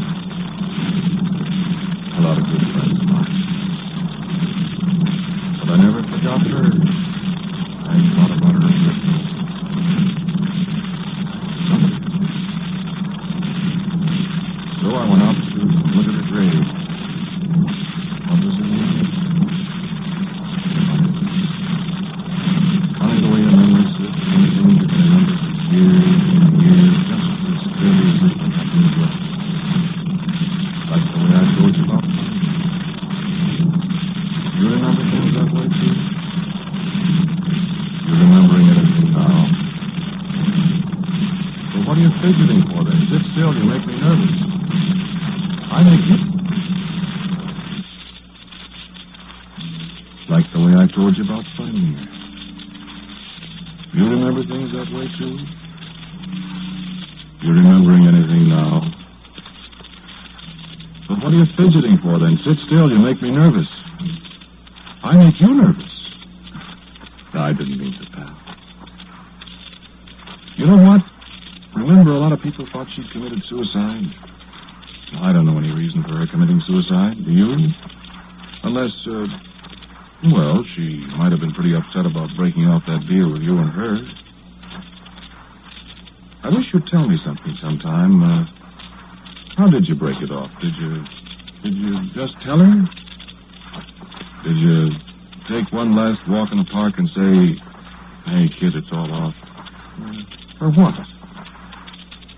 Oh, I suppose it's none of my business after all, but I wonder about things like that. I wondered so many times what she said. Did she put up a big beef about it, or did she take it, well, like I had to take it when she told me about you? I'd have been willing, you know, to step up and be the big-hearted stiff and say to her, well, now, look, kid, if the deal with my pals off, I'm still sticking around. I'm all set for it if you want any part of me. Oh, no. I really loved her. But I didn't get a chance. That's why I went away, I guess. I suppose that's why I came back, too. You got that green mitten I sent you? No, I didn't put my name on the package. I figured you'd know who sent it. You got the pair now, if you kept the other one. But the one I sent you was all shrunk up. You couldn't wear it, I know. Water. That's what it is. Wool shrinks in water unless you take care of it. And I guess nobody took care of this one. It's probably been lying around in hotel dresser drawers and old suitcases for years. Anyway, you know where it's been.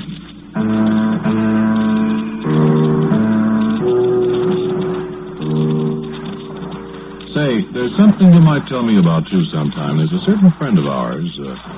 Well, I don't know how much of a friend he is, but maybe you'll know. I won't tell you his name because, as I said, I don't think it's a good idea to mention names in public like this. Say, are you going to sleep? Well, sit up and listen. We got a lot to talk about yet. Turn the radio up a little. I don't want you to miss anything. That's better. About this friend, I got a telephone call the other day, last Saturday. What are you fidgeting about? Well, light a cigarette. I got this phone call, and when I answered, the guy said... Hello, Dane? Hi. Listen, Dane, maybe you think you know who this is. Why, sure, it's Pat... Never mind that. I'm not going to tell you who I am, for a very good reason. Well, now, look, I can get along with anybody. I'm not kidding, Dane. I'm not going to mention any names at all. There's a certain guy that you and I both know has been spreading a few stories that you ought to know about. Oh, is that so? Yes. What kind of stories? Where have you been the last few years? Well, for a while I was in the Army, 99th Division, the Bulge, Remagen Bridge and all that. You through that? Are you kidding? This friend of yours, he says you've been in the penitentiary. He sounds like a wonderful friend. Doesn't he? Well, as a matter of fact, I was. You were? 4 years. Good Lord, Dane. Now you're going to ask me what I was in for. Well, I wasn't... I had a job in a penitentiary. What? A job. I worked there. Oh. Sure. Well, I'm sorry. Your friend probably misunderstood. Well, I hope so. Well, what'd you do?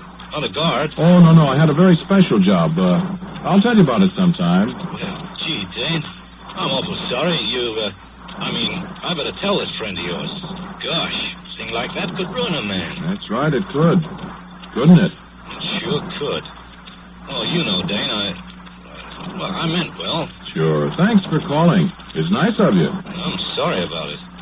I'll tell him. No, I'll tell him when I see him, or sometime.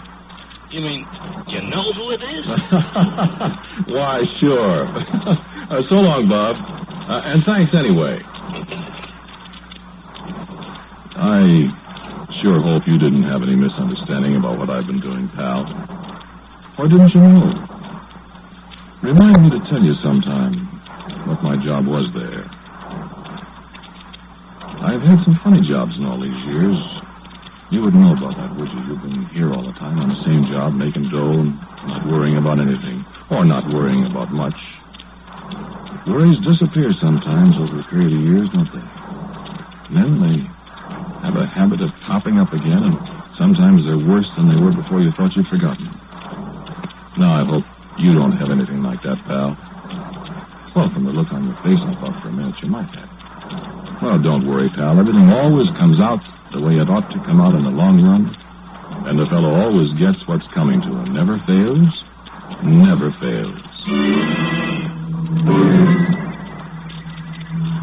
You know, one of the things about a guy in my setup is I got very little to worry about. Nothing can happen to me. Well, everything's happened. I'll take a fellow like you, pal. You're fairly well off, you got a lot of friends, and you're doing all right. But what if you got one of those kicks in the teeth, like a few I've had? What happens to you then? Tough thing to think about. Worry. Lie awake nights about. Me, I don't have to worry. I'm as free as the air. I've got everything I want. Or almost everything I want. Pretty soon I'll have everything, and that's that. We're neither one of us young anymore, are we? Oh, we're not old men, sure, but we aren't the fast kids we were once when we were pals together. Before she died and we kind of broke up and went our ways. Say, what time is it? Let's see your watch. Oh, time sure flies, doesn't it? I've only got a few more minutes with you, pal. Just a few more minutes. Here I stand gassing, and you're sitting there clutching that piece of paper. Look, be a pal and hang on to it for a little while yet. Just 6 or 7 minutes, as a matter of fact, and then I'll stop and you take it from there. I wanted to tell you about last Saturday, though, first. I had a couple of fellas from my old outfit to see. Well, you know us veterans. And I sat around with one of them all afternoon, knocking over bottles of beer and hashing over the bulge and some of the things they put me up to after the war. I don't usually take more than 2 beers in an afternoon, but, lad, you know how it is. Or do you? No, I guess you don't. You weren't in the service, were you? I remember now. Oh, well, we can't all be heroes, I always say. The reason we sat around so long was this pal of mine out of the 99th spilled something about a special job I had to do after the war up in Germany. I wasn't very anxious to have everybody in the world know about it, so I kidded about it a lot with this feather merchant we were talking to, and, well, pretty soon it was 7 o'clock, and the civilian was still asking questions with his eyes bulging out. So I had one more beer, and I went back to the hotel. And you know what? Somebody had been in my room. I tried to figure out how anybody could have got in there without the hotel people putting up a big squawk, and they said they didn't know anything about it. And then, all of a sudden, I remembered. I remembered that night I was at your house, and we ate the chicken a la king and kidded about the knife and stuff. I went back to the hotel, and I'd lost my key. Might have been in a taxi cab or someplace, I don't know where. It was a good thing the hotel people had another key for my room, even if the night clerk did beef about people losing keys. Can't get metal to make them or some long line of stuff like that, so I said, okay, bud, I'll pay you for it. I went upstairs and hit the sack. So you know what I think? Somebody either found the key or sneaked it out of my pocket someplace and decided to see what I had lying around that was worth dromming. He'd done a pretty good job of going through my bags and my dresser drawers. And the only thing that was missing was a little book of mine. A notebook, kind of a diary. Hey, where you going? Come on, sit down. No, I'll only be a few more minutes. Come on, sit down. That's it. I got a payoff to all this that'll... oh, this is really something. Well, you comfortable now? The book wouldn't be much use to anybody but me, except for one or two especially hot parts. I hated to lose them. I was pretty griped, and I yelled for the house ticket at the hotel that he was out having a plate of pig's knuckles or a salad bowl or something, and he wouldn't be in till 10. Anyway, he wouldn't have been much good. He even looked like a house dick. So I sat down to think. Then I got up and looked for fingerprints. The penitentiary training, you know. I was in charge of the print file the first year I was there. Oh, I can lift a print with an ex-homicide bureau man. Yeah, sure, I found some. You dropped your cigarettes. I stuck them in an envelope and mailed them to the cops. The mail chute was just outside my door. Everything was ducky, except for one thing. Wait till I light a cigarette. You still got that paper? Okay, I won't be long now. Now, the last thing I remember was hearing the door of the clothes closet squeak open. I started to get up, and that's when I got the knife through my back. Dead? Why, sure I'm dead. You wonder how I'm talking to you on the radio, don't you? Well, pal, you can do so many things on the radio if you're smart. Now, listen, you got that piece of paper? Good, listen now. I'm going to ask you 3 simple little questions. And when I ask you the questions in order, you answer me by reading the answers in turn off your piece of paper, okay? Okay, here we go. The first one. Is that blood on your hands? The second. Whose blood is it? And the third. Whose knife was that was left sticking in my back? Okay, pal. Your prints are done at the bureau. I'm in the morgue. The cops have got the knife. And I think somebody heard what you just said. Oh, one thing more. You were wondering what my job was at the penitentiary. I was the executioner. Comes out even, doesn't it? And isn't that somebody at your door, pal?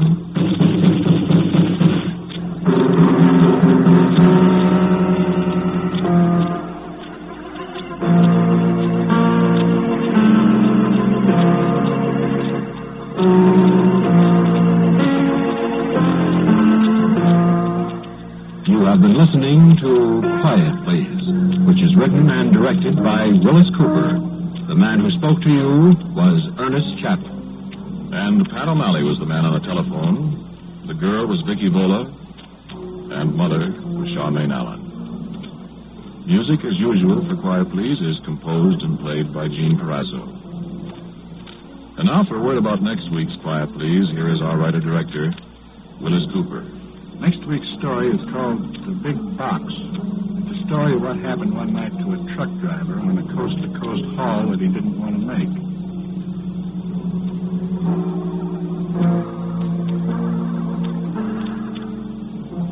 And so, until next week at this time, I am quietly yours, Ernest Chappell.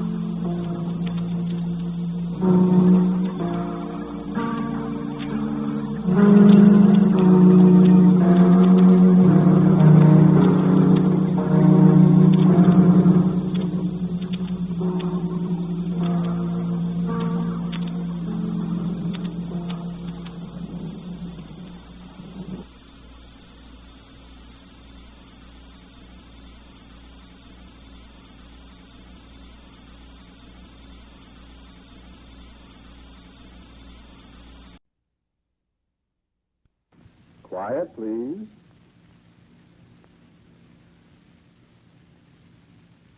Quiet, please.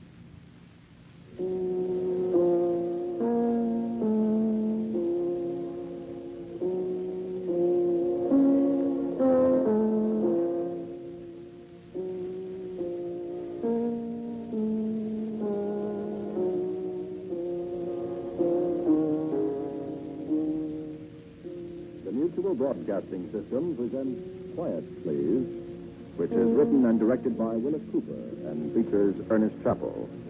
Quiet, Please for tonight is called Be a Good Dog, Darling, and comes to you transcribed from our studios in New York.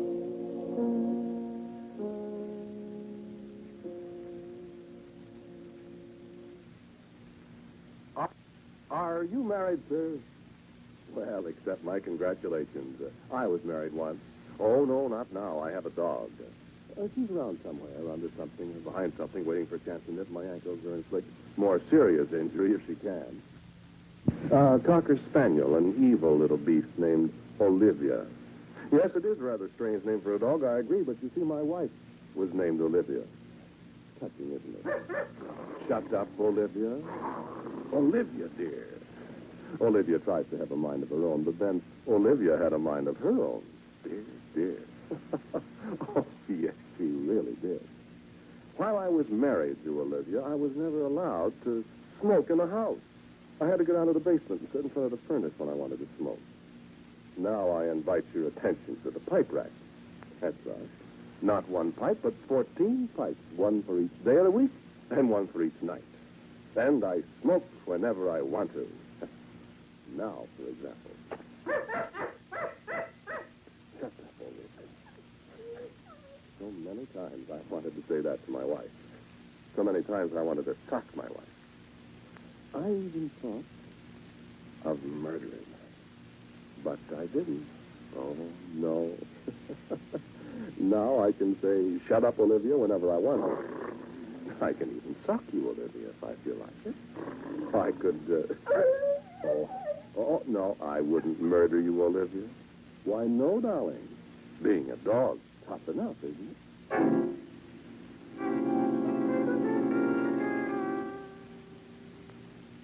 I don't suppose you ever met an encyclopedia salesman before, did you? Socially, I mean. I may have called upon you at your home, possibly, but I doubt you'd remember me. That's one of the secrets of success as a salesman of encyclopedias, sir, to submerge one's own personality in the personality of the product. No man, however impressive, can possess the sheer impact contained in those 24 volumes bound in half Morocco, complete with index and yearly supplement, and yours for only $8 a month. What? For heaven's sake. Excuse me. Do excuse me. You can understand, though, why it is that I've been something of a success in my profession. I live, eat, drink, and sleep encyclopedia. Be still, Olivia. Yes, Olivia knows. Don't you, darling? Oh, I'm not going to talk to her, my dear. I was saying, what was I? Dear me, I seem to be getting absent-minded. I must do something about that. I was saying that an encyclopedia is not only a cultural thing to have around one's domicile, but it's actually useful as well as ornamental. One can find the most amazingly useful ideas in an encyclopedia. Some things you'd never suspect even. And useful. Oh, my. Oh, I'm not trying to sell you an encyclopedia, sir. It's really after hours, although I always say that a true salesman keeps no office hours. He's something like a soldier, I always feel, advancing, retreating. Did you hear that? That's just the way my wife used to act whenever I talked to her. Olivia, you're wonderful. But shut up, darling, or Papa will smack your caboose for you with a slipper. Oh, that's right, you ate the slipper. Well, I shall buy another one. I shall buy a pair, Olivia. Strictly special purpose. You see, dear little dog, Olivia, human beings have advantages that little dogs don't have. Human beings can go to stores and buy things, and little dogs can't. You get Papa, Olivia? No pretty hat, no new fall coats, no new shoes, not a thing. Isn't that awful? What? Oh, what? Sure, she's crying. Olivia cries a lot when I talk to her like that.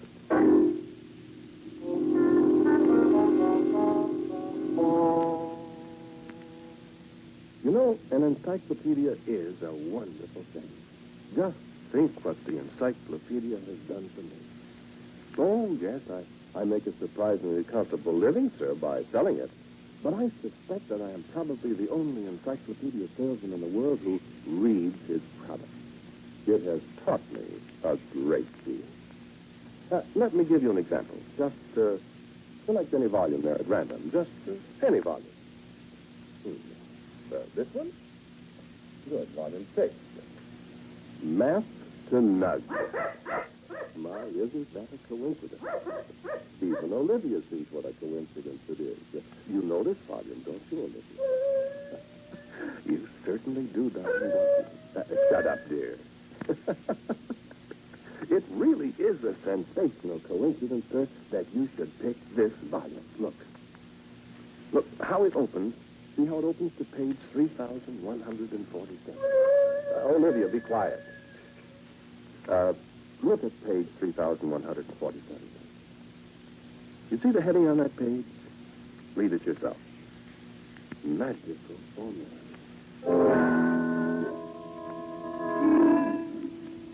Yes, sir? That was Olivia's downfall.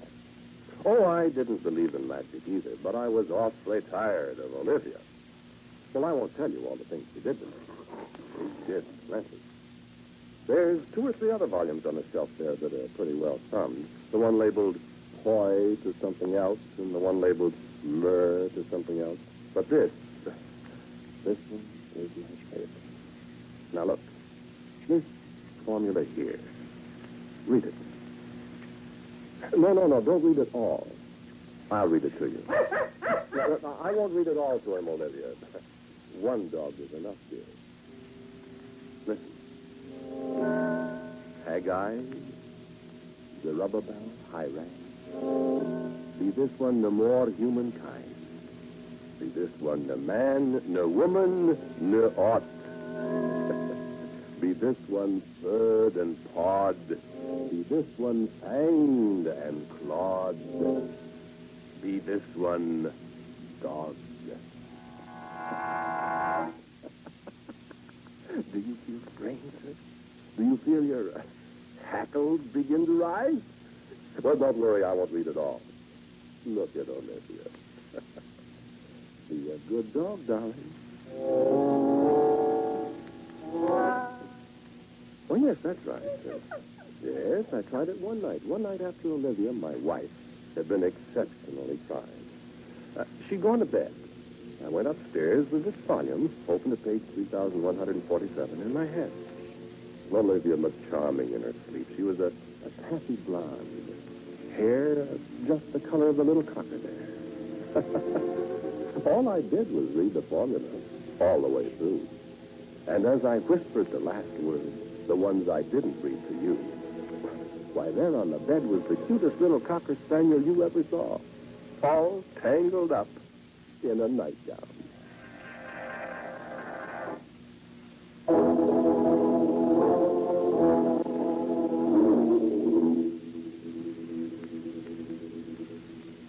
Why, how do you do, sir? You remember me, Grover Hayes? The encyclopedia salesman. I knew that would place me with you. You remember I said when we last talked that I tried to submerge personality in that of my product? Yes. Oh, Olivia? Oh, Olivia's fine, thank you. Olivia's in fine fettle. I'm taking home a muzzle for her. Yes, I've just got to do something about it. She bit my wife again today. Oh, yes. Oh, I'm sorry. Yes, I'm married again. I know one would think, what is that old proverb, once bitten, twice shy? Well, but really, Olivia never bit me. Not until after our little evening with page 3,147. And now she's going to be muzzled. Well, I suppose it's just because I simply can't resist women. That was one of the things that Olivia objected to. It made things quite unpleasant.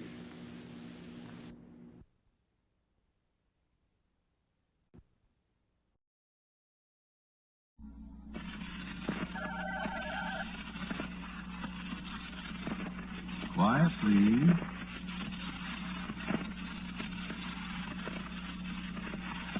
Quiet, please.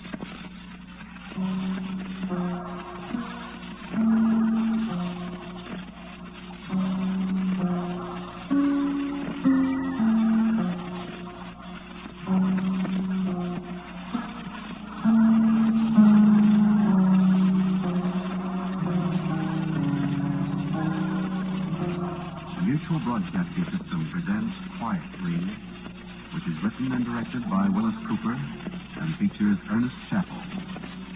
Quiet, Please for tonight is called Not Enough Time.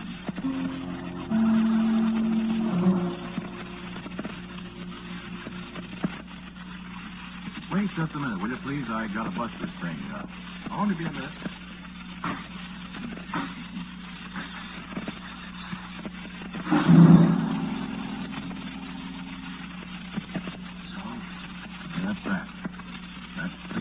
$1,640 worth of junk and 4 years' work. And here's a bale of notes that the editor of Astonishing Stories would give his eye teeth for.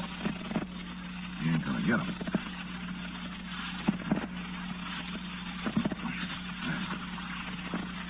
Yeah, that's just strictly that. No, it was a time machine. Yeah, one of those gadgets to travel in time, turn it on and it takes you back 50 years and so on. Like Alley-Oop in the funny paper, like the stories H.G. Wells wrote. Yeah, this was the dial you set for how far you wanted to go in time. And this was a decambulator. And here's a piece of the... Well, never mind what it was. It's none of your business. I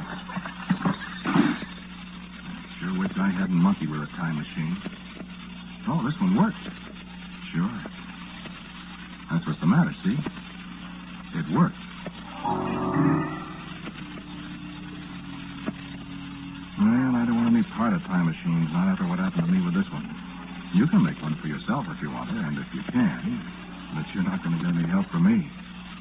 Oh, they can be made all right. Me, I'm just a bumble-fingered mechanic out of a garage, and I made one. But I'll give you my first and last piece of advice, Buster. Don't you do it. I saved up my dough, and working around a garage, I could climb onto a gadget here and there that Cliff Oswald didn't know about. I had a lathe there and some other machinery, and I did the rough hand work there. Then when I quit and rented this old busted-down farmhouse out here on Cemetery Road, I bought some more machinery, see, some stuff with precision work and some stock. A piece of iridium from that fountain pen factory in Fort Madison, Iowa. 2 or 3 polystyrene plastics that they made for me in Harlan, New Jersey. Special crown glass prisms I had made here in town. And some other stuff. And quite a lot of other stuff. And try and find out what it was. You'd be surprised how easy it is to drop out of sight in a small town. This place here is way out in the sticks past the cemetery, off on a side road that nobody's used for 20, 30 years. And I'd done all my shopping in Peoria instead of here in Pekin. And I never went downtown for anything. So, nobody knew I was here. It was just that easy. I put in nearly 4 years, like I said. And then, all of a sudden, the doggone thing worked. I was just sitting here, and I turned it on, see? Just like that, it was raining. Well, the sun was shining bright when I turned it on, and for a minute I couldn't figure it out. And then I remembered it rained the day before, and by golly, it was the day before, right then. How do you like that? Well, I stayed in yesterday for 10 minutes, and then 6, we came back, and the rain stopped, and the sun was shining again. It wasn't even damp outside. Well, I'm not going into a lot of details that you wouldn't understand if I told them to you, but the net of the thing was I decided I'd really try it. But really. And that's the story. Now, supposing you intended to take a trip back 50 years in time, how'd you prepare for it? Well, I'll tell you what I did. First, I studied an old history of Tazewell County, paying particular attention to 1897, 50 years ago. Yeah, so as I wouldn't make any more baubles than necessary. I picked out a place on a map where there wasn't any trees in 1897. I didn't want to find myself hanging from somebody's apple tree when the thing stopped. Then I bought my equipment. I got me a revolver, a camera, and a flashlight. Then some aspirin, and that was all fixed. I moved the gadget out in the back lot where the map said there wasn't any trees 50 years before, and I set it back to 50 years, and I was reaching for the release when I got a sudden fast thought. There I was, dressed in a double-breasted gray suit with white stripes and a blue sport shirt and a pair of brown and white shoes. It was the shoes, I guess. I looked down on them and I said, holy Moses, would I be a number in 1897 in this outfit? They'd throw me in the can before I could say howdy. Imagine. So I quick disconnected the machine from my wrist and put it back in the house and jumped in the car and beat it for Peoria in a theatrical costume house. Rosie thought I was nuts, but I got the rig I was looking for. How do you like it? This here brown derby's a dinger, ain't it? Even with a dent in it. And get a load of the shoes. Buttons. Hey, you know what? There ain't any place where you can buy a button hook. Well, anyway, you want to hear the story. I got the machine out again and set it, and I took a long breath, and I said, well, kid, hold your hat. Here we go. And I pressed the button.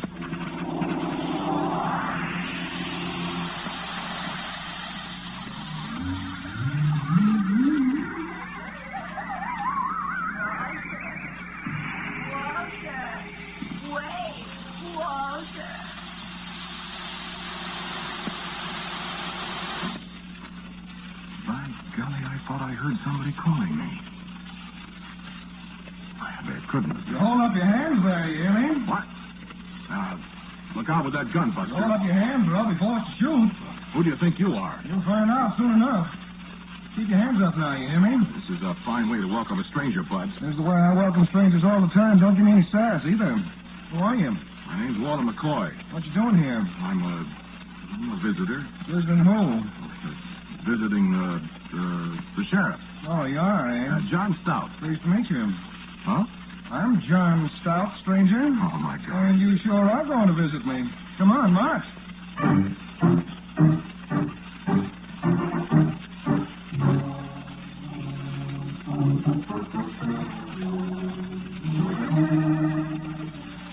You see?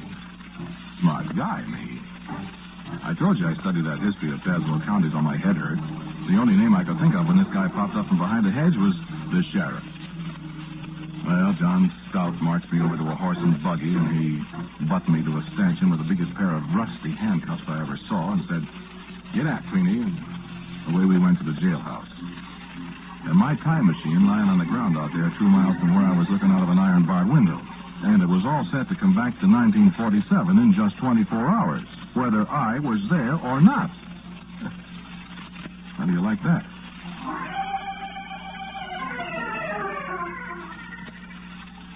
I had a very pretty picture of me getting a 50-year jail sentence and getting out of Joliet just in time to come back to the house out on Cemetery Road and pick up where I left off, only at the age of 76 instead of 26.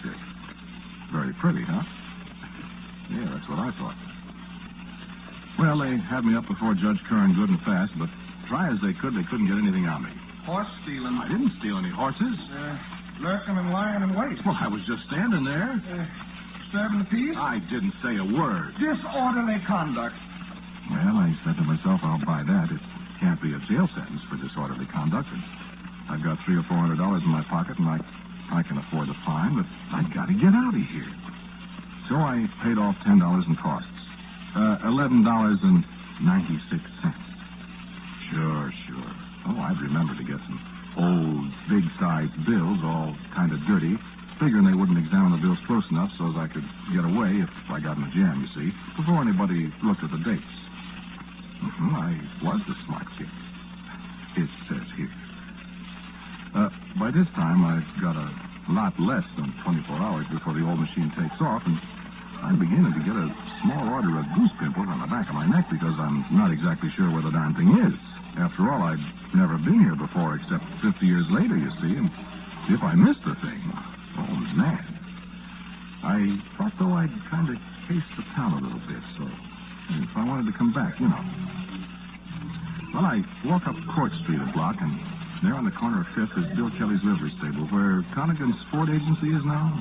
Right across the street, practically, from where I used to work for Cliff Oswald. There's nothing but a vacant lot there. So I go into the stable and hire me a rig. Get me, hire a rig. And pay in advance, and I take off. Did you ever drive a horse and buggy? Man, I was all over the lot. But I got out there after a fashion. Out where I thought I'd left the machine. So I tied the horse to a tree. Somebody'd come and get him, I figured, and he could eat grass. That is, if horses eat grass. And I started looking.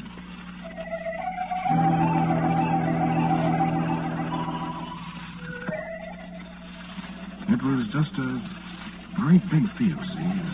No landmarks of any kind. I got more and more panicky because that old clock was going round and round and round. And then I saw a hole in the ground, a big hole, dirt piled up around it, and out of the corner of my mind, I sort of remembered seeing it when I landed, when Stout grabbed me, and all of a sudden I had it. This old house I worked in was about 50 years old, and by golly, this was the foundation for it that somebody was digging. Oh, well, sure, I found the machine easy then, south of the excavation, about 50 yards, lying there ticking away as if nothing had happened. Oh, boy, I said. Oh, boy. I practically kissed the thing. And then I jumped about 6 feet in the air. What are you doing on our land, young man? Wow, there was the most beautiful girl in the world. Just the most beautiful girl I'd ever seen. Red hair. No makeup match. And I tell you, she looked beautiful even in an 1897 outfit. A brown dress down to her ankles and a white shirtwaist with big red polka dots on it. And a hat that looked like a dog's dinner. And she looked wonderful. And she pointed those big blue eyes at me and she said again, What are you doing on our land? And when I could get my breath, I said, Who are you, lady? My father and I merely happen to be the owners of this land, that's all. Well, I was, lady, I'm sorry. You're trespassing. Oh, I'm sorry. I used to live there in that house you're going to build. What? I'm going to live in, my name is Walter McCoy. Well, I'll thank you to get off our land, Mr. Walter McCoy. Yeah, sure. Sure, I'll get off. Right away. Yes, ma'am. Well, go on. Well, lady, what's your name? Carrie McKinstry. Miss Carrie McKinstry, so there. Carrie McKinstry. Gee. Sir? We're both Macs, Carrie. How dare you? What? A gentleman would address me as Miss McKinstry, sir. Sir. Well, I'll be darned.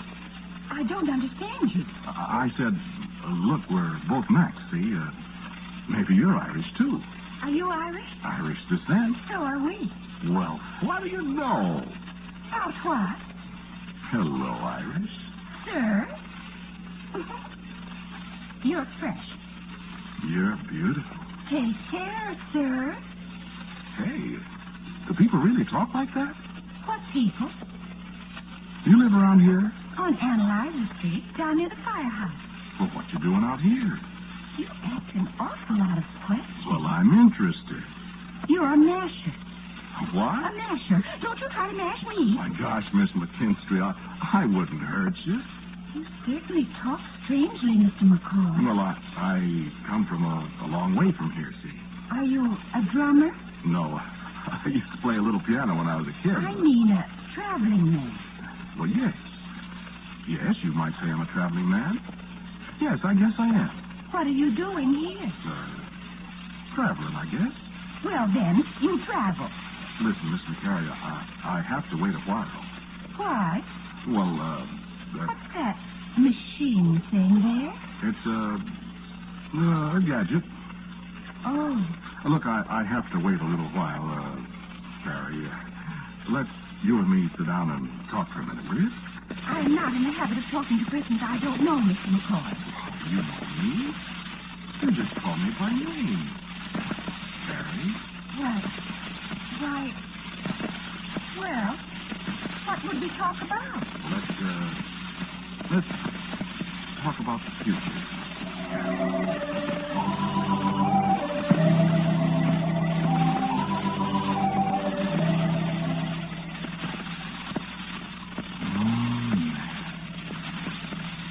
Did you ever hear of love at first sight?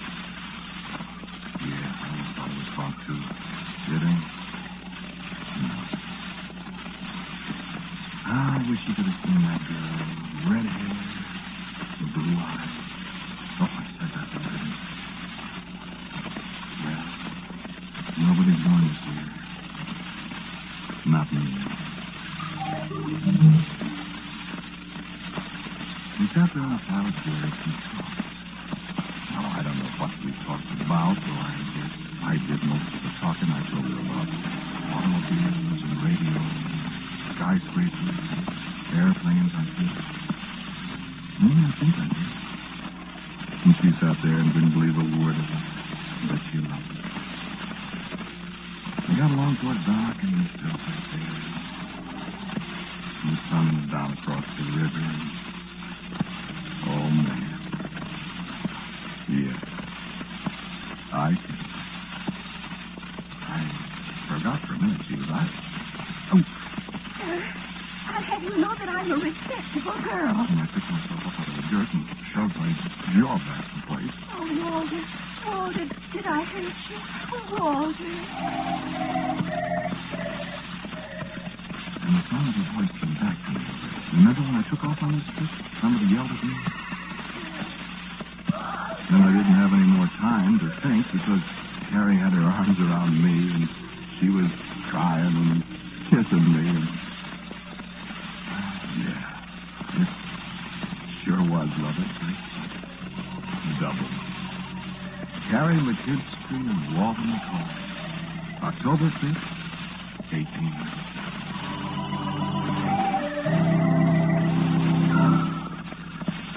And then she pushed herself away from me suddenly. There's somebody coming. Huh? Who? Where? Down the road. Look. And I looked. I couldn't miss that dapple gray mare, Queenie. And even if I hadn't known it was Sheriff Stell, I could hear way down the road the gong on the dashboard of his buggy. And he was heading right for the place he found me. It's the sheriff. Well, let me out of here. You have to hide. Quick. Oh, my father, Walter, hide. Yeah, but where? In the cellar. Quick, jump in. I must go down cellar one of these days and see if my footprints are still down there on the cellar floor. I drove myself right up to the knees jumping in. So I scrabbled some dirt up and squeezed up in the corner. The machine taken away right under the chin. I heard them coming in. How do you do, Sheriff Stell? Oh, howdy, Carrie. Seen anything of a misprint? A mystery? That's the notion. I figured he'd come out here where I captured him before. Captured? Who is he? He's a doggone counterfeiter, that's who. A counterfeiter? Picked him up for disorderly conduct, and he paid his fine, and all the coins was dated from 1932 to 1947. Fool. 50 years from now. Oh, no, Sheriff. Why, goodness, yes. They ain't gonna take me in. Put him in jail for 100 years. So you ain't seen him, Carrie? I waited on the dirt holding that rest. I waited 10 minutes. No, Sheriff. I haven't seen anybody. Well, all right. If you do, though, Carrie, let me know. Might even be some kind of reward. All right, I will. Good night, Sheriff. Don't forget. I won't forget. You can come out now. Counterfeiter.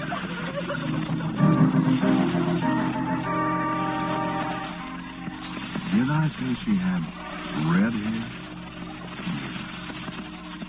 Brother, I've been chewed out by experts, that's all. But Carrie, she threw the book at me. And all the time crying, that was love. Well, finally, when she slowed down, I started to talk. I think I was in love with her. That was day before yesterday. That was 15 years ago. So I confessed. I told her all about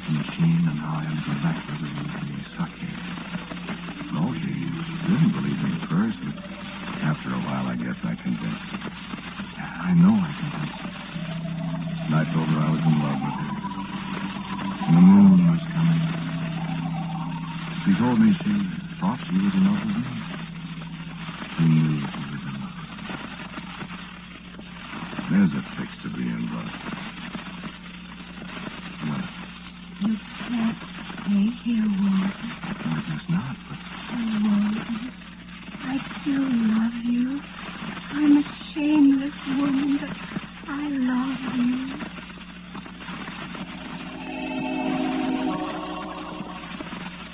You see? I looked at the machine. I had the later copy this morning. We couldn't sit there in the field all night. I said, I'll take you home, Carrie, and we can talk about it on the way. So she said, all right, and we climbed into the buggy and started back to town. You know, you can say what you want to about this world we got today, but you've never been riding along an unpaved road with a hedge fence along one side and big elm trees lining the other side, and a raft road over your knees, and the big round harvest moon shining down above the hills up towards Gilmore's Street, and lonesome little lights from terrace and lot shining out of windows off in the distance, and the girl on one side. That was a pretty good world they had to feel, pretty good world. I wish it was now. Yeah, I should have stayed, but I didn't. Well, we got to the house. There wasn't anybody home. I thought it was a railroad man. He was out on a lunch in Investigator or Springfield or Bloomington or somewhere. We went to the house. I'd seen a picture. She lit a kerosene lamp, and there it was. Brother, I should have stayed. Rag carpet on the floor. A pump at the kitchen sink that went ee-wah, when she pumped the water for the coffee. You know, there wasn't a thing in the kitchen cupboard. Yeah, I should have stayed. Well, we were having a little supper and talking, you know, low voice, eating pork chops and applesauce, and there was an apple pie on the table, coffee, and, well, believe it or not, in a mustache cup. It was awful nice. And there was a knock on the door. Who's there? Well, the door opened. A great big tall woman walked in. She jumped when she saw me. Oh, well, excuse me. Why, good evening, Mrs. Stroud. No, you have company, Carrie. I wouldn't come bursting in like this. It's all right, Mrs. Stroud. Mrs. Stroud, this is Mr. McCoy. Pleased to meet you, Mr. McCoy. How do you do? I've been poorly, but I'm tolerable now, thank you. You're a stranger in town, Mr. McCoy? Mr. McCoy is a stranger in town. My goodness. Nice and cozy, ain't it? Ain't your father approved, Carrie?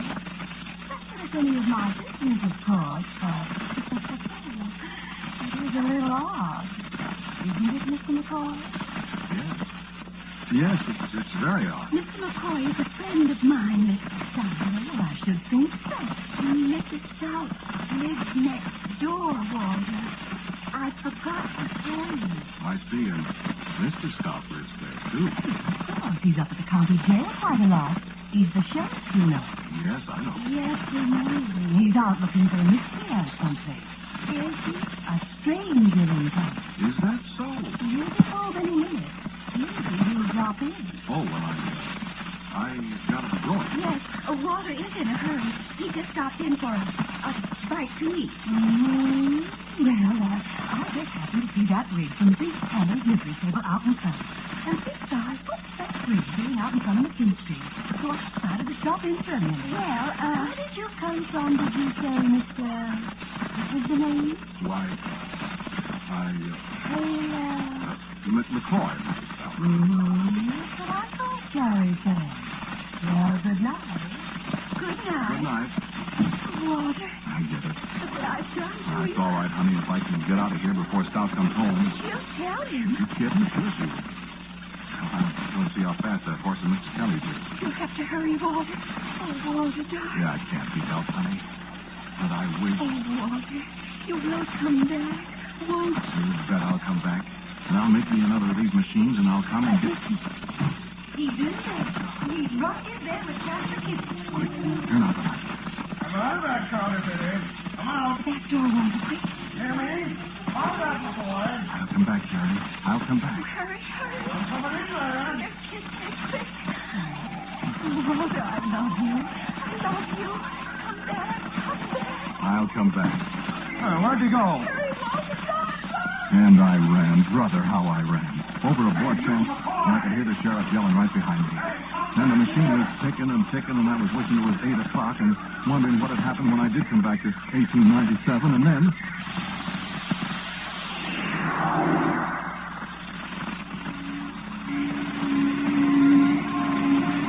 And I was dodging an automobile in a street in Pekin, Illinois in 1947. Yes.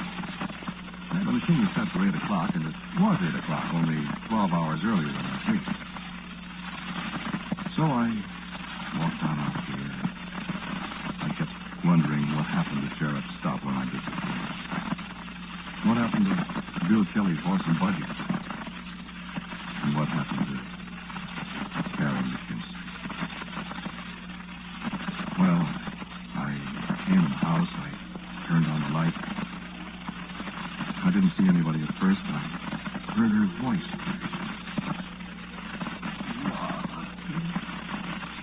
And there in my easy chair was an old man. And she spoke to me. I wait. So just a few years. I've wasted work. And you didn't come back.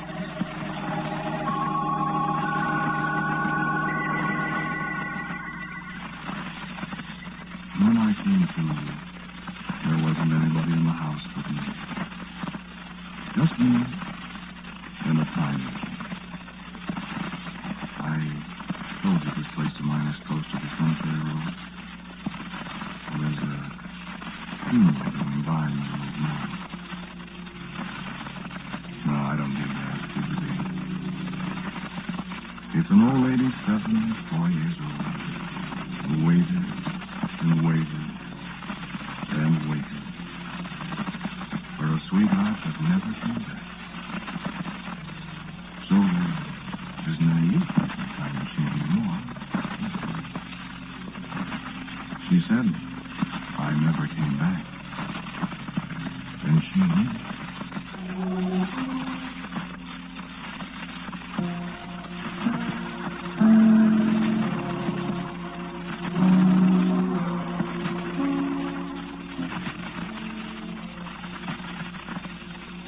To Quiet Please, which is written and directed by Willis Cooper. The man who spoke to you was Ernest Chappell. And Nancy Sheridan played Carrie. Sheriff Stout was Donald Briggs, and Catherine Meskill was Mrs. Stout. The music for Quiet Please is composed and played, as usual, by our good friend Gene Glasso. Now for a word about next week's Quiet Please, here is our writer-director, Willis Cooper. I call next week's story Camera Obscura, which, if you understand Italian, means dark room. You may like this story, what takes place in this dark room. And so, until next week at this time, I am quietly yours, Ernest Chappell.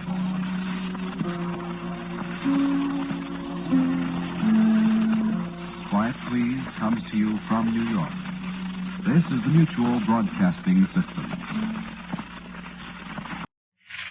Quiet, please. Quiet, please.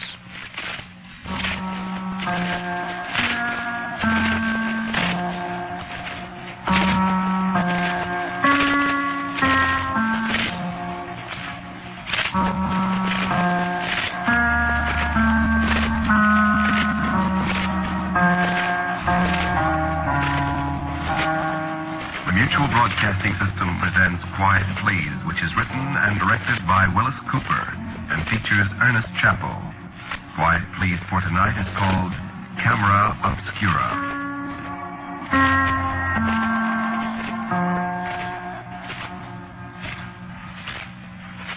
I don't suppose you ever killed anybody, did you? I didn't think you had.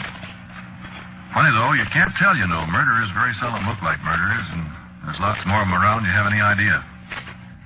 I know a fellow, a little squinched-up, wheezing gizmo. He's a carpenter, lives on Veranda Street down in L.A. Murdered his wife's brother in 1928, and nobody ever had the faintest idea, except the wife's brother. And the guy's doing fine. He thinks he's got away with it. Well, he'll find out. Like that woman in Alameda that killed her husband with that stuff you can buy at any drugstore and never have a clerk raise an eyebrow at you? No, there's no such thing as getting away with murder, friend. Believe me. And for my money, walking up the 13 steps and standing on a trap door with 9 turns of a hangman's knot rubbing against your left ear, or sitting in a chair smelling burnt almonds with a lot of scared faces staring at you through a little window, or even the hot squat itself. Believe me, any of those legit ways of paying off for murder is high compared to what you're going to get if you let it ride. You're sure you never killed anybody, huh? You better be. I know. Believe me, I know. I killed Philip D. Vandervoort on September 29th, 1928. I was never arrested. I was never suspected. But, no, I'm not going to tell you how I killed him. I'm not running a school for murderers. And anyway, if you're planning on murdering somebody, you got your own ideas on how you want to do it. The only thing is, I bet you $quarter when you get done listening to me, you'll change your mind. You see.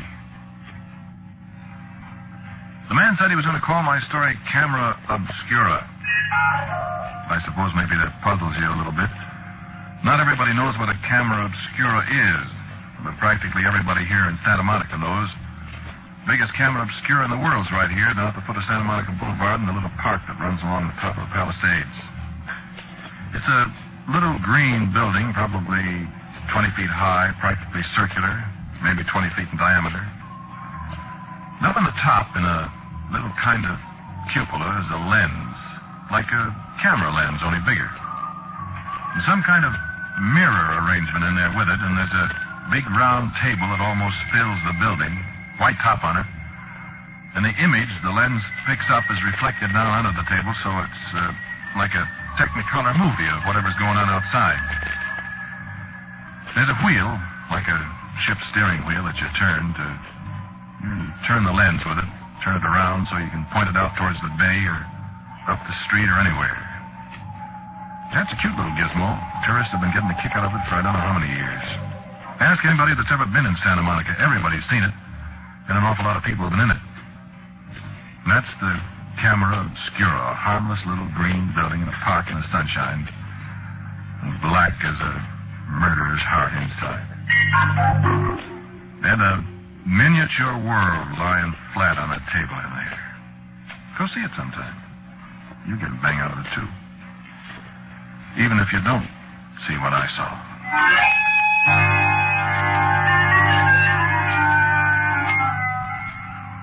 There was this girl that worked in Llewellyn's restaurant next door to Harry Cowan's bargain store where I worked. Now, I've forgotten her name, Kate or Mary or Joanne or something. Just to show you.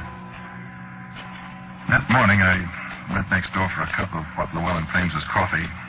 Nobody in there but this girl, this waitress, Mary or Kate or whatever her name was. She'd been crying. I said, "What's the matter with you, kid?" Nothing. Give me a cup of coffee. What's the matter, kid? Oh, nothing. Sorry. You've seen Phil Vandervoort the last couple of days. I looked up at her, and the tears started out of her eyes again. I said, and I was telling the truth. I said, "Not since night before last." "Why?" I said. Where'd you see him? Why, down at the PE station down the street. What's the matter? Did he run out on you? Sorry. Did you know? What do you mean? Did he? He's gone. You sure? I knew it when I gave him the money. I knew it. What did you do? Did you give him money? Oh, don't tell anybody, will you? Please don't. Well, I won't, but... He said he needed $200 to pay a man for something, and the banks were closed, and he couldn't get any money, and he needed it so bad. You mean you gave him $200? I borrowed it from Llewellyn. I told him I'd give it back to him in the morning. I had $240 I saved up, and... Sorry, what am I going to do? Wait a minute, I said. So this was where the money came from. Well, wait a minute, I said. You mean you borrowed $200 from the woman to give to Phil, and now he's gone and you got to dig it yourself? Saved and saved and saved, Si. I know it. Ain't that fine? Ain't that fine? How come you did it? Couldn't you have borrowed it from somebody else, for God's sakes?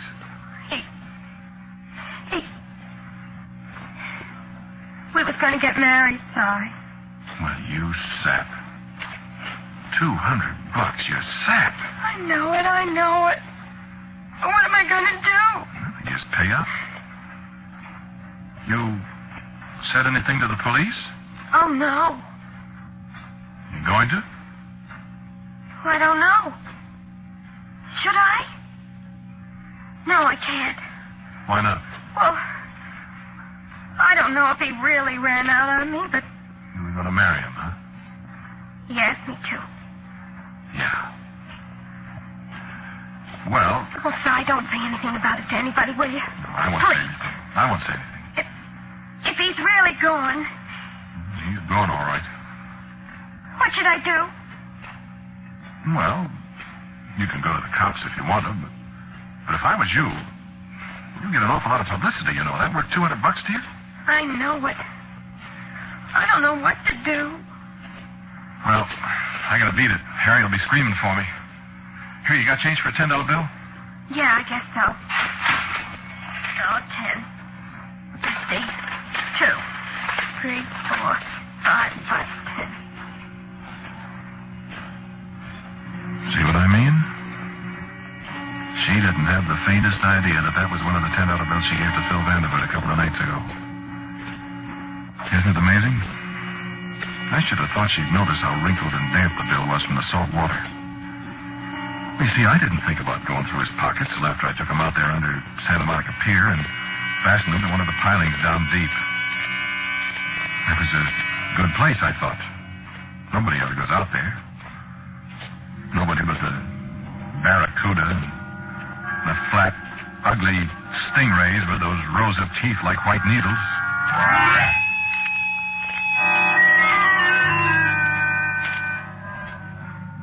Kind of left the camera Obscura sitting out there on the Palisades all by itself, didn't we? Well, we'll get back there. I'll say we will. It was funny about Phil Vanderbilt. He was one of those fellas you see around town. You never get to know him. But you see him, and he's like a bus stop sign. There's one of the kids that sells the Outlook and the Express on the corner across the street from the California Bank. You know, he's there, and you never notice him. Never notice him when he disappears, either. It's like that in California quite a lot. So Philip D. Vanderbilt sort of faded out. And practically the only people in Santa Monica that thought about him was me and Babe in Llewellyn's restaurant.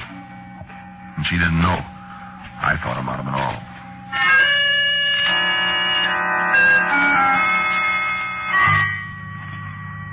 Funny how a fella is. She never brought up the subject to Phil. I was the one that talked about him. And she... Well, I guess she had been in love with him. There's something about being in a setup like this, a game, kind of playing it right up to the edge, saying things that'd give you away if she did the slightest inkling. A great kick. Yeah, a great kick. I remember one afternoon, I had Wednesday afternoons off, and that day I stopped in the restaurant, and she was putting on her hat. Llewellyn had told her her business was slack that day, and she could have the half day. So instead of eating a piece of pie, I said, "Come on, let's take a walk." Or maybe we'd go down to the beach and take one of the trams over to Ocean Park and play tango, eat a couple of hot dogs. So we started down Broadway, and I said, "Hey, you ever been in that camera Obscura over there?" No, you? No, let's go see what it is. Okay. It was one of those afternoons when the sun was still shining bright. There was a big bank of fog sitting offshore a few miles, sort of sneaking in to take over. Those afternoon fogs in Santa Monica are a thing. They slide in, and all of a sudden there's like a great, big, damp, gray seagull sitting down on top of you. So I figured the fog could be in another hour, and the beachfront is pretty dreary when that happens, so maybe we'd kill a little time in this gizmo and then walk on over to the Criterion and see the Rough Riders. That was what was playing then, the Rough Riders. There isn't anybody around at Camera Obscura when we climb up the steps. No tourists, nobody, just the girl and me, whatever her name was. The wooden door bangs behind us. I didn't know a place could be so dark. Well, we stood there and looked at the white-top table and the moving picture of Santa Monica on it. I have to admit it's quite a kick the first time you see it. But I hadn't seen anything yet. I twisted the wheel around, and the picture slid across the tabletop, and there were the breakers rolling in.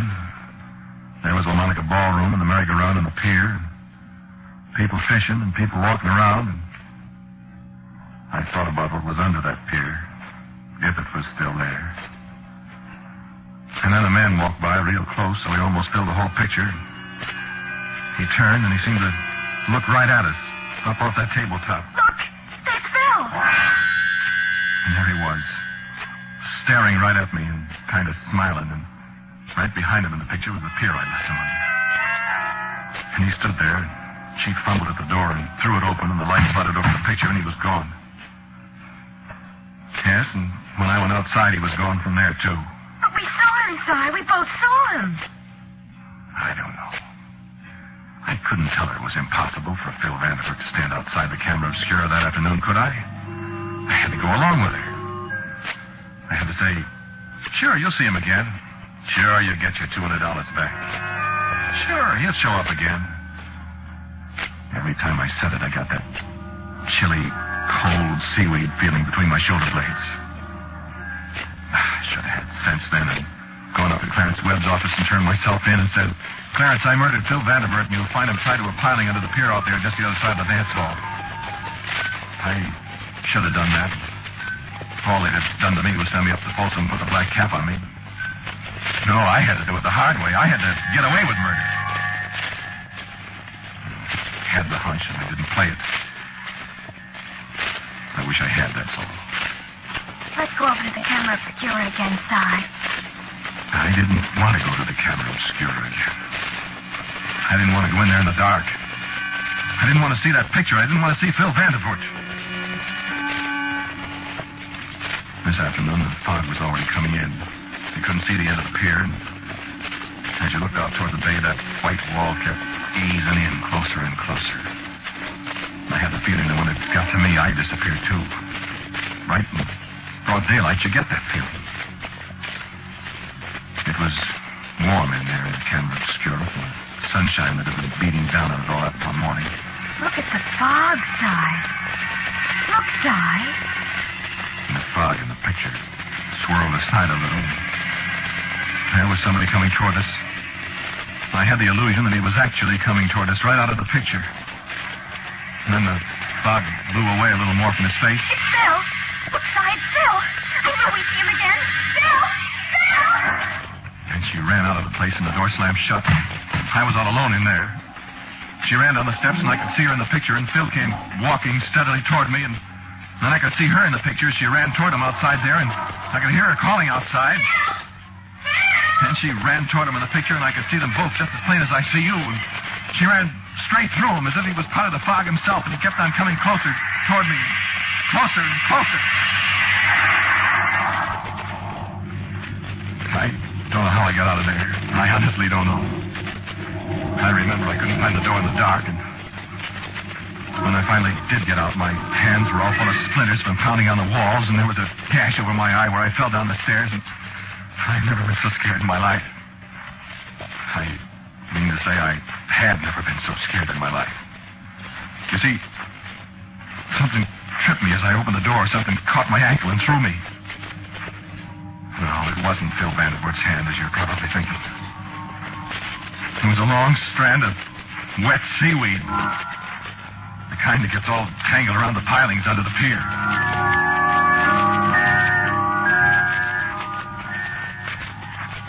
Let's go over to the Camera Obscura. I said I'll never go to that place again. I will never go to that place again. I'm going anyway. If you don't want to go, I'm going. I said don't go. Don't go. It's foolish to go to that place. There's some reason why Phil's hanging around that place, and I want to go there. I know why. I know why he's hanging around there. No, I won't go to the movies with you. Going over to the Camera Obscura, whether you want to go or not. And I knew I had to go. I said to myself, if you let that girl go over there by herself, she'll see him again, and what'll she find out?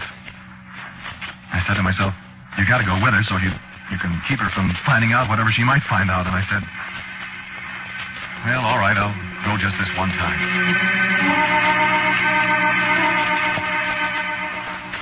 There wasn't any fog this time. It was a beautiful, bright day. There was just the two of us. Or I should say the three of us. Yeah, we saw him again. This time was a payoff as far as she was concerned. No, I'll tell you about it. There wasn't anything wrong with the picture as long as we had the lens aimed toward town. She turned the wheel slowly and the picture flowed past on the table. Up northward toward the Miramar Hotel, down Ocean Boulevard with the palm trees in front of the little real estate offices. And then we were looking up Broadway and I could see Harry Cowan walk out of the store into the Llewellyns. Then the gas station came into view and we looked down Ocean Boulevard the other way and then the rustic fence at the edge of the Palisades and the spires of the dance hall on the pier swam across the board.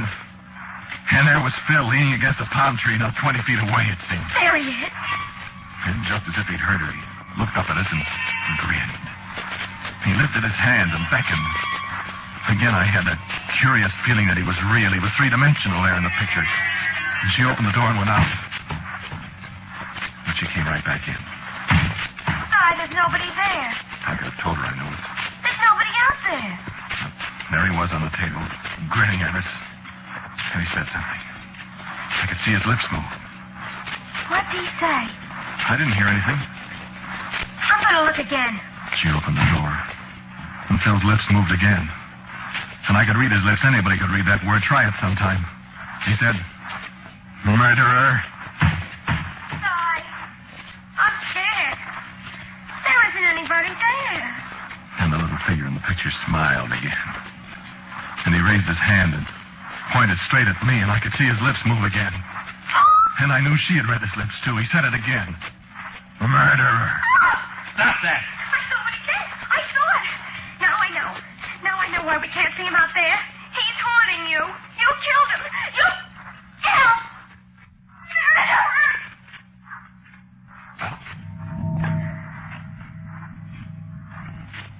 What else could I do? She knew. She'd tell.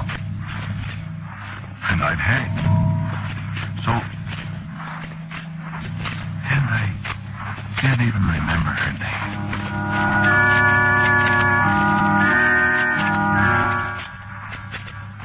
There's quite a bit of space under the table in there. And it's dark, like I said. After a little while, I opened the door and looked out, very casually.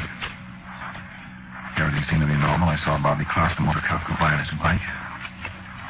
Harry Cowan was walking back into the store. Nobody was looking at me. I was about to start down the stairs when a sudden thought struck me. I hadn't looked at the tabletop of the picture. I closed the door and turned around. Phil was still there in the picture, still looking at me. And there, beside him under the palm tree, was the girl.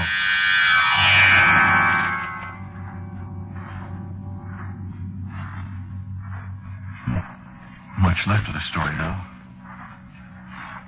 Oh, I should have gone then and confessed. It would have been easier. But, well, I knew nobody'd ever find Phil. And I didn't want anybody to find her. They locked the place up at night, but the door came open easy. I didn't bring any light. It was 3 o'clock in the morning, and the fog was hanging from the sky like a wet velvet curtain. You couldn't see a street light a block away. I went in. I fumbled around under the table where I'd left her. She wasn't there. I found a paper and matches finally. She wasn't there. You think you know what terror is? Well, don't let me tell you. I stood up at last, and the night was so still I could hear the foghorn from way up toward Point Doom. The fog, as I told you, was thickest. Well, I glanced at the table. There they were, the two of them. And there wasn't any fog in the picture. I couldn't mistake them. Phil and the girl. And together they raised their hands and they beckoned to me. I knew I couldn't move. But I opened the door. I went down the steps into the fog. There was just one tiny spark of hope in the back of my mind, just one tiny spark. I knew they wouldn't be there. But they were. And they turned and started away. And I followed them through the fog. Down past the suburban station. Down the hill to the pier, down across the boardwalk. Down across the clinging, sticky, wet sand and the fog running its fingers through my hair. And under the pier, with the wet, spongy piling making hell's own high forest around me. The smell of dead things cast up from the sea and the waves reaching for me. They went on, and I followed.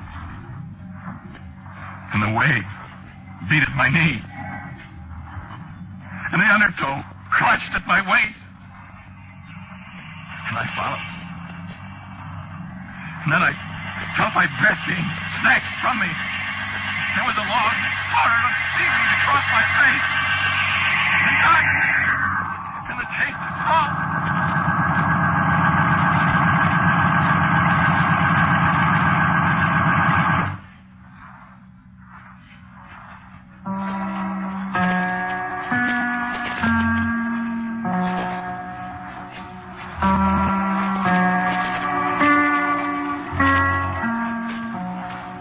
Listen to Quiet Please, which is written and directed by Willis Cooper. The man who spoke to you was Ernest Chappell.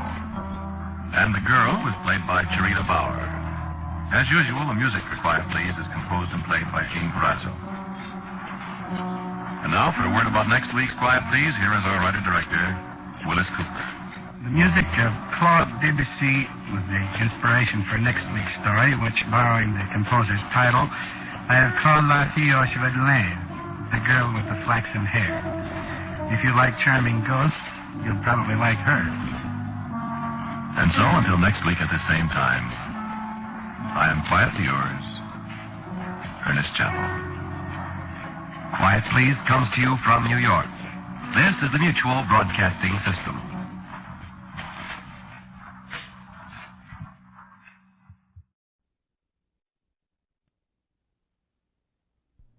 Quiet, please. Quiet, please.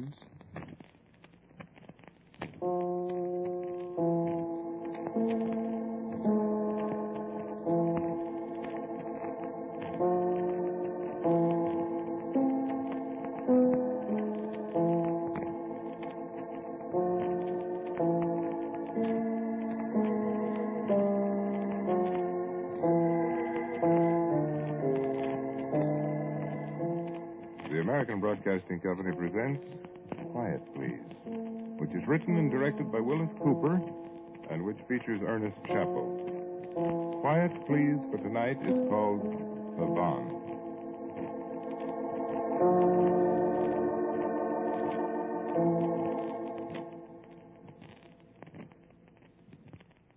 You would think that a man going home after more than half a year here in a little town in France would be happy. I came over here in November on one of those post-war jobs. I've been here in Vignecourt ever since. The house here was built in 1341, and the old cemetery out near the abandoned airfield can tell you how many generations of Rocheforts have lived and died here. It was, of course, the oddest kind of coincidence that I, Andrew Pierre Etienne Rochefort, whose family had been American since the days of Lafayette, should return to his ancestral home. I am the first Rochefort who has stepped inside this house since the First World War, when Colonel Paul Marie Rochefort died at Chemin des Dames. Madame Simone, who owns the house now, has been a most satisfactory doyenne to me and to Ahmed Ali ibn Musa, my Algerian assistant. Even if she does have difficulty comprehending my French, and I hers. I have succeeded in having the ancient piano tuned. There's an American cook here in town who was a piano tuner in civilian life. And Ahmed Ali and I have spent some pleasant evenings, alternately at the piano and in long and complicated discussions of Christian and Mohammedan theology. Ahmed shares with me an inordinate admiration for the works of Ravel, and in particular the one called Pavanne pour une enfant défunte, Pavanne for a dead princess. You remember?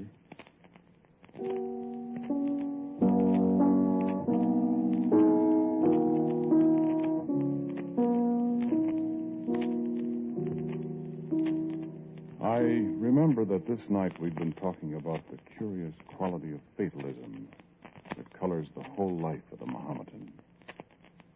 It's all prescribed for us, the prophet said, before we're born, you see. But you do admit that individuals can alter the patterns of their own lives and of others, don't you, Ahmed? We only think we alter them, Andrew. Whatever we may do is merely bringing to life the cosmic play script that is already written for us. We're bound by the script as actors are. As a matter of fact, we are actors, playing parts in a drama. Or a comedy. Yes, or a comedy that we've never rehearsed. That unfolds for us, minute by minute, hour by hour, day by day. Yeah, that's reducing life to a pretty uninteresting formula, Ahmed. Oh, no, by all means, no. On the contrary, I find it provides me, at least, with a consuming curiosity to see what's on the next page. Well, it certainly simplifies things, doesn't it? It occasionally provides a surprise. Such as the fact that I'm not going to play the Pavanne again for you tonight. What is written is written. In that case, I'll just cross up the prophet and play it for you then.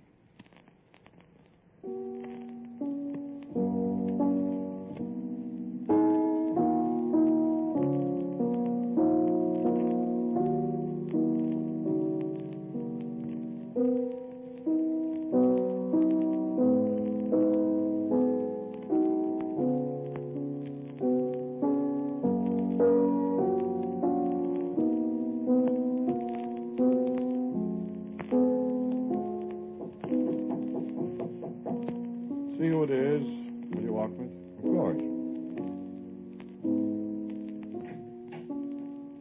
Hello. Yes, of course. Right away. Sorry, Andrew. What's the matter? Well, it seems the old gentleman is in some kind of trouble and needs me again. Can't he get through one evening without calling for help? I'm sorry. I'll really have to go, you know. Well, all right. See you in the morning, then. Right. Good night. Ahmed. Yeah? Was that written too? Turn out the lights, will you, Ahmed? Thanks. Right.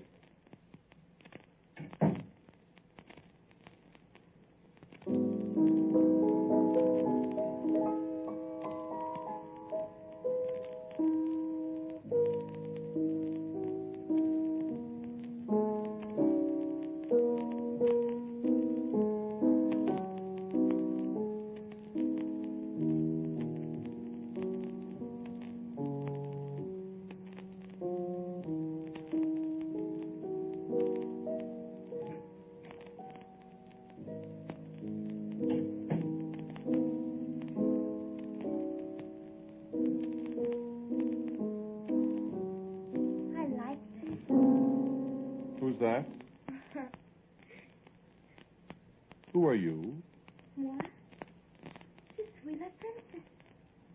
What? I am the princess. Now, wait a minute. I'm sorry. I heard you playing my song. And I wanted to see you. You play very nicely. Well, thank you. Where are you? I can't see you. I'm right here. I can see you. Well, I'll turn on the light. Oh, no. What? Well, why not? Well, if you turn on the light, I'd have to go away. Go away? Go home, you mean? It isn't exactly home. It's where I'm staying. Did you run away from your mother? No. I don't have any mother. Oh. Could you play some more, please? Why? What would you like to hear? My song, please. The one I was playing?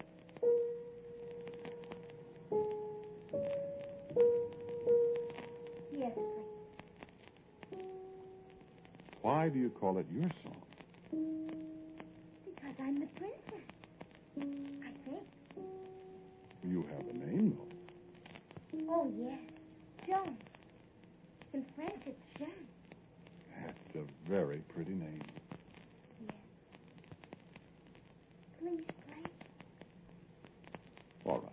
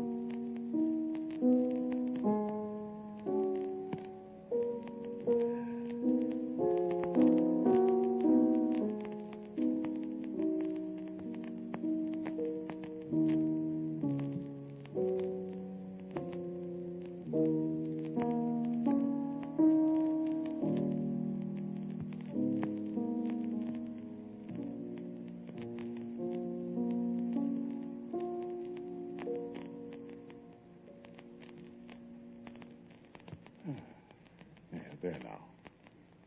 Oh, it was beautiful. Well, thank you. I must go now. Wouldn't you like a chocolate bar to take with you? I don't know what that is. It's nice to eat. No, thank you. Well, maybe your folks would like it. I don't have any folks. Do you have? Me? Oh, yes.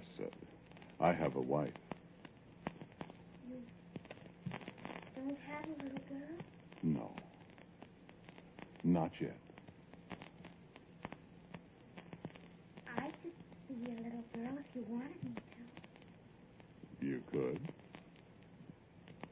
Maybe you wouldn't want me to. Well, I don't know, Joan. I haven't seen you yet. Well, someday you can see me. If you really want to. I'd like to very much. But now I have to go. Would you like me to go with you? It's awfully dark out. And it's late. Oh, no. I'm not afraid of the dark. I will kiss you now. In the dark, I felt the touch of the child's lips on my forehead. And I was conscious of a sweetness and a sadness that was almost a physical blow.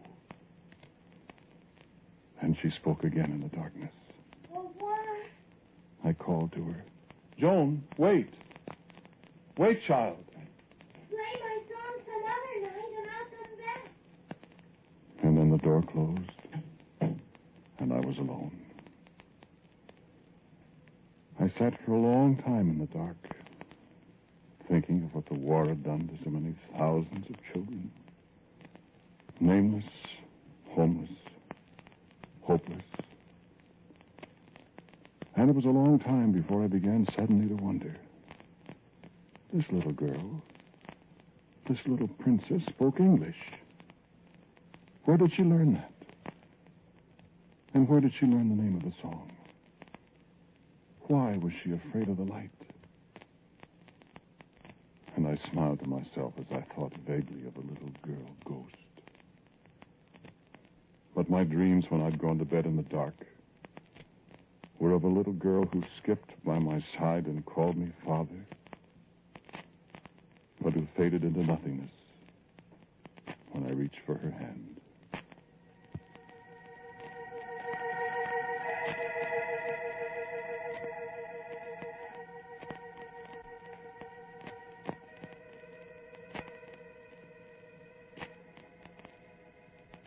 I questioned Ahmed about her. He knew nearly all the unhappy, skinny children of Vinya Court. None of that description, Angel. I'm sure I remember it. I asked Miss Lewis, the Quaker girl at the little hospital. No. I'm certain I've never seen a child that answers to that. You say her name is Joan? Joan. That's right. I've never seen her. Well, new children appear almost every day. I'll watch for her, Andrew.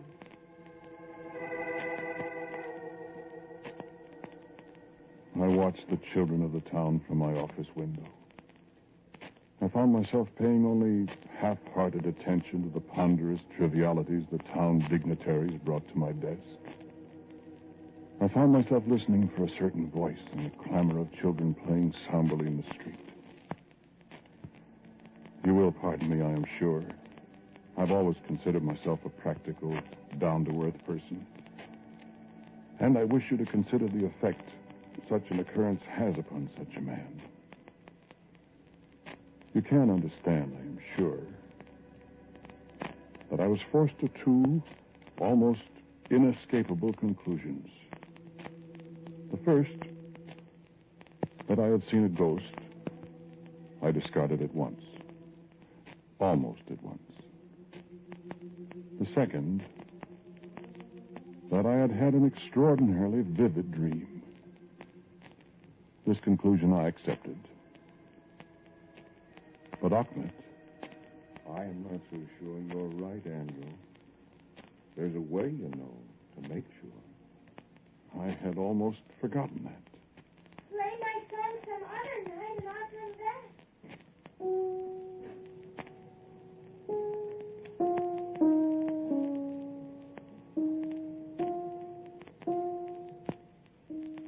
It wasn't merely curiosity.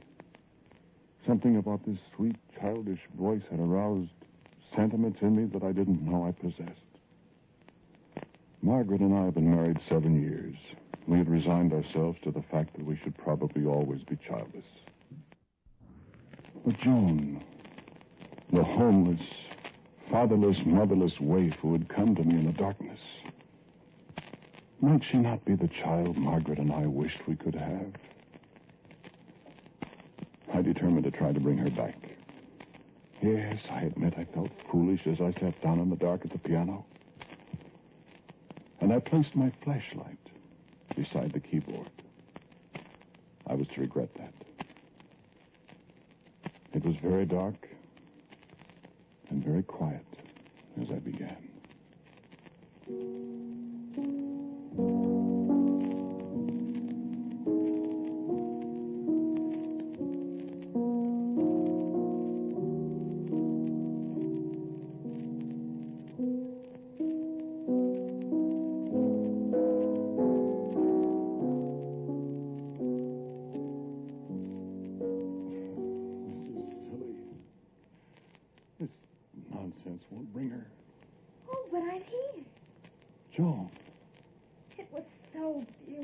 Where did you come from? I just came in. Where have you been all this time, child? Oh, out there. I've been looking everywhere for you. But you didn't play my song. I was afraid it wouldn't bring you. Did you really want me? I wanted you very much. I'm very glad. I was afraid nobody would want me. Joan, where do you live? Well, I'm not sure. Well, what do you mean by that? I'm just not sure. I don't remember very well. Well, but... Well, Joan, haven't you any parents? Parents? No. Are they... Well, they're not dead. They're just not. I don't understand you, dear.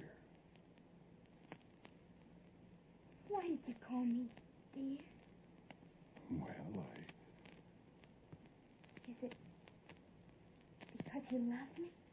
Why, Is it? Do you love me? yes, Joan. Do you have a little girl of your own? No. I wish I could be a little girl. Well, perhaps you could. I could call you Mother. Why, yes. And I would have a mama, too. Oh, yes. I would like that. Oh, I would like it very much. Shall I turn on the lights now so we can see each other? No. You couldn't see me if you turned on the light. Are you afraid I'm not pretty? I'm sure you're pretty. I don't know. You'd have blue eyes and dark hair. Yes. And you'd have a pretty little snub nose. With freckles? With freckles. Is that the way you want me? Exactly. Would my mama love me, too? As much as I do, darling. You might not love me if you knew all about me. Oh, yes, I would. I would love you and Mama very much. All my life I would love you. Then it's settled. Now, let's have a look at you. Shall we? I picked up my flashlight and pressed the switch. I called, Joan! Joan! But there was no answer. I sprang up and flicked the wall switch. The bare bulb hanging from the ceiling threw every object in the room into bright relief. I was alone. And as I stood there, dazed in the sudden brightness, I heard a small sound.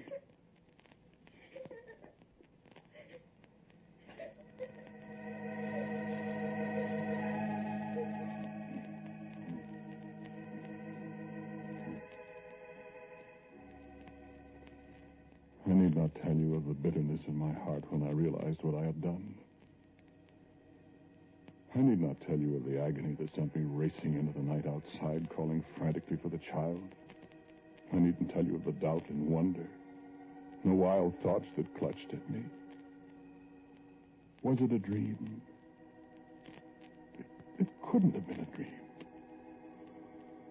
Was it a ghost I had seen? I couldn't bring myself to believe that. And yet,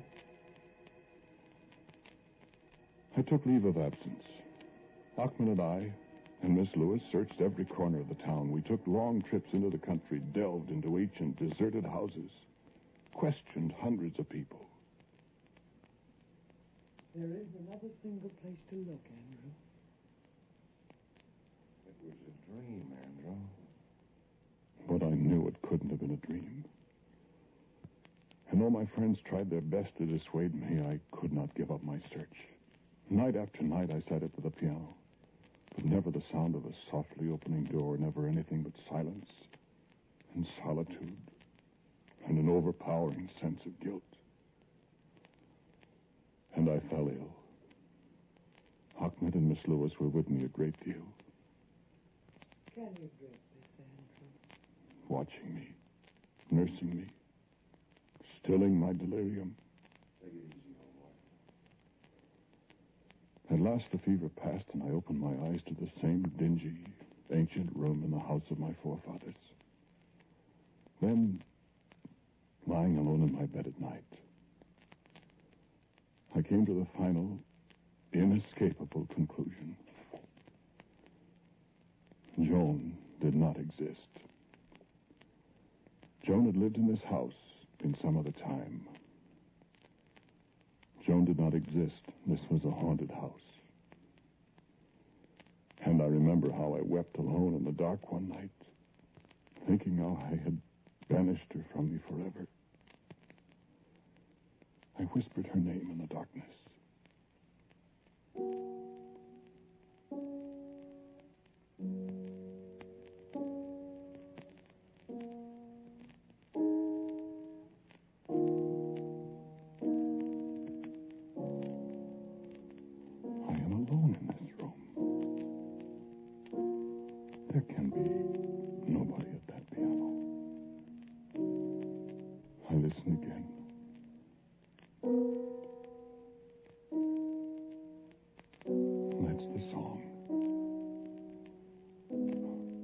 As if a child is playing it. Joan. I had to come back. Joan. I was afraid you didn't want me, really. You did come back. Do you want me? I don't know how we can do without you, darling. I know. I heard you crying in the night. I did cry, Joan. I know. I cried, too. You know what I thought? You know why I cried? Yes. You thought I was a ghost. But you're not. No. Father. And you are going to be our little girl. You're sure you want me? More than anything else in the world. Would you swear it? Yes. No matter what happens? No matter what happens. And you'll always love me? Always. And you won't mind if you can't see me for a little while? Whatever you say, Joan, I can't lose you again. And if I'm different when you see me? How old are you, Joan? Why, I'm not old at all. You're... Well, I don't understand you. Of course you're not old. No, I don't mean that.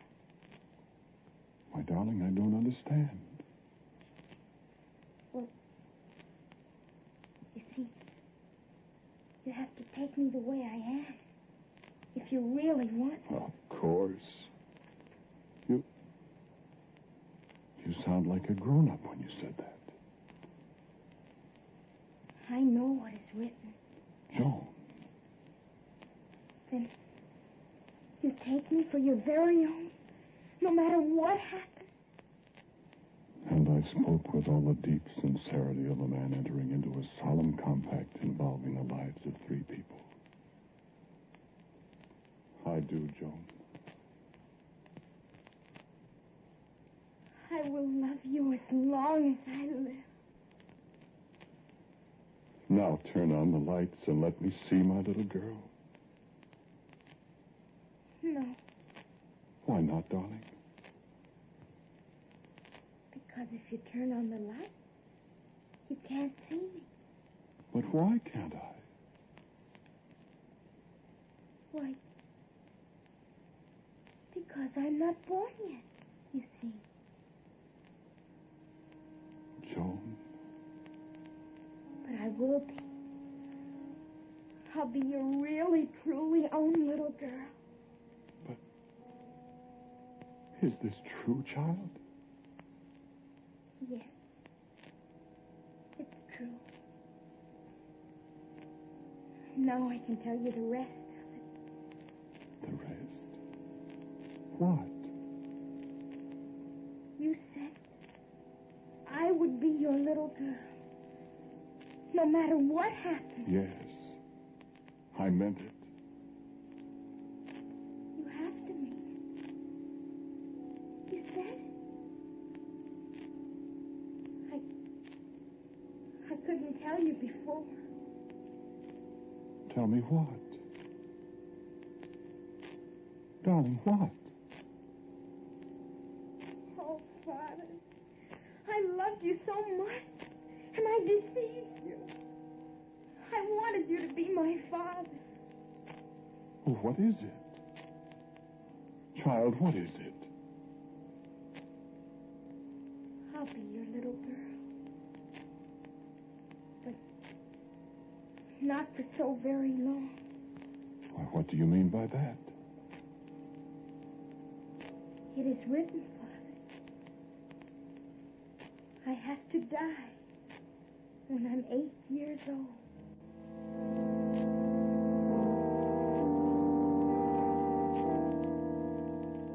And it was the next morning that Ahmed brought me the cablegram from Margaret. He read it to me. Our daughter born this morning, 7 o'clock. 7 pounds, dark-haired, blue-eyed loveliness. How do you like Joan for a name? Love, Margaret.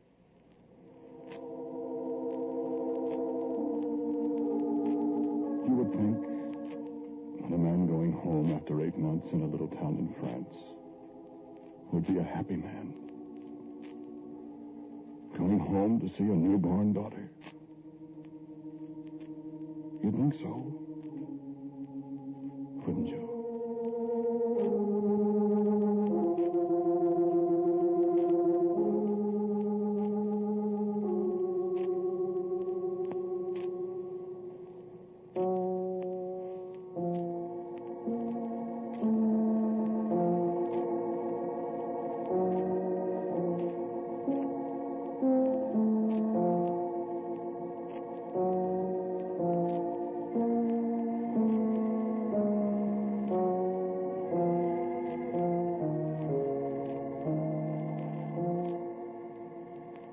The title of tonight's Quiet Please story is Pavanne. It was written and directed by Willis Cooper. And the man who spoke to you was Ernest Chappell. And Joan Laser played Joan. Donald Briggs was Ahmed Ali. And Ann Seymour was Miss Lewis. Albert Berman played the music for Quiet Please. Now for a word about next week, here is our writer-director, Willis Cooper. Next week, after more than 2 years, this series of Quiet Please comes to an end. And for our show next week, number 107, I'm giving you a play based on the title of the series, Quiet Please. And so until next week at the same time, I am quietly yours, Ernest Chappell. This is ABC, the American Broadcasting Company. This is ABC, the American Broadcasting Company. This is ABC, the American Broadcasting Company. This is ABC, the American Broadcasting Company.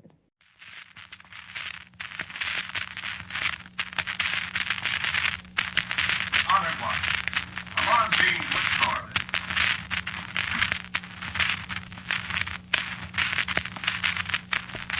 Quiet, please.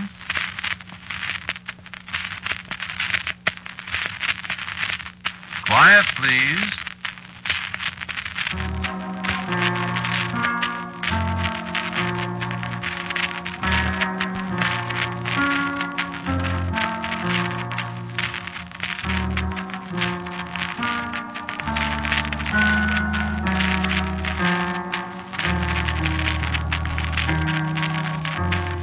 Mutual Broadcasting System presents Quiet Please, which is written and directed by Willis Cooper and features Ernest Chappell.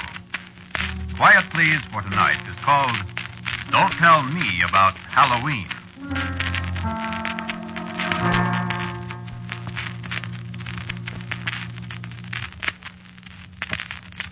I'm going to kill my wife tonight. Or maybe tomorrow night. I mean, I'm going to kill one of my wives. I'd better, or something's going to happen to me that won't be good. Well, Halloween's almost here. Halloween's the deadline. And Candace has to be dead before Halloween. Only trouble is, I'm not sure I'll recognize her when she shows up. You ever been in Salem, Massachusetts? Place where they hanged all the witches? No, they didn't burn them at the stake. A lot of people think so, but they didn't.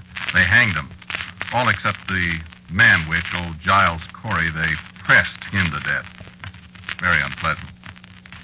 Well, it was in Salem this particular Halloween that I met Candace. It was dark up there on the hill where the gallows used to stand. Dark and cold with a damp wind coming in off the sea. A few little lights you could see in the dusk only made it darker and lonelier and creepier up there. I remember how I shivered as I started down the hill to town. And I remember how I jumped when something that looked like a black cat jumped out of the shadows at my feet. Without thinking, I yelled, "Who's that?" My heart almost stopped beating because Well, good evening. I'd been all alone up there. And then, all of a sudden, there was a woman standing beside me. You're the first human being that's spoken to me tonight. Who are you? I'm Candace. I don't know any Candace. You didn't, but you do now. You nearly scared me to death. Oh, I wouldn't do that to you. What's your name? Craig? You like me, Craig? What? Well, I don't know what you look like. I like you very much. Well, but I... Kiss me, Craig. Now... Kiss me, I say. You know, you're going to be a very nice husband for me, Craig. What do you mean? I'm not going to... Oh, yes, you are. When I say something's going to happen, it happens, Craig. But I'm not... Wouldn't you like to be rich, Craig, and have a beautiful wife? I am beautiful. You'll see. Wouldn't you like to be rich and wise and happy and live forever? Mm-hmm. Wouldn't you, Craig? Who the devil are you? Why, that's a very apt way of putting it, Craig. Who are you? I'm Candace. That doesn't mean anything to me. I'm the witch they didn't hang, Craig.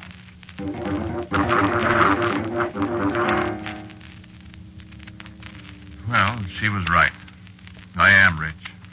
Whenever I need money, which hasn't been for a long time now, I ask Candace when she comes to see me at Halloween time. I am reasonably wise, I suppose. I'm quite an authority on American history, quite well considered at the university here. And while I can't say I've lived forever, I have lived 253 years. Now, that's right. You see, I met Candace on the hill above Salem in the year 1694, 2 years after Cotton Mather stopped hanging witches.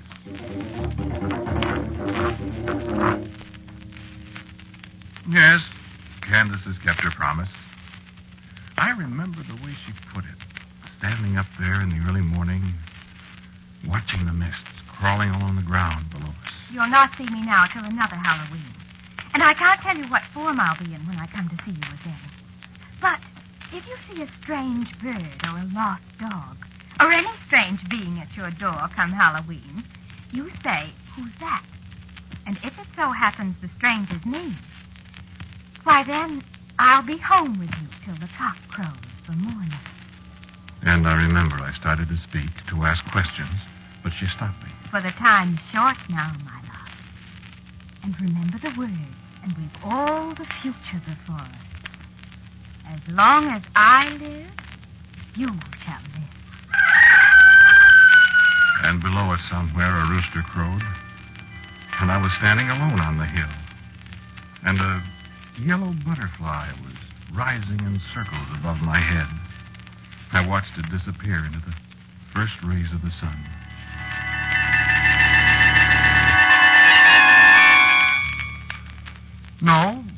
I didn't believe it either.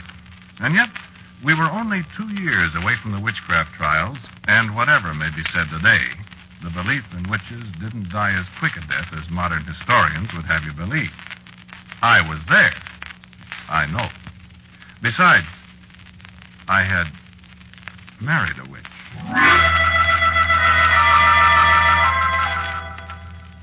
Halloween, 1695, a stray dog lay on my doorstep, shivering in the rain. I don't like dogs.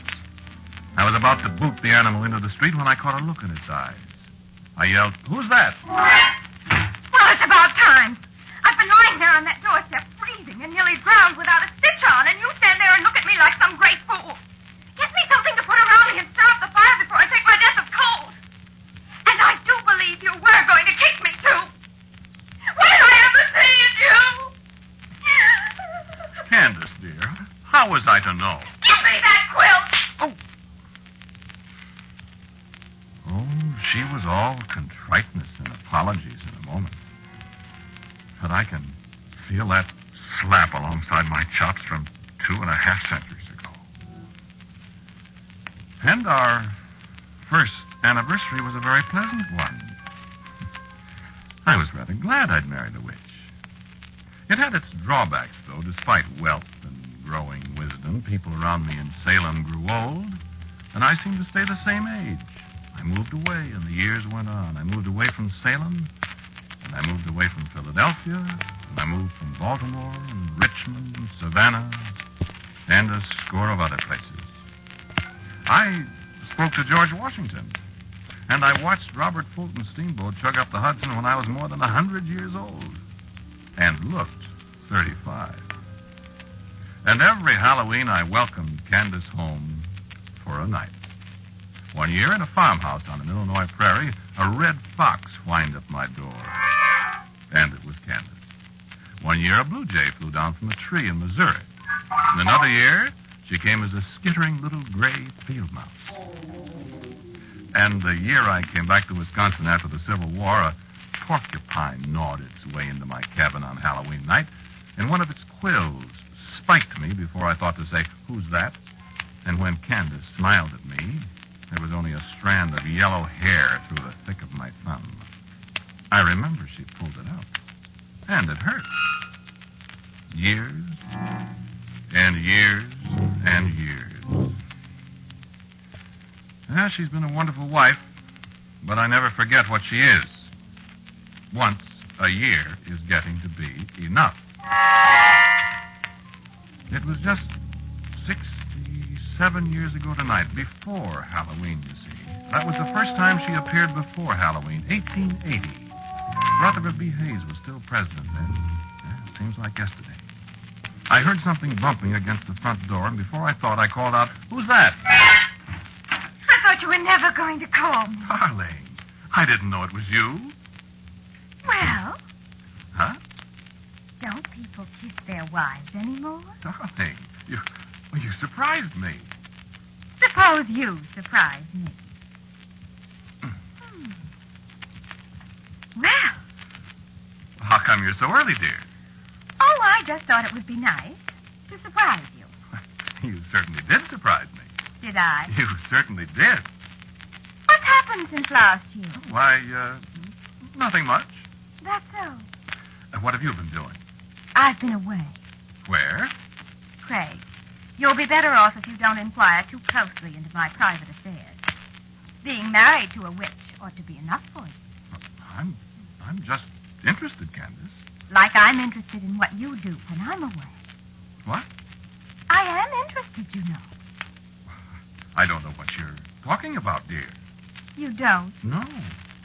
Don't you ever get lonely while I'm away? What? Why, certainly. Mm-hmm. What are you talking about? You know what I'm talking about, Craig. I don't either. You forgetting that I'm a witch, dear? What? You can't keep anything from me, Craig. Don't you know that? Why, Oh, I won't punish you, Craig.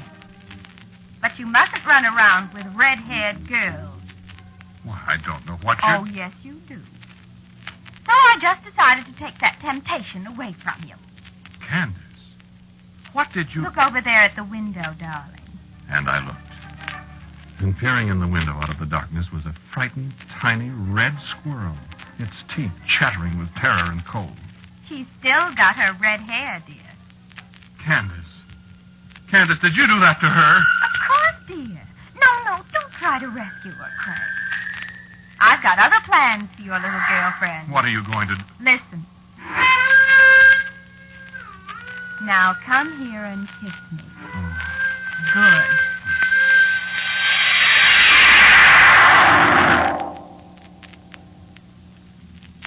Yes, in some ways it's fine. In some ways. You know, in the last 50, 60 years, I've gotten so I'm afraid to say who's that anytime. Wait a second. Did you hear anything? No, I guess she's not here. I wouldn't want her to surprise me again. I want to surprise her. It's 67 years ago that she set the wolves on that poor little red squirrel that was once Marjorie... I've forgotten her last name. But I haven't forgotten what she did to me. They arrested me for murder. Candace let me stay in jail a whole year. I waited till the next Halloween, 1881, till a little screech owl came and perched on the window ledge of my cell. Even then, it took me half an hour to remember to say, who's that? Oh, sure, yes, she was very sorry, she said. Very sorry, but I had to be punished for being unfaithful to her. Unfaithful? I never even kissed Marjorie. That witch. Well, believe me, I was pretty careful after I got out of there and moved to Oklahoma. If I had any female acquaintances, I stopped seeing them along in early September. But, Donald, how'd you like it if you only saw your wife once a year? And if you knew she could turn you into a caterpillar or a hippopotamus or something whenever she got miffed with you? You'd look around, too, just like I did. She nearly caught me again in Washington, D.C. That was in 1910. I'd been a good boy for nearly 50 years. Well, pretty good, or at least careful. I was standing outside the door of the Willard Hotel that Halloween night. A big moth dropped out of the darkness and lit on my shoulder. Candace likes to be a moth, I think. She's appeared that way 15 to 20 times. Well, I knew at once what it was. My conscience was reasonably clear, so I just said, who's that? Hello, darling. Welcome back, Candace, dear. Been a good boy. Perfect, darling. Love Candace? Mad about Candace. You better be. Now, Candace. You living here now? In the hotel? I hope you like it. I've never been in Washington before. Well, we go sightseeing tomorrow. Oh, I saw quite a lot of it. Flying in. Yes? Who's that woman? What woman? Why, Craig, darling, where on earth have you been?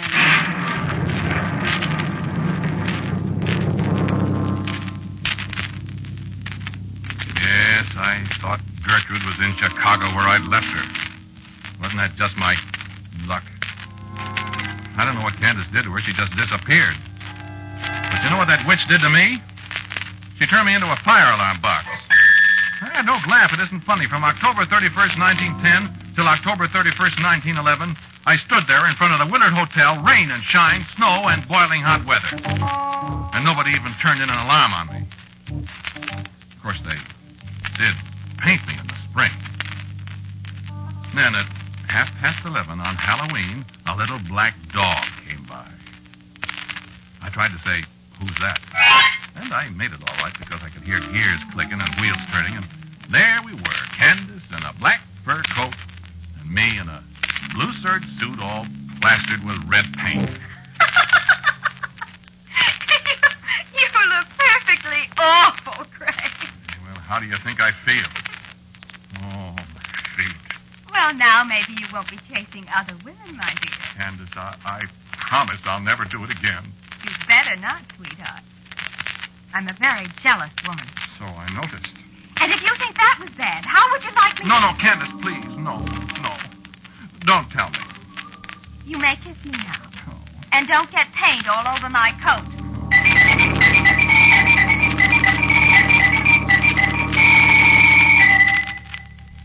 Candace can be very sweet when she wants to be.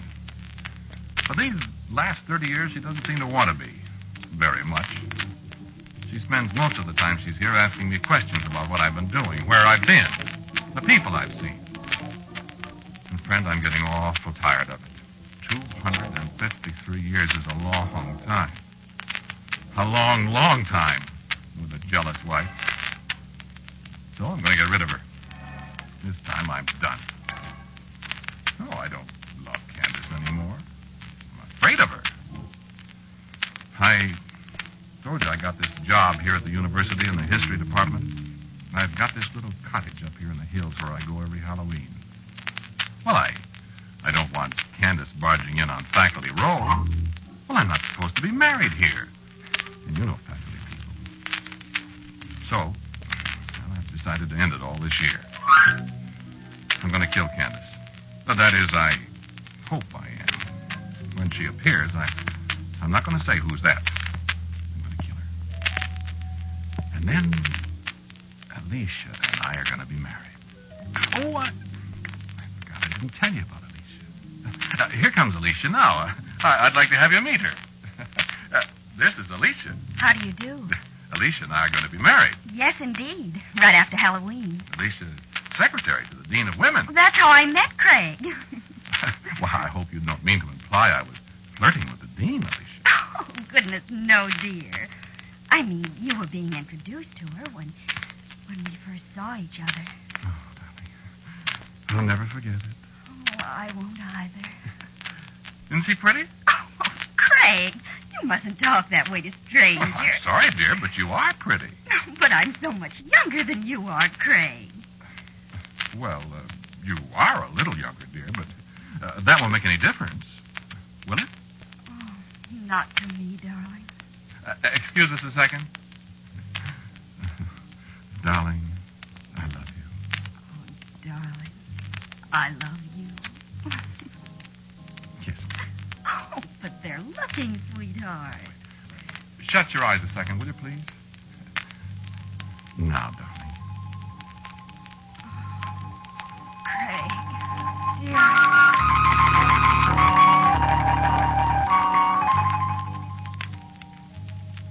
You like her? Quite a girl, isn't she? Nothing at all like Candace. Man, am I tired of Candace. Wait a second, the phone's ringing. I'll be right with you. Hello? Hello, darling. This is Alicia. Hello, dear. Are you going up to the cabin today? I'm just leaving, darling. Oh, I wish I could go with you. Well, I do, too, but I'll be back in a day or so. Oh, couldn't I, please? No, dear, no. You know it can't be done. I wish I could. Well, it isn't practicable, dear. I'll hurry back. I could drive up tomorrow. I'll probably be back tomorrow. I'll miss you. I'll miss you. I just wanted to say goodbye. I love you. I love you. See you in a day or so, honey. All right. But I wish I could go along. It can't be done, sweet. I might drive up and No, surprise you. don't do that. Alicia, wait. Oh, my gosh, she can't do that if she doesn't. Hello. Get me 3412J.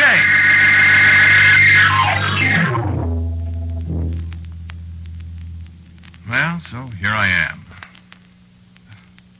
I wish I could have got Alicia back on that phone. If she comes up here, she'll... Oh, well, she won't. She's got better sense. Yeah, let's see. What time is it? Well, let's see. Revolver with a silver bullet.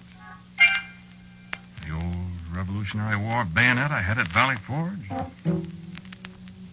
Bowie knife Dave Crockett gave me. Pretty well fixed. Come on, Candace, honey. Come on. Just come on in. This time you can come ahead of time, baby, and Papa will be waiting for you. And then, Alicia. Gee, if she's an owl or something this time. Wait a minute. Oh, if she's an owl, I better get that shotgun out.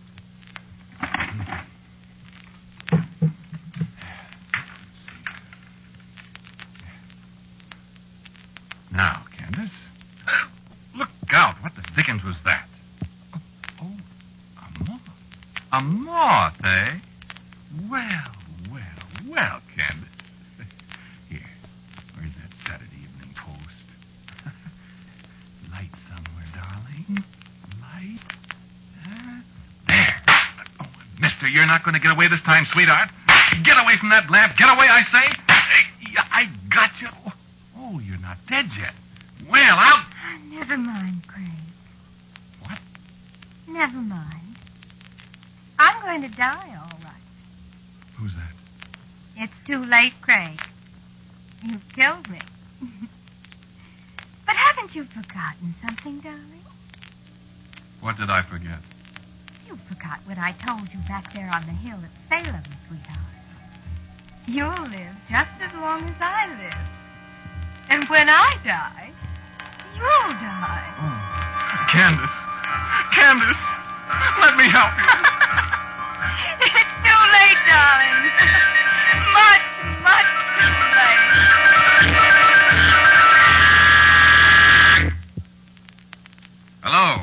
Hello, this is Forest Ranger Station. Oh, hello, Brad. This is Joe Thomas. Listen, Brad, you better call the county cops or somebody. Well, I don't know. Well, I'm at the little cabin halfway up Latigo Canyon. You know, the one with the red shutters? Yeah, well, I was on my way up to the station, see, and I meet this girl. Please be quiet, will you, lady? This girl and her car's busted down. Well, I picked her up, and she wants to come up here. What's your name, lady? Alicia Dean.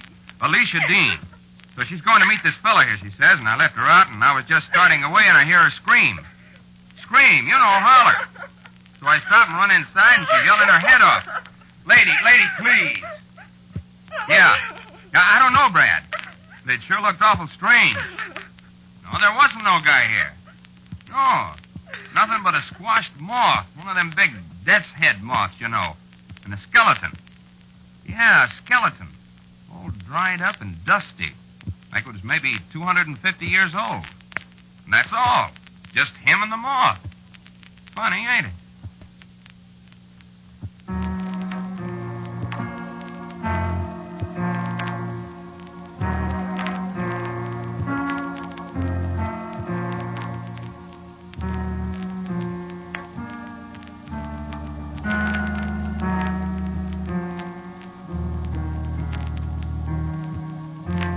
Listen to Quiet Please, which is written and directed by Willis Cooper.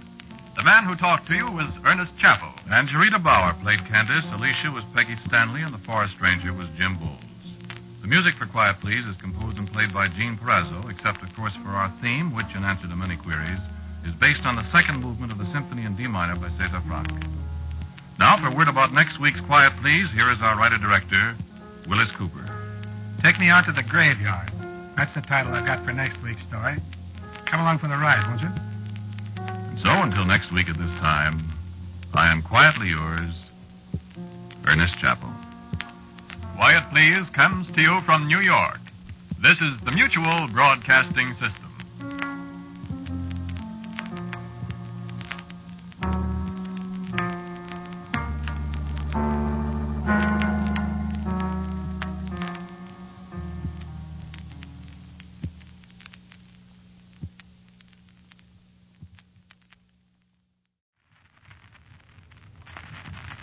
Quiet, please.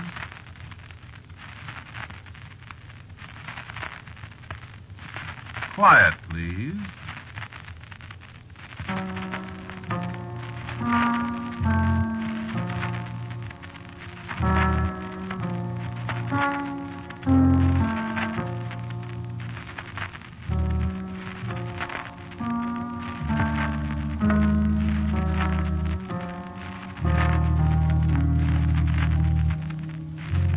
Mutual Broadcasting System presents Quiet Please, which is written and directed by Willis Cooper and features Ernest Chappell. Quiet Please for tonight is called Take Me Out to the Graveyard.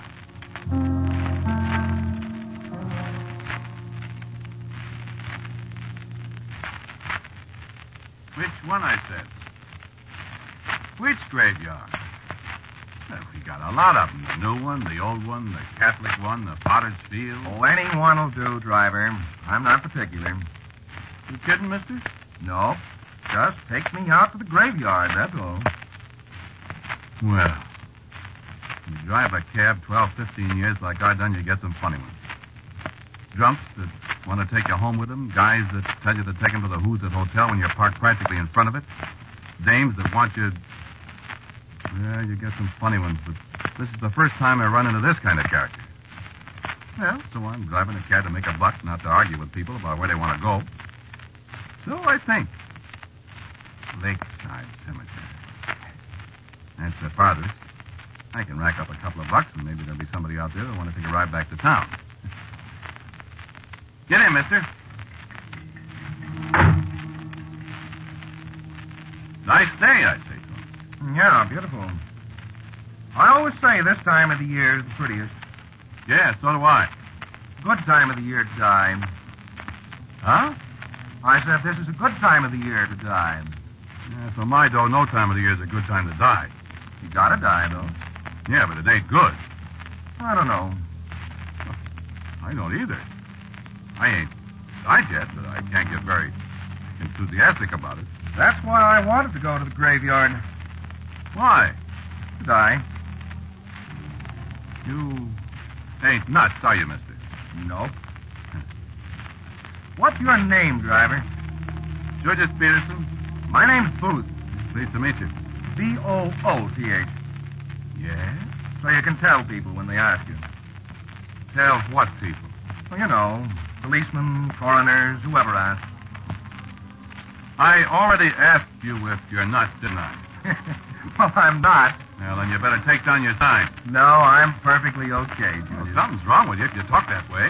No. Do you hurt? Like in your noggin or something? I never felt better in my life. You want to look out. You might really die. I know it.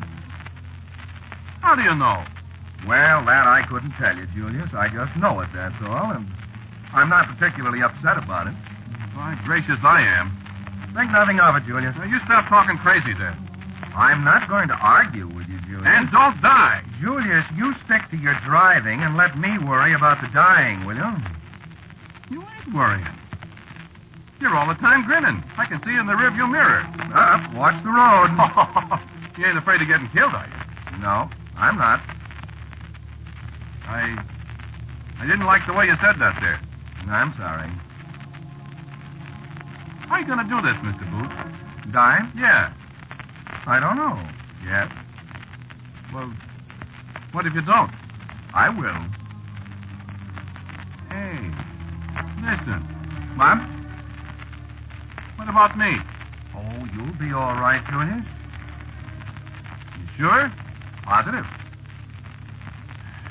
Well, that's something. You know, it is a beautiful day. You changing your mind? I can't change my mind. Hey, do you work on the radio or something? Why? Oh, I just thought maybe it was one of them fellas that think up these mystery kind of stories. You know, at night and you was practicing on me. Sorry to disappoint you, Julius.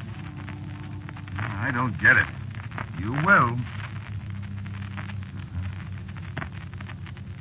You live here in town? No. Stranger, huh? That's right. A stranger on his last taxi cab ride. I begin to get an idea about you, stranger.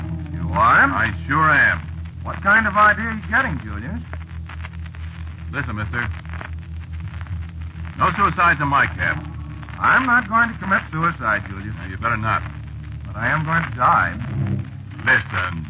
Well, what are you stopping for? This isn't the cemetery. I know it ain't, but this is as far as you're going. Now, what do you mean? I hired you to Get out. Now, look, here, Next, get out, Mr. Booth. I ain't riding any loose nuts to any cemetery with suicide on her mind. I told you I am not going to commit suicide. I'll say you ain't. Not in my cab, at least. Outside, mister. If you say so. But it's certainly... And the clock says 40 cents. Okay. Keep the rest of it. You know, you're not going to make it come out any different this way, Julius. I really wasn't going to die in your cab, you know. Look out!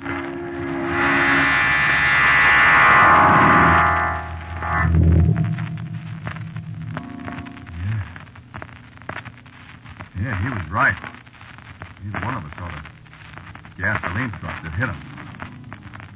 How do you figure that? He called it, didn't he? Said he was going to die. Why was he right?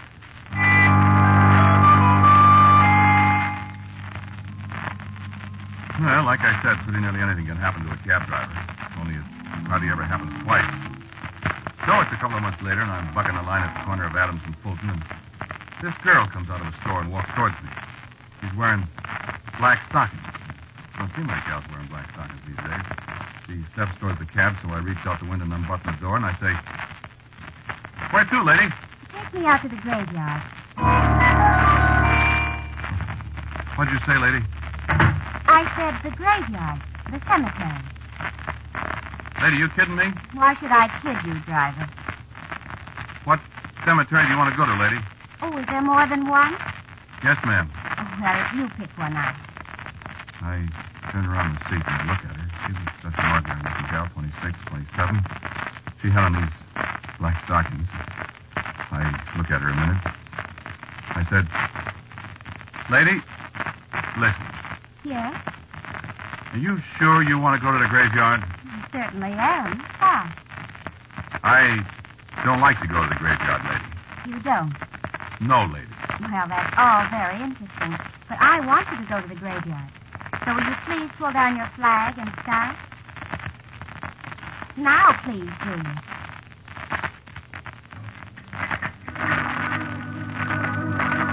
It never occurred to me for the longest time that she called me Julius. How does she know my name? Hey, how do you figure this one out? But I don't like any part of this. One trip to the graveyard started just like this, and look what happened. Well, I figure I'll run out of gas with this thing. That's been done before when a hack you don't want to take you where you want to go. I just opened my mouth to say it to her, and she says... And don't tell me you're out of gas, Julius, because I know better. I can see your gauge. Lady, I was just going to tell you that... The graveyard, Julius. What are you going to do with a thing like this here? I don't like any little bitsy part of it. I tried to jump a red light with a cop standing right there looking at me, and it turns green. And so... This gal with the black stockings just giggles and laughs. She was the cheerfulest woman I ever seen.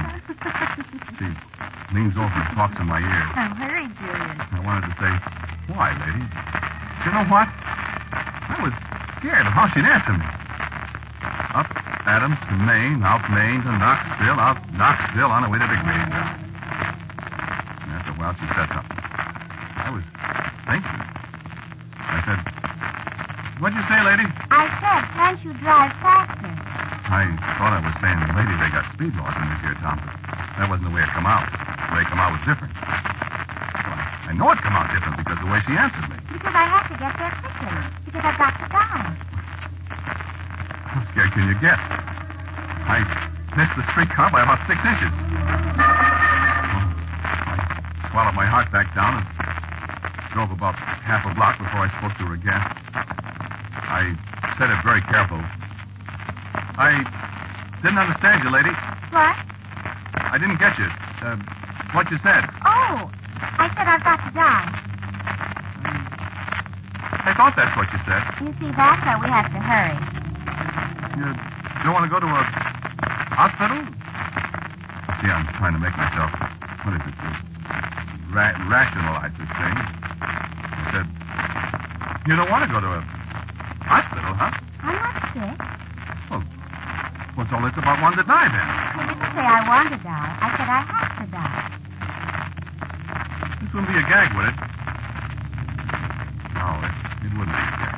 Certainly would not. No, you wouldn't know about this guy. What are you talking about? There was a guy a couple of months ago. His name was Mr. Booth. Well? He got in my cab, and he wanted to go to the graveyard. Oh? And he said he was going to die. Did he? You mean, did he say so, or did he die? Yes. He done both, lady. What? You see? Lady, get out of my cab. I will not. You're not going to die in my cab now. Well, I will if you don't get to the graveyard pretty quick. You get out. I won't do it. I hired you to take me to the graveyard. You talk just like that Mr. Booth did. Did you make him get out of your cab? You're darn right I did. What would you have done if he hadn't got out? I just throwed him out. Well, you can't throw a woman out. No. But I can just park here till you get out. But I won't get out. You will, too. No, I won't. I'll die right here in your cab. Lady, please don't do that. Then you get along to the graveyard. You better hurry, too. Please. Better move on. There isn't much time. Lady. You better take my name. Why? You know why. So as I can tell the cops who you are. Who I was. Okay, lady, but I wish you wouldn't. It's Henrietta Gilbert. Miss Gilbert, would you please? Drive on. I'll get in the jam, Miss Gilbert. Drive on. Doggone it. Hurry. Why couldn't you take another cab? Because this is the right one. What do you mean? I knew it as soon as I saw it. This thing look like a hearse or something? To me, it does. Well, it ain't. That's what you think. I don't see what you're so cheerful about. Why shouldn't I be? Well, if you're going to die... Well, goodness, I can't help it, so why cry about it? Well, sir, I turned around and I looked at her. That was where I made my mistake. I turned right around again, and where that streetcar come from, I'll never know. Oh, I didn't miss that one. Oh, sure. She was killed. No, I wasn't hurt at all. Except this little cut on my forehead here. You can hardly see it.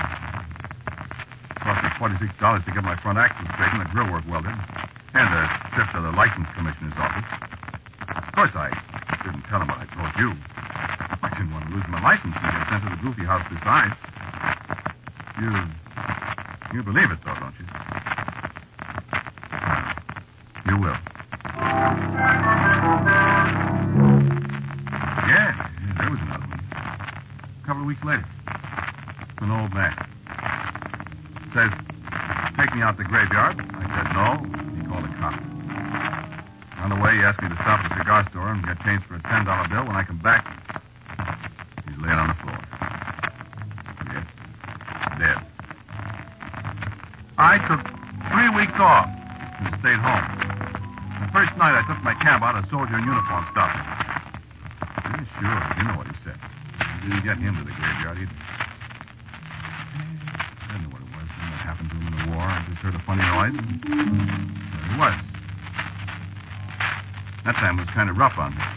Well, this license inspector, a fellow named Rice. You know, you're in a jam, Julius. I haven't done nothing, Inspector. Nothing anybody could hang on you so far. I didn't do a thing. 4 people have died in your cab. Is that nothing? One of them didn't. Huh? He was outside the cab. Now, look, let's not get into any technicalities, Julius. All right. Okay, let's hear your story. I already told it to you, Inspector. Well, you don't expect me to believe that. Malarkey, do you? Well, I believe it. You do, huh? Well, I was there when they all happened. And they all wanted to go to the graveyard. I told you that. Yeah, I know you did. And they all told you they was going to die. I told you that, too. All right, all right. Now, I want you to tell me one more thing, Julius. How did they know they was going to die? I don't know. Huh? I don't know. Didn't you ask them? I never thought about it. Why didn't you? Oh, my gosh, Inspector, would you think of that when somebody tells you something like that? I don't know. Never happened. It sure happened to me. What? Oh, yeah. That's what you say anyway. It's true, Inspector, just as true as I'm standing... sitting here. Julius. Sir? You didn't kill them people, did you? No, I didn't. Sir? I just said, Oh. Oh, I ought to suspend your license. No, don't. Please don't, Inspector. I ought to. I gotta make a living. You don't have to kill people. I don't. Well, they die? Everybody dies. Yeah, but not in your cab. What? I mean, they oughtn't to die in your cab. Well, that'd be all right with me, Inspector. You can't figure out any reason, huh? Well, if I could, would I be taking people to the graveyard? Hey, you got something there, Julius. I know it. But, of course, if people tell you to take them somewhere, you have to take them. City Ordinance 809B, 19... I know it. I can't figure it out. Me neither. Must be something in your cab. What? Maybe your cab's haunted. Don't be. I don't think so. Sure you don't say anything to him? Well, I beef about taking him to the graveyard. I mean, besides that. No. You don't put no hex on him or anything? I wouldn't know how. What am I going to do, Inspector? About what? Oh, well, you can't do anything about these people. They're all dead, ain't they? Yeah, they sure are. Yeah, but don't do it anymore. Don't do what? Or I'll suspend your license. What, Inspector? Don't give me an argument now, Julius. I ain't Inspector. Listen, One more, and I snatch your license. But I tell you that Listen, Julius. What? There must be a reason for it. But what, Inspector? Where's your cab? Outside. Why? I got an idea. Now, listen, Inspector. What? I thought you was... Was what? I guess you ain't, though. Yes, I am. Now, Inspector. Driver. Sir? Take me out to the graveyard. Okay, so what could I do? Oh, he's a license inspector, ain't he? Okay. How do you feel, Inspector? I feel okay. Goody. You can drive fast if you want to. I'll square a pinch. No, Inspector. Go ahead. I go fast, I bump into something, you get your skull busted. That's all, brother. You won't bump into anything. Yeah, you ain't kidding. You heading for the cemetery? Well, you call the cab, Inspector. I don't feel anything. Stay that way, will you? When did these people tell you they was going to die? Different times. I'll tell you if I feel like it. Yeah, you do that, and I'll stop. Yeah, that'll be all right. And then I'll run. Well, I feel okay. Just keep that way, Inspector. It's all I ask. This here's a nice cab you got, Julius. Yeah, it used to be. Hey, Julius. What? This here cab smells funny. I don't smell nothing. Well, I do. Now, listen, Inspector, No. It's nice. Oh. Flowers. Huh? Carnations. You feel okay, Inspector? Sure. And roses. Listen now, sir, And something else. What? Lilies. Oh. By golly, that's right. Oh. Lilies. Oh, boy. Say, Julius, how far are we from the graveyard? Oh, we're getting closer. You still feel okay? Oh, I feel wonderful. Just smell them lilies and things. Well, I'm glad I can't smell them. Just like a greenhouse. Oh, he's not. Or like a funeral.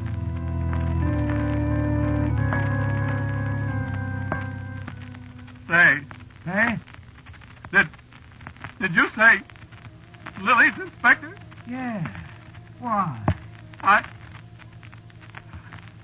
can smell them, too.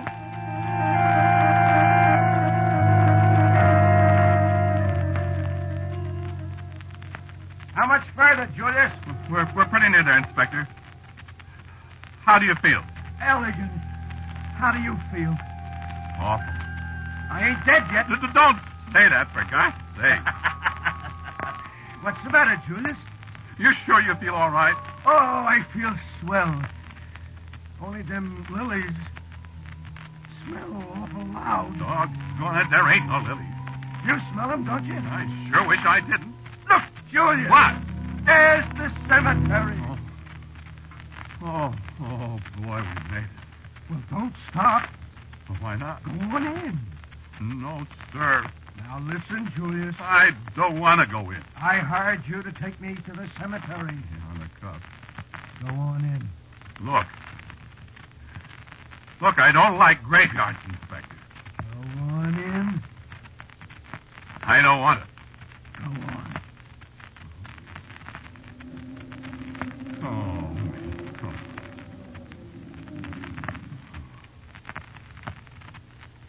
Well, now we're here. Yeah, we sure are. We're here, so let's go back. Yeah, wait a minute. Where you going? Hey, this is a pretty cemetery, Julius. Well, come on. Come on, and let's go back. Yeah, it sure is pretty. I'm glad we came. Come on, Inspector. No, Well, why not? don't be such a sap, Julius. I'm going to stay here. What? I'm going over here and go to sleep. Hey! That's a grave.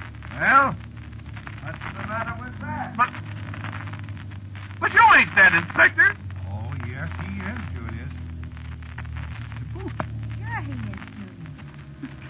Why, sure, Julius. There's nobody in a cemetery at night, Julius, except dead people.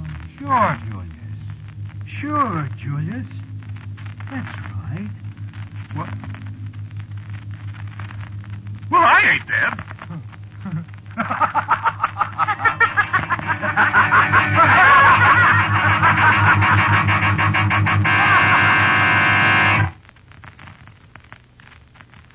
Yeah, they was right.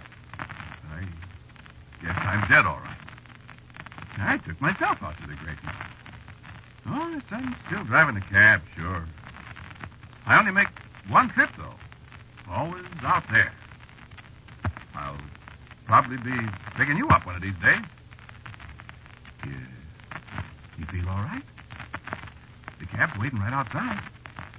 What you got to do is say, take me out to the graveyard. See you later.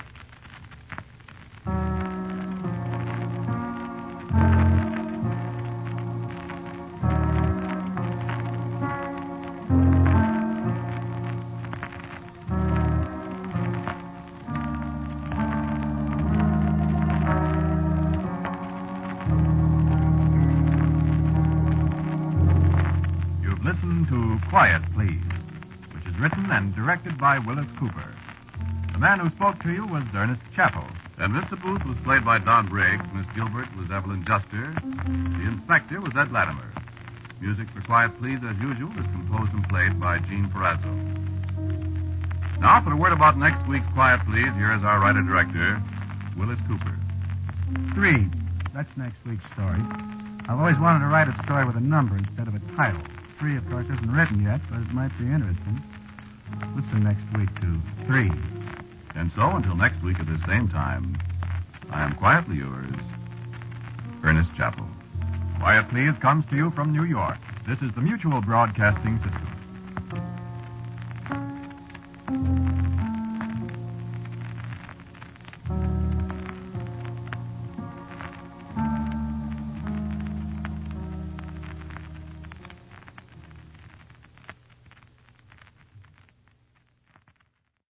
Quiet, please. Quiet, please.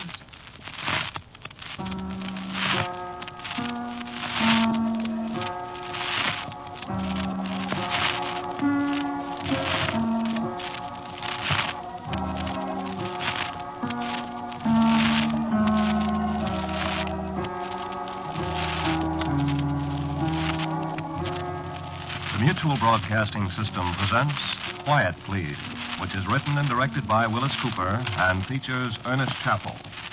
Quiet, Please for tonight is called 3.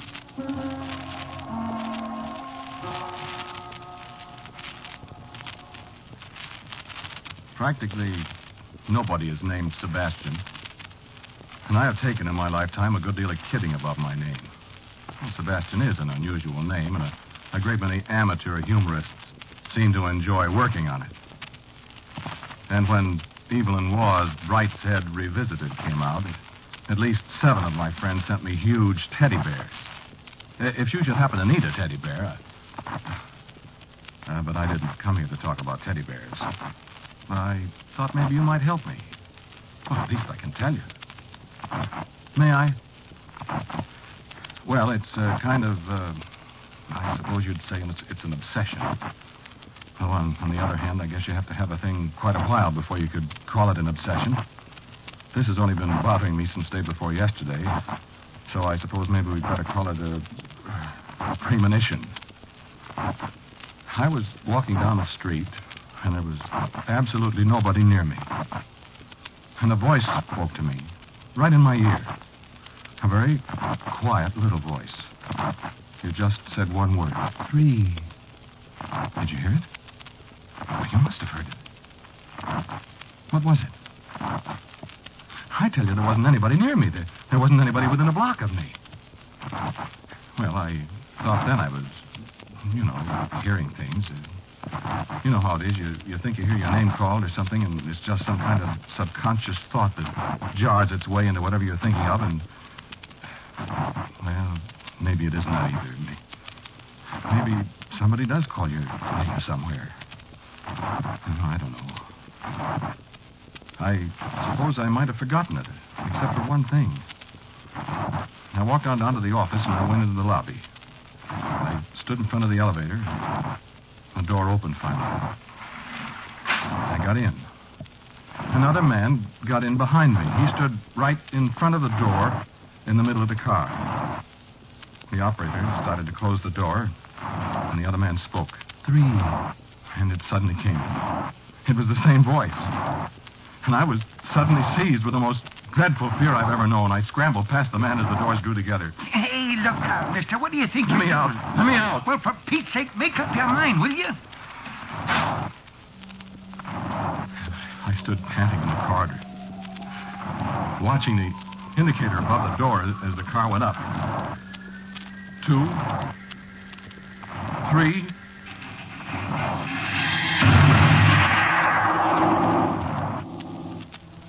We haven't found out yet what caused it. Apparently, though, the operator, who was a new man, mishandled the controls at the 3rd floor, and the car dropped down to the sub-basement. There's no way of telling, of course, because the operator was killed. We think we're fortunate, however, that there was nobody else in the car. Did you hear that? There was nobody else in the car. Well, what about the man who said 3? No. Nothing more happened that first day. I walked upstairs to my office, and I stayed there. I didn't do very well on the job that day. Oh, yes, I forgot something did happen. No, nothing like the elevator thing. It was just the telephone. It rang 3 times. At 3 o'clock in the afternoon. Oh, I know there's nothing unusual about a telephone ringing 3 times, only this one, I picked up the receiver when it rang the first time, and it rang 2 more times. Telephones don't do that.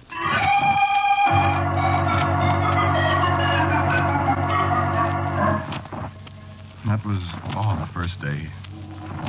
I went home very carefully. I remember I waited at the corner very conscientiously until the number 3 bus went past. I'll never ride a number 3 bus again. I'll walk the extra 4 blocks and ride the number 12. I was pretty conscious of that number. I saw 3s everywhere. 3 men in the restaurant. I began looking for 3s. Three letters in my mailbox. I found 3s everywhere. 3 pennies fell out of my trousers pocket when I was undressing. 3 of those black wartime ones made out of zinc or something. You don't see many of them these days. They look somehow sinister lying there on the bedspread. 3 black pennies. And all of a sudden I remembered they used to put pennies on dead men's eyes. And then I thought, but there's 3 of them. I haven't got 3 eyes. And you know what? I said to myself, I wonder if maybe I have got 3 eyes. And I walked over to the mirror and looked.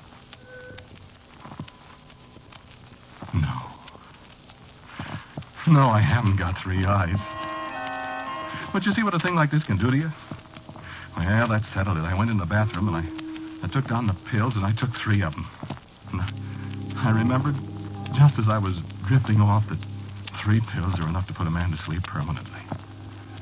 But I couldn't do a thing about it then. Oh, no. I didn't go to sleep permanently. I woke up. You guess what time.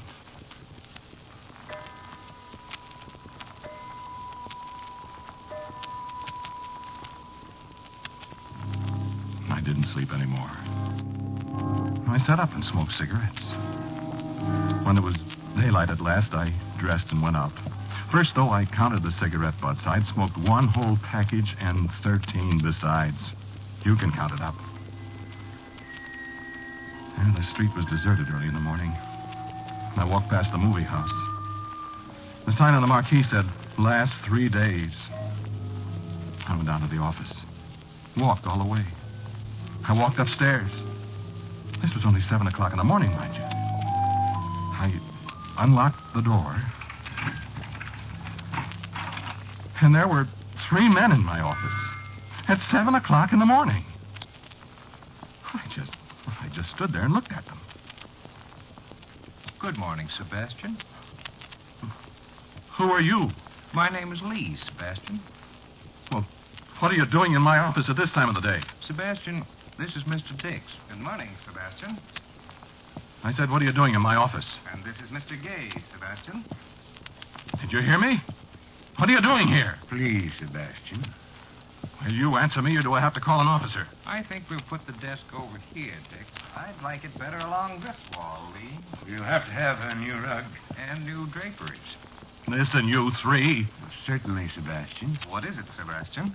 Speak up, Sebastian. I want to know what you're doing in my office. Oh, that. Don't mind us. Of course not. Now, about the filing cases, Lee. I don't want them. Do you, Gay? I'm sure I don't. What are you doing here? Do you hear me? Why, Sebastian, we're just looking it over, deciding on the changes. We don't like it this way. And what business is it of yours? What are you going We're going to move in here. You what? When you leave. What are you talking about? I'm not going to leave. Yes, you are. I am not. Certainly you are, Sebastian. Are you people crazy? Why, no, Sebastian.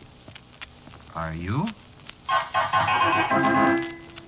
Well, I don't know what you're talking about, and Sebastian, come here. Over here by the window. Come on. No, you're not going to get me to that window. I know what you're up to.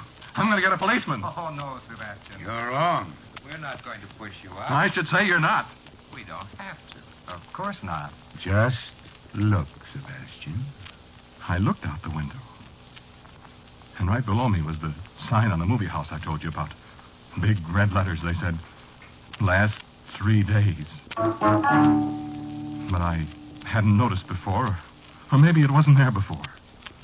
The 3 had a big red X across it, and there was a 2 painted on top of it. And when my eyes had focused again, I turned around. There wasn't anybody in the room but me.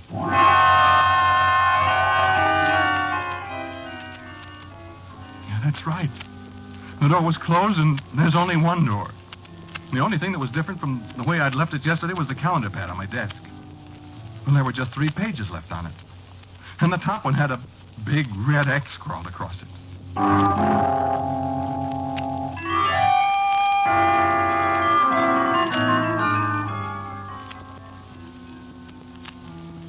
I never took a drink in my life before 5 o'clock.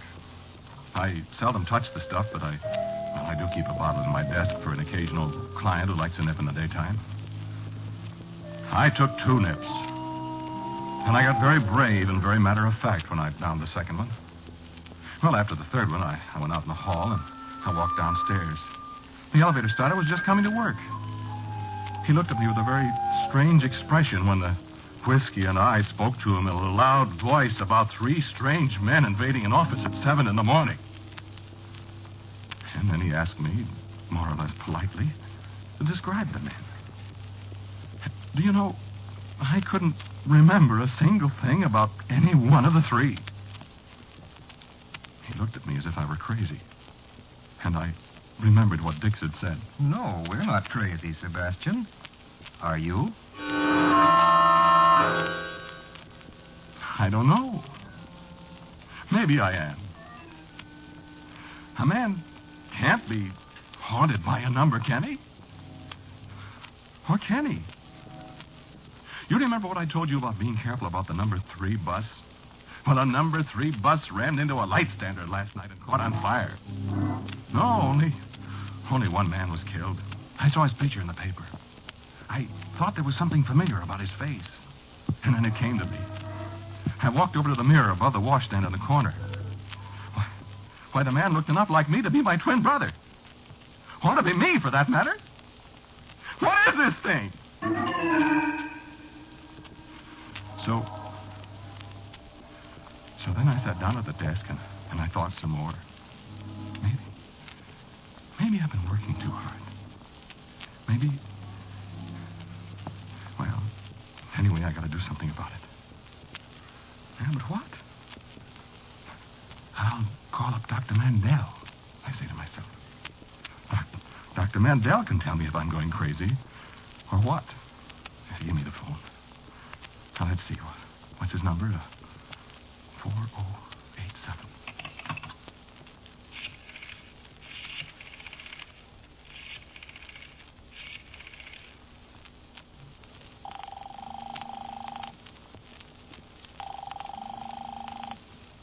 Good morning.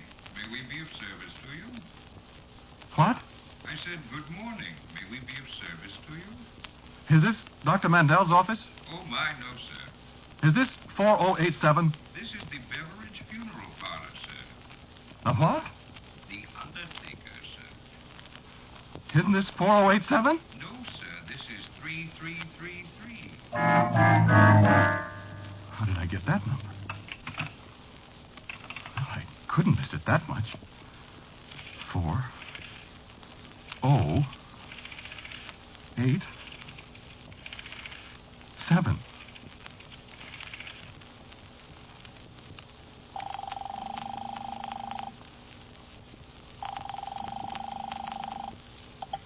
Good morning. May we be of service to you? Who is this? You dialed 3333, sir. This is the Beveridge Funeral Parlor. I'm sorry. I can't be that drunk. Oh.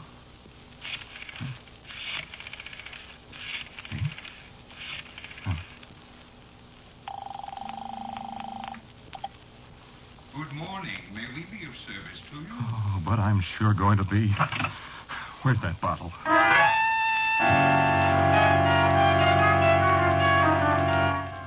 This is the telephone company.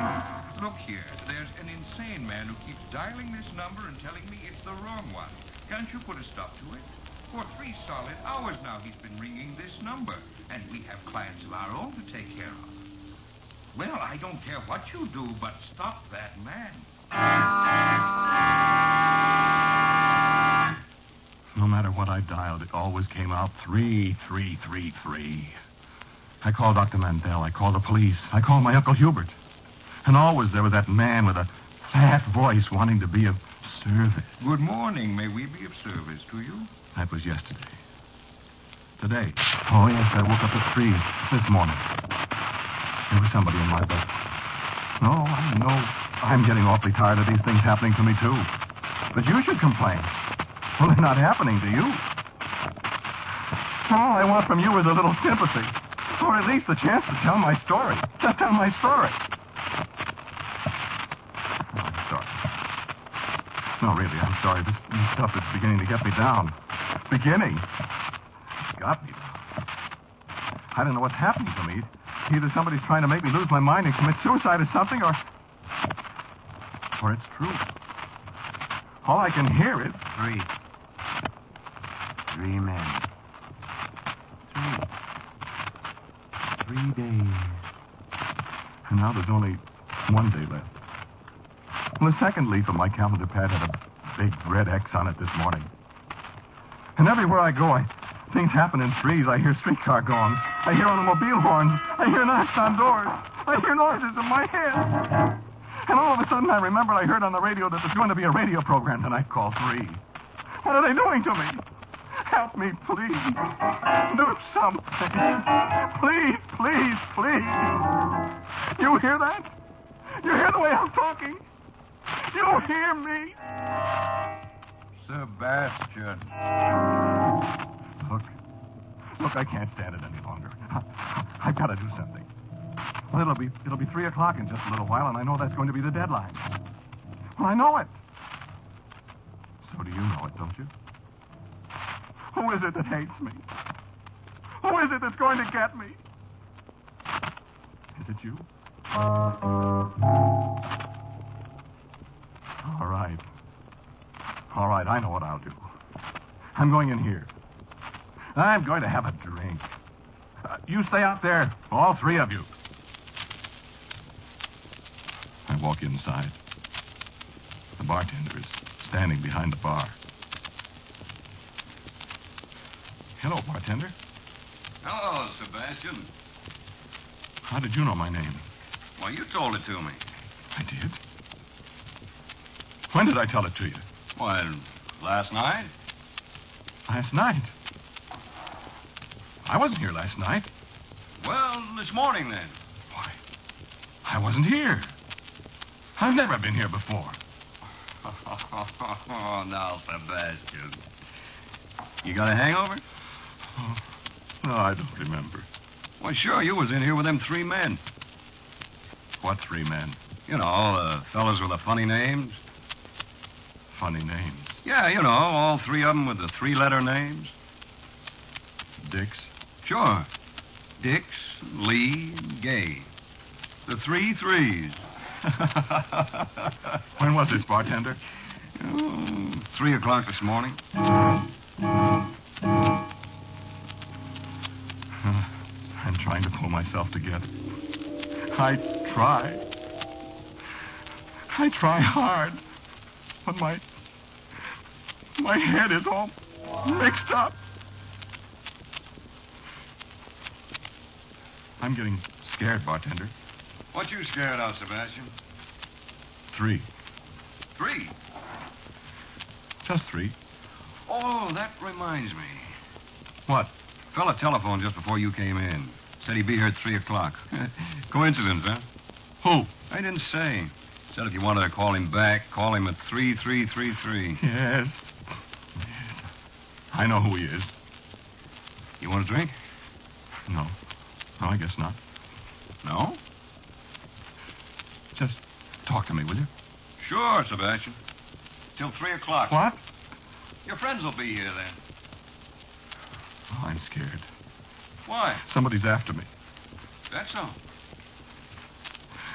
What am I going to do?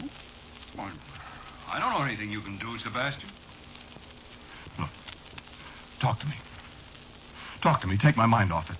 What'll I talk about? Anything. Anything except... anything. Well, let's see. Talk.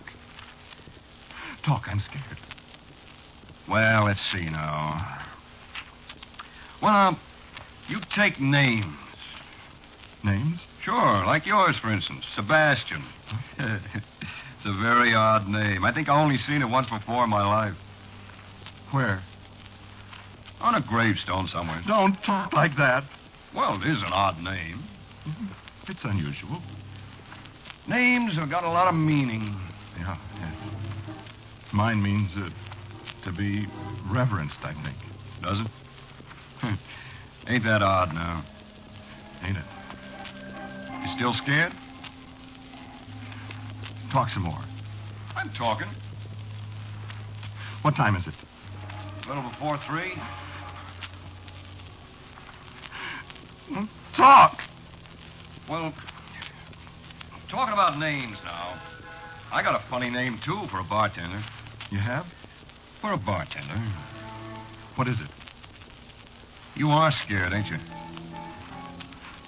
Why are you looking at me so funny? Well, it's pretty near 3. Bartender, what's all this about 3? Well, I was going to tell you a funny coincidence. Talk. Talk, please talk. Well, you're so worried about this 3 Talk, stuff. will you? Talk. Talk to me. Well, I was going to tell you about my name. Well, what is your name? Is it Joe or Tom or Harry or Charlie or Aloysius or Alcibiades or Mike or what? That's what's so funny. It's Dry. Dry? Oh, that's very funny. Oh, that's extremely funny. Oh, that's funny, bartender. A bartender named Dry. A dry bartender. Oh, well, sir, that sure is funny. Yeah, but of course that ain't the way you spell it, see? What? No, you see, it's a German name. Is it? Yeah, sure. Spelled D-R-E-I. It means three, you know.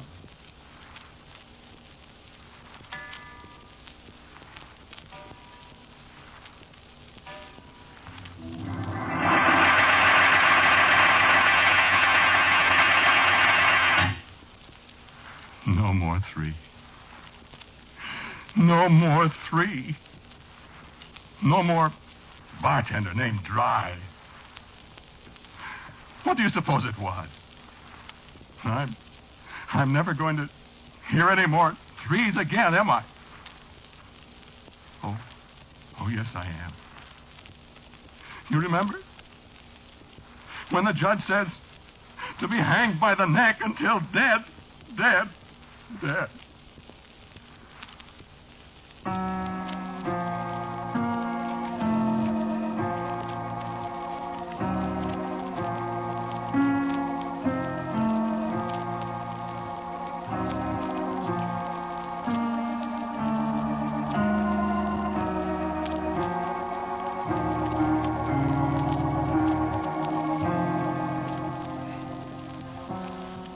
You have listened to Quiet Please, which is written and directed by Willis Cooper. The man who spoke to you was Ernest Chappell. And others who played in tonight's story were Les Tremaine, Vinton Hayworth, Cameron Prudhomme, and Kermit Murdoch. Music for Quiet Please, as usual, is composed and played by Gene Parasso. Now, for a word about next week's Quiet Please, here is our writer-director, Willis Cooper. Next week, our story is about a man who couldn't escape his fate. It's called Kill Me Again. And so, until next week at this same time, I am quietly yours, Ernest Chappell.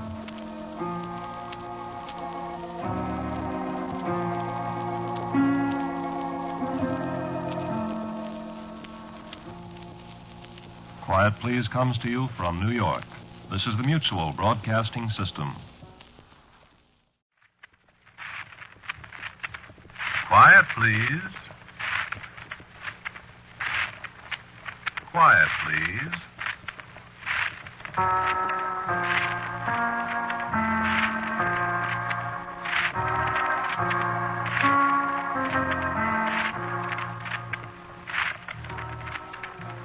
The Mutual Broadcasting System presents Quiet, Please, which is written and directed by Willis Cooper and which features Ernest Chappell. Quiet, Please for tonight is called Kill Me Again.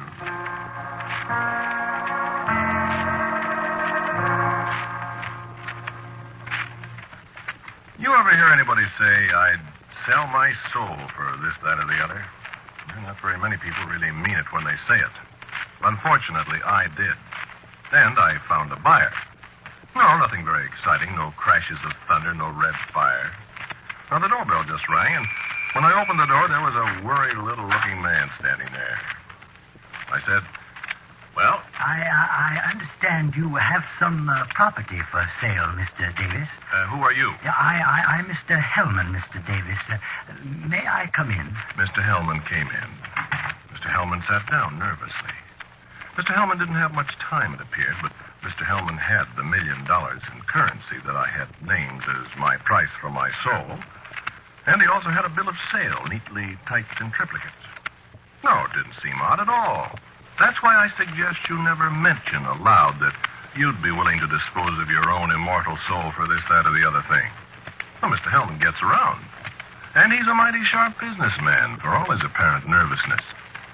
So Mr. Hellman got up and went to the door. Well, good night, Mr. Davis. It's a pleasure to do business with you, sir. Thank you, Mr. Hellman. I'll be seeing you soon, then. Hey, close the door, Mr. Hellman. But Mr. Hellman had gone on out, and me with $1 million in currency, well, I hopped at the door to close it fast.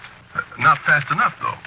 Well, there were two men there with revolvers. I didn't get a chance to say a word. They both fired, and I saw him run down the hallway with my beautiful new $1 million. I tried to yell, but I couldn't. And I turned around. There I was, lying on the floor, all bloody.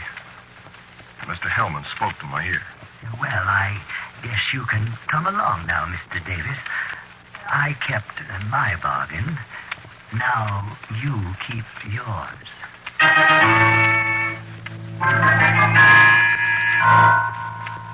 So that's how come I was sitting a little while later in a little dark room with Mr. Hellman.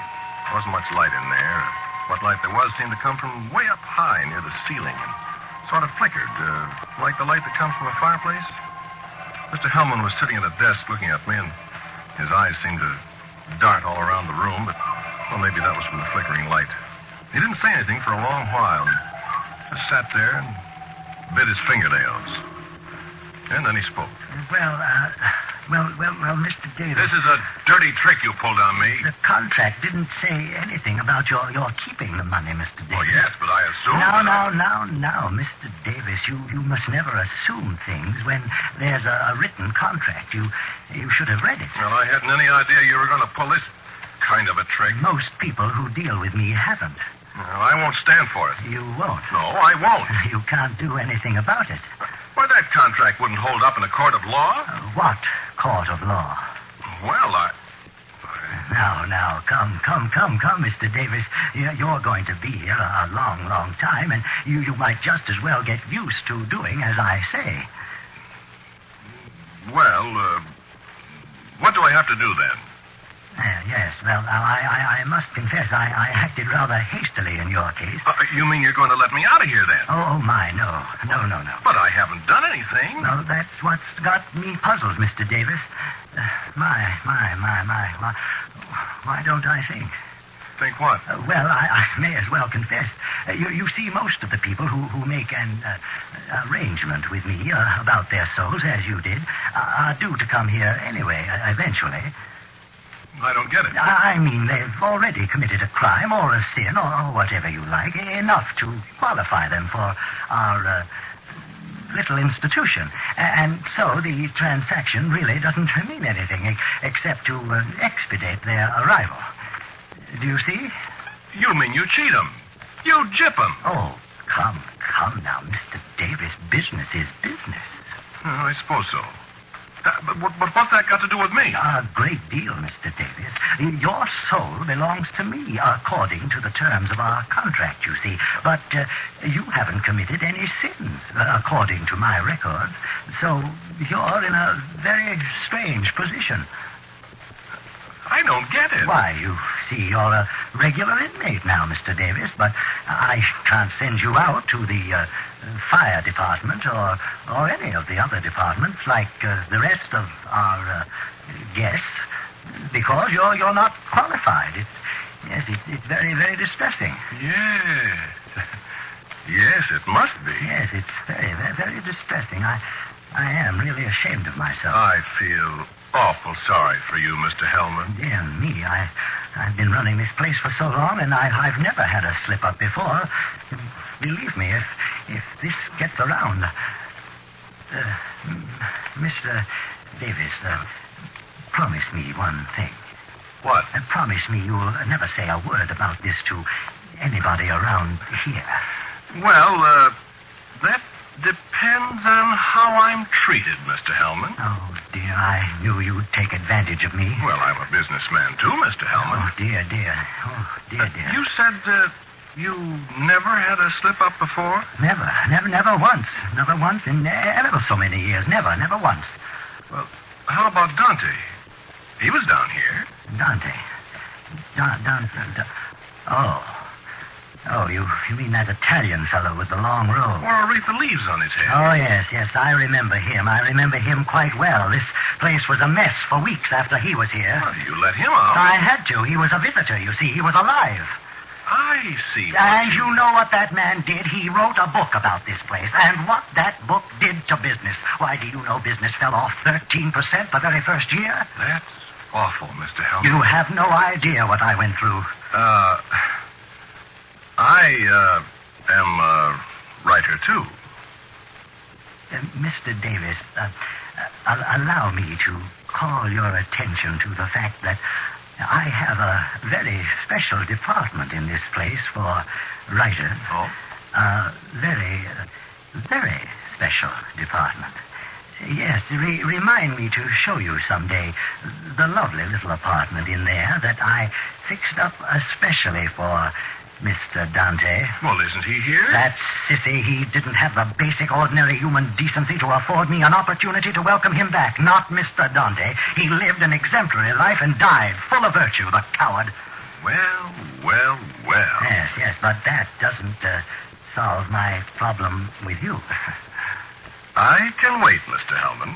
Yes, well, doubtless I'll find something for you to do, Mr. Davis. And in the meantime, just feel free to go anywhere. I'll let you know when I want you. You won't let me out then? Oh, dear, no, Mr. Davis. Dear, no. Business is business. The same here as everywhere else. Yes, it's the very devil, isn't it, Mr. Davis? Yes. Well, bye-bye. I'll see you later, and don't get into any mischief.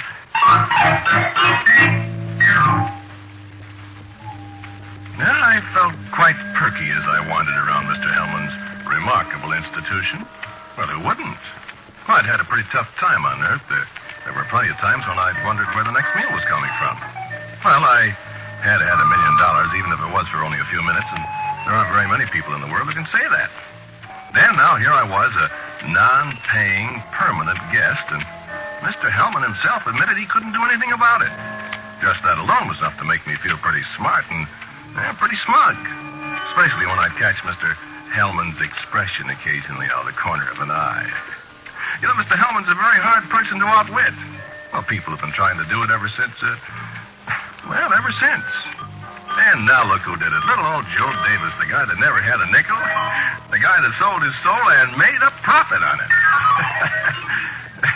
Well, I was smart to do my laughing early.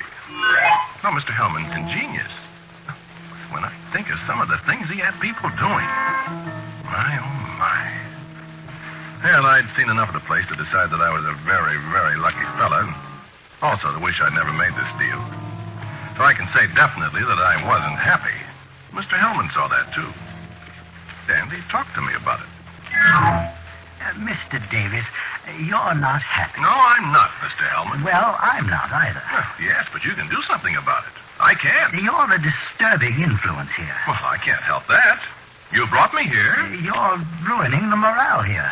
Oh. Well, you keep telling my staff members how you outsmarted me on this deal. No, I don't. I tell them how you outsmarted yourself. Well, I want you to stop it. Mr. Hellman, I'm an unwilling guest here, you know. Don't I know it? Well, why don't you do something about it? I want you to stop carrying tales about me, or... Or what, Mr. Hellman? Mr. Davis, you want to get out of here, don't you? I certainly do. Now, Mr. Davis, if I let you out of here, would you stop being mean to me? Oh, trying to bribe me, huh? Yes, I am, Mr. Davis. On a purely business basis, you understand. Okay. Okay, what's the basis? Well, of course, I should expect something in return. Well, I said I wouldn't talk about you if you'd let me out. You'll have to do a little better than that. Well, anything within reason. Good. Now, see here, I do have a contract with you, don't I? As if I'd forget that. Yes, quite. We mustn't forget it. Now, Mr. Davis, tell me, have you ever considered murder? Murder? Exactly. No, I've never considered murder, Mr. Hellman. And if you think you're going to suck me into committing a crime so you can put me out there with the other boys and girls... Oh, no, Mr. Hellman, really, I did think you were smarter than that. Why, even after the way you messed up this other deal between Now, us. don't rub it in, Mr. Well, Davis. I mean... You see, I could give you leads. All you'd have to do is appear on Earth and sort of stick around, giving these various people an opportunity to murder you. And And then, well, you see, they automatically qualify for a place here. No, I got murdered once, thank you. You're quite welcome, I'm sure. Now, what about it? Solves both our problems, doesn't it? Well, what happens after I get murdered? Oh, you come back here until I have another assignment for you. I come back here? Of course. I want this to be a home for you, Mr. Davis. No. You have a very nice, comfortable apartment, Mr. Davis, and no work whatever to do, you know. Yeah, I don't like it, though. Why, Mr. Davis, you might have to give up your comfortable apartment, you know, if you're not cooperative. Oh, threatening me, huh? Oh, no. But the shortage, you know. You'd kick me out in the cold. Oh, not the cold, dear. No, Mr. Davis, not the cold. Yeah, I don't like it. Mr. Davis, do you remember what strawberry shortcake tastes like? Oh, God. Do you remember the blue sky with white fleecy clouds floating in it on a summer afternoon? Green grass, trees. Remember the sound of dogs barking at night? Going swimming in the ocean. And snow. Beautiful white snow. Rain. Lovely, cool rain at the end of a hot August day. A new suit of clothes. Apple pie. Listening to music with a beautiful girl by your Going side. fishing at Tomahawk Lake. Radio, movie. Oh, my, I shouldn't have said that. A cold glass of beer. What do you say, Mr. Davis? Mr. Hellman, you've sold a bill of goods. Just sign here, Mr. Davis.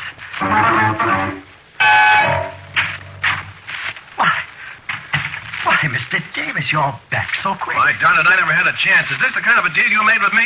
I'm done, Hellman. Oh, Mr. Davis, but you did beautifully. I just opened the door and the guy plugged me. I know. He was much hastier than I expected. I didn't get a chance to do a thing. Just bang, bang, that's all, and I'm saying hello, Mr. Hellman. Yes, that's too bad, Mr. Well, I haven't been gone 15 minutes. Well, you got excellent results. He'll be down here before you know it, and you and he will have a good many laughs over it before I give him his assignment. Yeah. Well, now, shall we try again, Mr. Davis? We shall not. Oh, but, Mr. Davis, I'm afraid you'll have to. What? Why? You signed an agreement, Mr. Davis. My, will you never learn to read things before you sign them?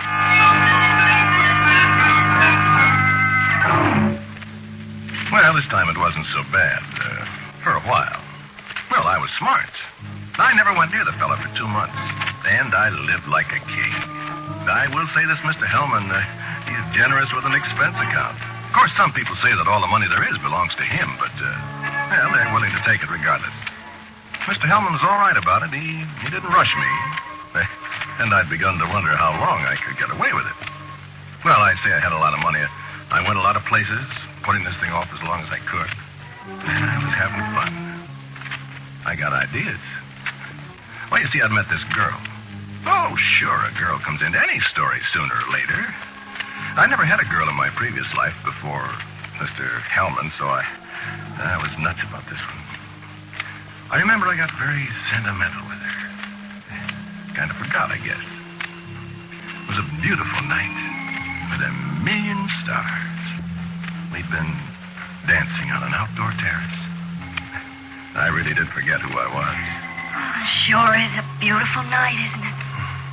The stars. You could just reach up and touch them. Make you feel romantic? Kind of. Me too. Let's stay out here a while. I was hoping you'd say that. You were? Why? Don't you know? 'Cause it's cool? No. 'Cause you're tired dancing? No. Why? You. Me? Yes. I love you.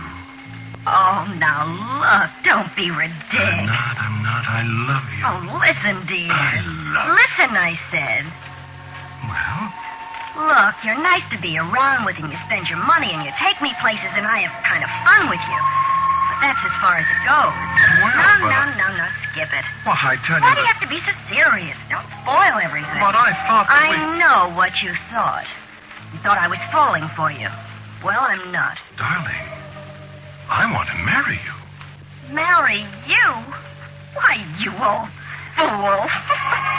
Marry you. Darling, please listen to me. Look, Pops, I don't want to be mean to you, but after all, you're old enough to be my father. And I don't want to hear any more about it. Now, do you want to go back in and dance, or do you want to get me a taxi and let me go home? And as she stood there laughing at me, I thought I heard someone else laughing, and it sounded like Mr. Hellman. You're wasting time, Mr. Davis. Better get to work, hadn't you?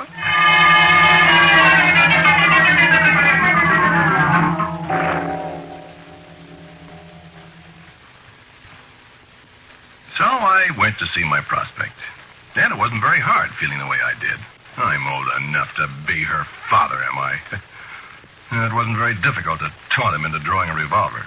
So I got murdered for the third time, and Mr. Hellman had a new inmate, and it didn't hurt very much after all. And I wondered how that girl felt about it. Well, I had a nice apartment down there in Mr. Hellman's place, but I didn't get much time to use it. That's one thing you want to remember about making a bargain with Mr. Hellman. Well, the bargain part of it is always on his side.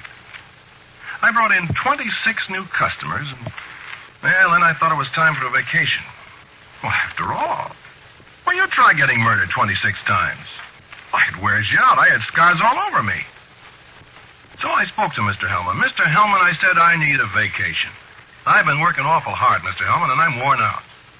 Why, Mr. Hellman, I said, I've got so there isn't any place left to shoot me without going through an old bullet hole. Why, I'm awfully sorry, Mr. Davis, but a bargain is a bargain. But look, I tell you, Sorry, Mr. Davis, but business is business. You cost me $1 million. But I never got a cent of it. I'm sure you realize that that's not my fault, Mr. Davis. Are you sure about that, Mr. I Hellman? don't care to discuss it, Mr. Davis. Now, here is another very good prospect that I want you to see just as soon as possible. Well, I won't do it. Mr. Davis, must I take steps? Now, about this black market chap. Well, I hadn't had any rest for so long. I was so fed up with this Mr. Hellman and the job he forced me into. I said to myself, I'm going to double-cross you, Mr. Hellman. I'm going to get some rest somehow. Somehow. So I walked into this black marketeer's office. He seemed to be a rather nice fellow. How do you do, young man? What can I do for you? I don't want anything. An automobile? No, thanks. Well, a washing machine. Now, what could I do with a washing machine? Change a $1,000 bill for you? No. Well, an apartment, maybe. An apartment? Say, that I could use. It's a deal, sir. Just look at this. 4 rooms. Bath newly decorated, daily maid service, modern kitchen. Finest apartment in the city. How about it? How much? Strictly ceiling price, sir. Long-term lease. I'll take it. But, Yes? You'll have to buy the drapers in the apartment. Oh, that's all right. How much? Oh, that'll be, let me see, $10,000. I was standing over him with the smoke still wreathing its way upward out of my revolver, and he was as dead as a doornail on the thick green rug. The door opened, and I turned around. Well, Mr. Davis.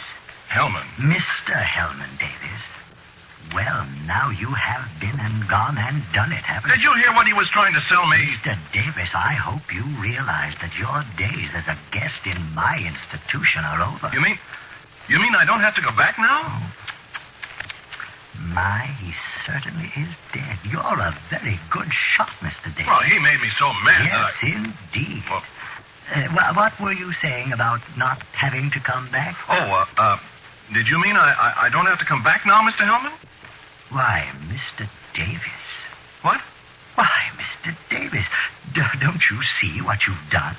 I knew eventually you'd do something like this. Temper, Mr. Davis. What are you talking about? Why, Mr. Davis, I knew someday you'd commit a crime, commit a sin, Mr. Davis. Why, certainly you're coming back, Mr. Davis, after the law gets through with you. Mr. Hellman, listen, sir. I'm afraid you're never going to be a businessman, Mr. Davis. I have such interesting things for you to do the next couple of million years. Who's that? Why, that, Mr. Davis, I suspect is the officers come to take you to jail, where they will eventually send you back to me. No. I'll be seeing you, Mr. Davis. Kill me again. Kill me again.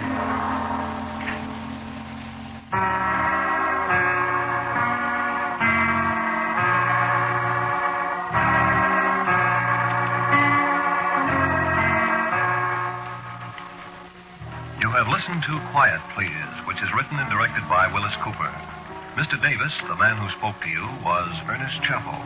And Mr. Hellman was played by James Monks. The girl was played by Peggy Stanley. And the black marketeer was Pat O'Malley. Music for Quiet Please is composed and played by Gene Carrazzo. Now, for a word about next week's Quiet Please, here is our writer-director, Willis Cooper. Next week's story is a simple story of a man and a woman who loved each other and what happened to them. It's called In Memory of Bernadine.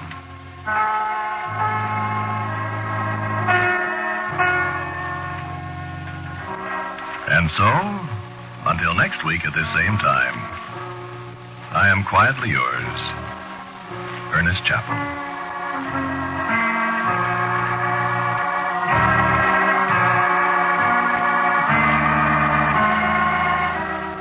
Quiet Please came to you from New York. This is the Mutual Broadcasting System.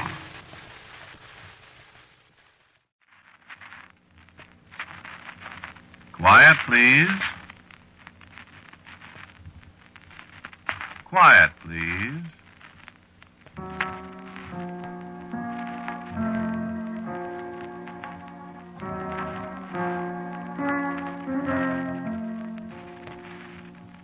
The Mutual Broadcasting System presents Quiet, Please, which is written and directed by Willis Cooper and which features Ernest Chappell. Quiet, Please for tonight is called In Memory of Bernadine.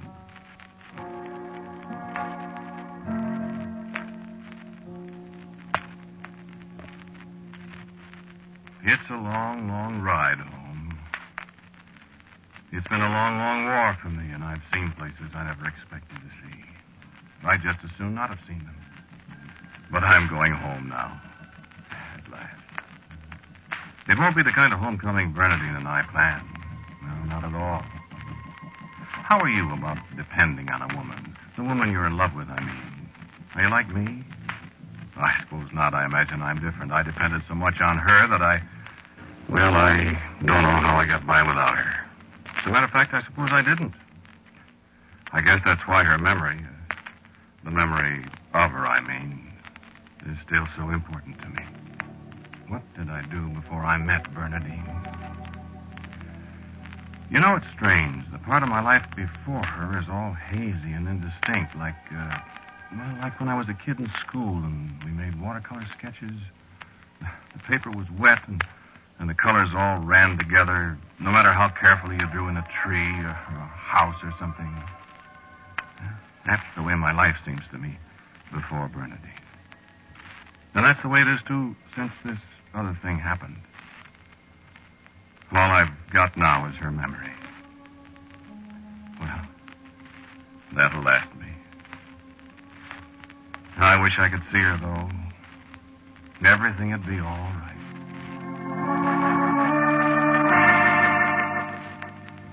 It was Latin. You know, high school Latin. I was the prize dumbhead in Latin. I remember the first semester I got a fast 20 on the exam, and Mr. Patton, we used to get a laugh out of his name. Mr. Patton, he teaches Latin. Mr. Patton said to me, "Charlie, I have enormous admiration for you as a fullback, and I predict a great career for you in college. But, Charlie," he said, "if you want to be All-American at Northwestern or wherever you're going, I advise you to avoid the study of Latin.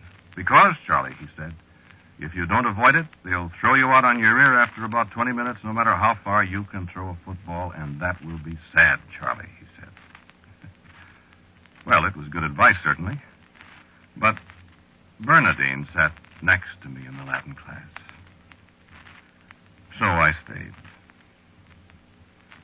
Remember that thing in Cicero, I guess it is, where he's talking to Cataline, the place where he says, "How long, O Cataline, will you continue to try our patience? Quousque tandem abutare, Catalina, patientia nostra." I'll never forget that. Then Mr. Patton will never forgive me. Well, I was dreaming about something, Bernadine maybe, and he called on me, and I got up and said, "Quousque tandem abutura, Mr. Patton, patientia nostra." So I got thrown out. Isn't it funny how things start? So silly. How a little thing like that can affect your whole life. Well, I was sitting in a little drugstore on Bryn Mawr that afternoon. No sin kids came in there much, and I was feeling sorry for myself. You know how it is, the football big shot, and he makes a fool of himself. I was drinking and malted, all alone in a booth back of the magazine rack, and somebody stopped alongside me, and I looked up. It was Bernadine. Hello, Charlie. Hello, Bernadine. Mind if I sit down with you? Well, I was just going to go. I'm only going to be a minute till I drink my Coke. Sure. Sure, sit down. We going to win Saturday? I don't know. Hyde Park's got a good team. We got a good one, too. Yeah, sure. They won't miss me. You're going to play. After that crack that Mr. Patton teaches Latin, I'll be lucky if I stay in school. He isn't going to do anything about it. Yeah, says you. No, he isn't. I know. How do you know? I know. I asked him. What do you mean you asked him? Well, I got to thinking. I knew you didn't mean to do it. Oh, I didn't, Bernadine. Of course. Everybody does things like that sometimes. Well, he was pretty sore. Listen, did he really say he wouldn't do anything about it? Well, at first he was pretty sore. But after a while, he laughed a little bit, and he told me about how absent-minded he used to be. He laughed some more, and he said, "Well, we have to beat Hyde Park, don't we? So I guess I'll overlook it." No kidding. No kidding, Charlie. How about that? I promised him you'd really go to town on your Latin, Charlie, from now on. Yeah, sure, What? You mean I get back in the Latin class? Of course. But look, Bernadine, I can't understand Latin. I mean, I only stayed in the class in the first place on account of you. I mean... On account of what, Charlie? Well, I don't know. Listen, Bernadine, I'll flunk. I know I will. No, you won't. I'll help you. Yeah, but... Say, wait a minute. What? You talked Patton into letting me stay. Didn't you? Well... Why? Well, school spirit, I guess. School spirit? Sure. You know, die for dear old Stan and stuff. You know, I don't believe that, Bernadine. You don't? No. What do you believe then? I'm scared to tell you. No, go on. Tell me. Well, you know why I asked Patton to let me stay before. No. Don't you? Yes, Charlie, I think I do. Well, is that why you asked him not to throw me out? I mean, the same reason, maybe? Quo usque tandem abutere, Charlie, patientia nostra. Bernadine. Now look what you've done. Oh, Charlie, you do need somebody to take care of you.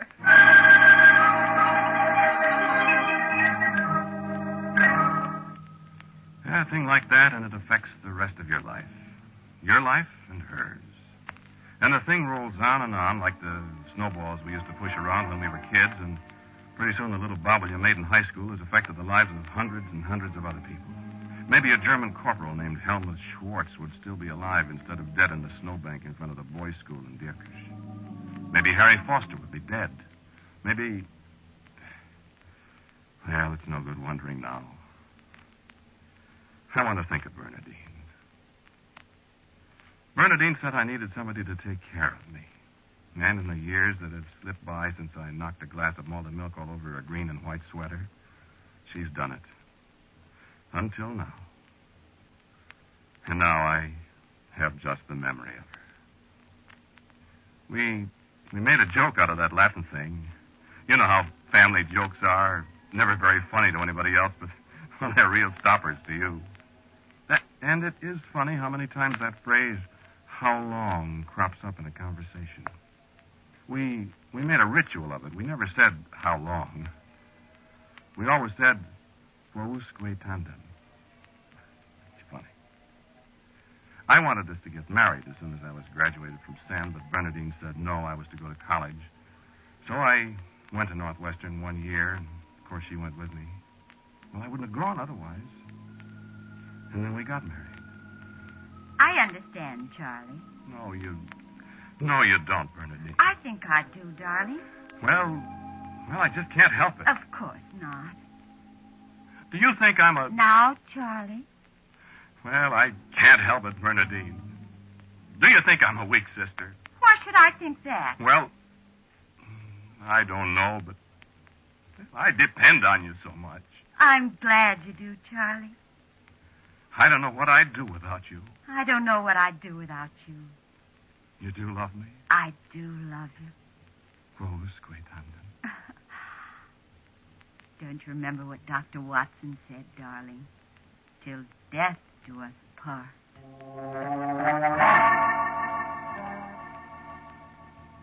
Yes, I remembered. I could never forget it. I could never get it out of my mind. If I should lose Bernadine. I suppose I was morbid. Young men often are, especially when they're in love with girls like Bernadine. I suppose I was tiresome to her with all my mooning about did she love me, would she always love me, and with my constant leaning on her for support in everything I did. I wonder if many women realize how important they are to the men they marry. I know, quite simply and surely, that I would never have amounted to anything without Bernadine. And now that's a chapter that's closed. The whole book's closed. And when you close that book, it began to look like war was coming sooner or later. A lot of fellas I knew would join the National Guard. I sort of toyed with the idea myself. And one night I mentioned it to Bernadine. I'd gotten a habit of consulting her about everything. I just mentioned it to her. She looked at me over her glasses and she said, I'd be very proud of you, darling. And something rose up in my throat and I could feel it choking me. And I heard my voice speaking and I didn't recognize it at first. It's been a long time since you've been proud of me, hasn't it? What? Charlie, what do you mean? I don't know what had hold of me. I couldn't stop now. I'd started. I said, I mean just what I say. Here I am with a little two-bit peddling job, and we haven't got enough money to buy you a decent dress, and I had to borrow $90 on my salary last month, and Hanson's talking about cutting down the staff at the office. Charlie, darling. Oh, cut it out. I don't understand, dear. Oh, you don't, huh? Then why did you say you'd be proud of me? You said it because you're not proud of me. Because you don't give a hoot about me. Because you're sorry you married me. Charlie, is something wrong with you? Oh, that's right. Rub it in. I'm a failure. I have to ask your advice about everything. I haven't got sense enough to... Charlie, dear, please. And she came over to me and reached for my hands, and I jerked my hand away. And I struck her. Yes. I can see her now, this very second, standing there, and the print of my hand across her cheek standing out scarlet red against the white. And a little drop of blood welled up from her cheekbone where her glasses had cut her. Oh, I've seen blood since, plenty of it. But that I'll never forget. Not ever. And I've never got that picture out of my mind. Oh, forgive me, Bernadine. But it's one of my memories of her. And that I'll always have. And it hurts. More than you'll ever know, Bernadine. I can't talk about that anymore. I had to tell you, and now I've told you. Now you'll be charitable to me and listen.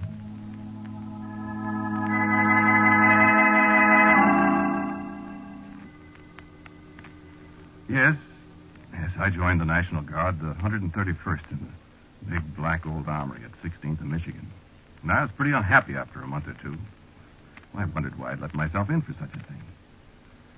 It was easy to stay away from drill Thursday nights, and I did a couple of times. And I'd made up my mind to skip it for a third week. That was the night she met me as I walked out of my office room. I thought we'd have dinner downtown, and then I'd go over to the armory with you, Charlie. Well, I was going to go over these invoices for Hanson tonight, honey, and I thought I'll help you with them when we come home. You know, you were telling me about that wonderful place where you have lunch so often. You said they have such wonderful spaghetti. I haven't had any spaghetti for so long. Well, of course I was trapped. I like spaghetti, too. And Bernadine liked me in my uniform, and after drill, when I came downstairs with Harry Foster, my platoon sergeant, she told him so. I think Charlie makes a very good-looking soldier, Sergeant. Don't you? I certainly do. I was just saying that to the captain tonight. Well, I suppose the ROTC experience in 10 makes a difference. It doesn't hurt. How long does it take to get to be a sergeant? Why, Charlie will have to be a corporal first, you know, but, well, you can't tell. It won't take too long. That's the way it was. Bernadine could do anything. No, she didn't work on Harry Foster. I wasn't made a corporal because Harry liked me. I didn't get to be a sergeant because of it either. I worked for promotions because Bernadine... Well, you understand, I know. So when 1940 came and they called the Guard into Federal service, I was a first lieutenant. Tullahoma, Tennessee. People called it a lot of names, but for me, Bernadine was there. I was a very good officer, I was told. And I knew why I was. Well, of course. And as the certainty of eventual war grew and grew, I began to think about the future. I was all right here, where I could go home to Bernadine almost every night and be quietly reassured. I had no illusions about myself. What would happen when the inevitable time came and I would lead troops in battle? Without Bernadine to lean on. And I think Bernadine knew it, too. She must have known that without her I was what I said once, a weak sister. And I think she was afraid, too. But not as afraid as I was. Time came when they sent us down to Louisiana for the big maneuvers. This was to be the first test for me. Alone. Not a miracle happened. They assigned me to General Ben Lear's Second Army as a sort of chief clerk, a very unimportant job. And we moved into the schoolhouse at Winfield, far, far back from the bayou country where Eisenhower and Patton and Kruger and tough old Ben were watching the young officers and deciding who made the grade and who wouldn't. And then one night, a couple of wild-eyed soldiers from one of the opposing Third Army outfits decided to pull a commando raid on Second Army headquarters and see if they could kidnap a general or two. I was sitting in what had been the principal's office when the raid started. I opened the door just in time to inhale about half the contents of a GI smoke candle, which the raiders were using to simulate grenades. Well, it isn't funny when you get a lungful of that stuff. Although I doubt it would kill you. Anyway, I passed out. And it seemed long hours afterwards that I came to out on the lawn. I recognized Bill Westlake standing beside me and Brooks Watson and Barney Oldfield. I had my head in somebody's lap. And then that somebody spoke to me. Feel better, darling? Sure. It was Bernadine. Bernadine, holding my head in her lap in Winfield, Louisiana, in the middle of what was awful close to war. Lie still, Charlie, darling. The doctor said you'll feel better in a little while. How did you get here? I just thought I'd come see you. You glad? Yes, I was glad. You know what she did? She wangled 3 days for me from Ben Lear, and she took me to Lake Charles, and Curtis DeWare, the PRO there, got us a room in the Charleston Hotel, and I got well fast. Then we had a talk the night before I had to go back to Winfield. Well, I had to tell her about my doubts of myself and the fears that were gnawing at me. And I did. I squirm now when I remember all the things I told her. I know, darling. You don't have to tell me. Please don't talk anymore. Charlie, I'll always be with you. I'll never leave you. You don't have to worry, dear. Wherever you go, I'll go. Why, Charlie, whenever you're worried about something, you just think about me, darling. Think about me, and I'll be there beside you. No matter where you go, darling. Now go to sleep, dear. Go to sleep. Bernadine's here with you, and Bernadine will always be with you. Till death do us part. Remember? Go to sleep.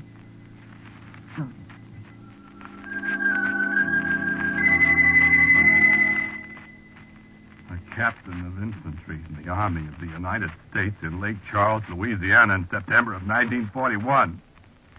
3 short months before Pearl Harbor. Oh, a pretty sight. Yet, there was an assurance of strength there in that room with me. The strength far beyond anything I'd ever known. And I slept in the sure faith that Bernadine had given me. Well, there's not much more to my story. Bernadine went with me wherever I went, to the Carolina maneuvers, to Fort Benning, to Fort Bragg, to Kilmer. And then a day came when there was only time to kiss her goodbye, the train waiting. Beyond that, a dock and a ship and an ocean and war. Africa and Sicily, and I worked at a deck. England, and a day in June, in France, and the winter coming on. And suddenly I was ordered to an infantry outfit. I thought of Bernadine so many times I had plenty of opportunity to write to her. She wrote to me. I was safe. But now, well, Harry Foster, by one of those unbelievable coincidences of war, Harry from the 131, I told you about him, Harry was second in command of an outfit of the 5th Division that I was assigned to command. I remember snow. I remember German tanks. I remember Luxembourg and the smashed castle on the hill at Bianchi. And cold and snow and dead men. And a night came when I knew I was done. I knew I'd go mad before morning. I was with Harry Foster alongside the wall of the railway yards opposite what had been a boys' school in Vickers. There was that German corporal I told you about, Helmut Schwartz. He had a P-38 pistol and a potato masher grenade. Harry shot him just as he was raising his arm to toss the grenade at us, and I saw the snow turn dark under his body. And at that moment, I knew I had enough. Harry had just started over to the dead German when I saw the long nose of an 88 inch its way through a smashed window in the school. And directly in front of the gun's muzzle, you, Bernadine! I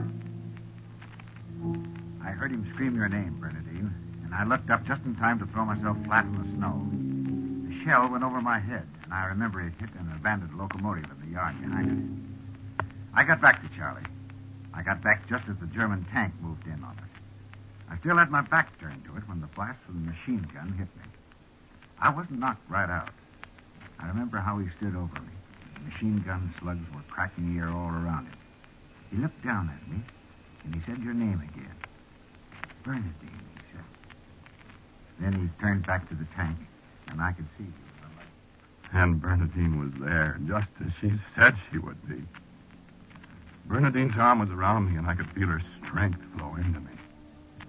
And then there was another tank coming up. And I wasn't afraid, Bernadine. I wasn't afraid at all.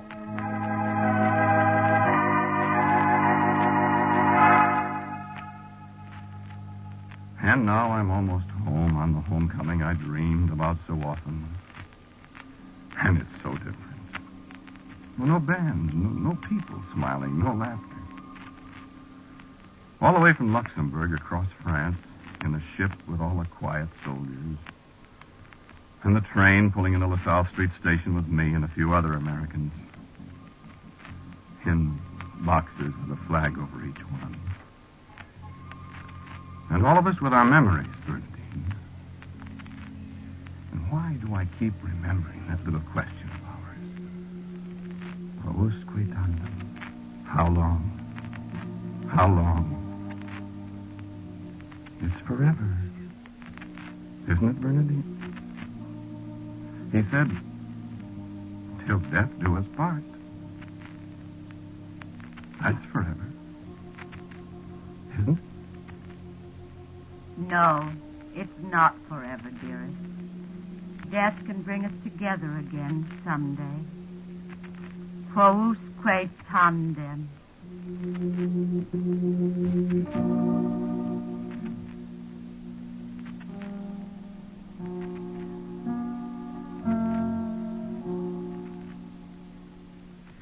You have listened to Quiet Please, which is written and directed by Willis Cooper. The man who spoke to you was Ernest Chappell. And Bernadine was played by Nancy Sheridan. Harry Foster was Melville Ruick.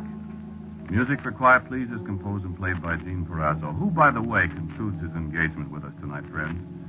Gene, Bill, and I want to thank you for your helpful and artistic collaboration over the past 6 months. We're going to miss you, and I know our listeners will. Thanks and good luck. And now for a word about next week's Quiet Please, here is our writer-director, Willis Cooper.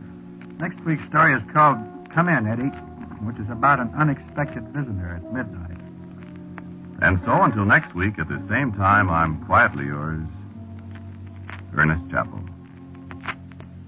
Quiet Please comes to you from New York. This is the Mutual Broadcasting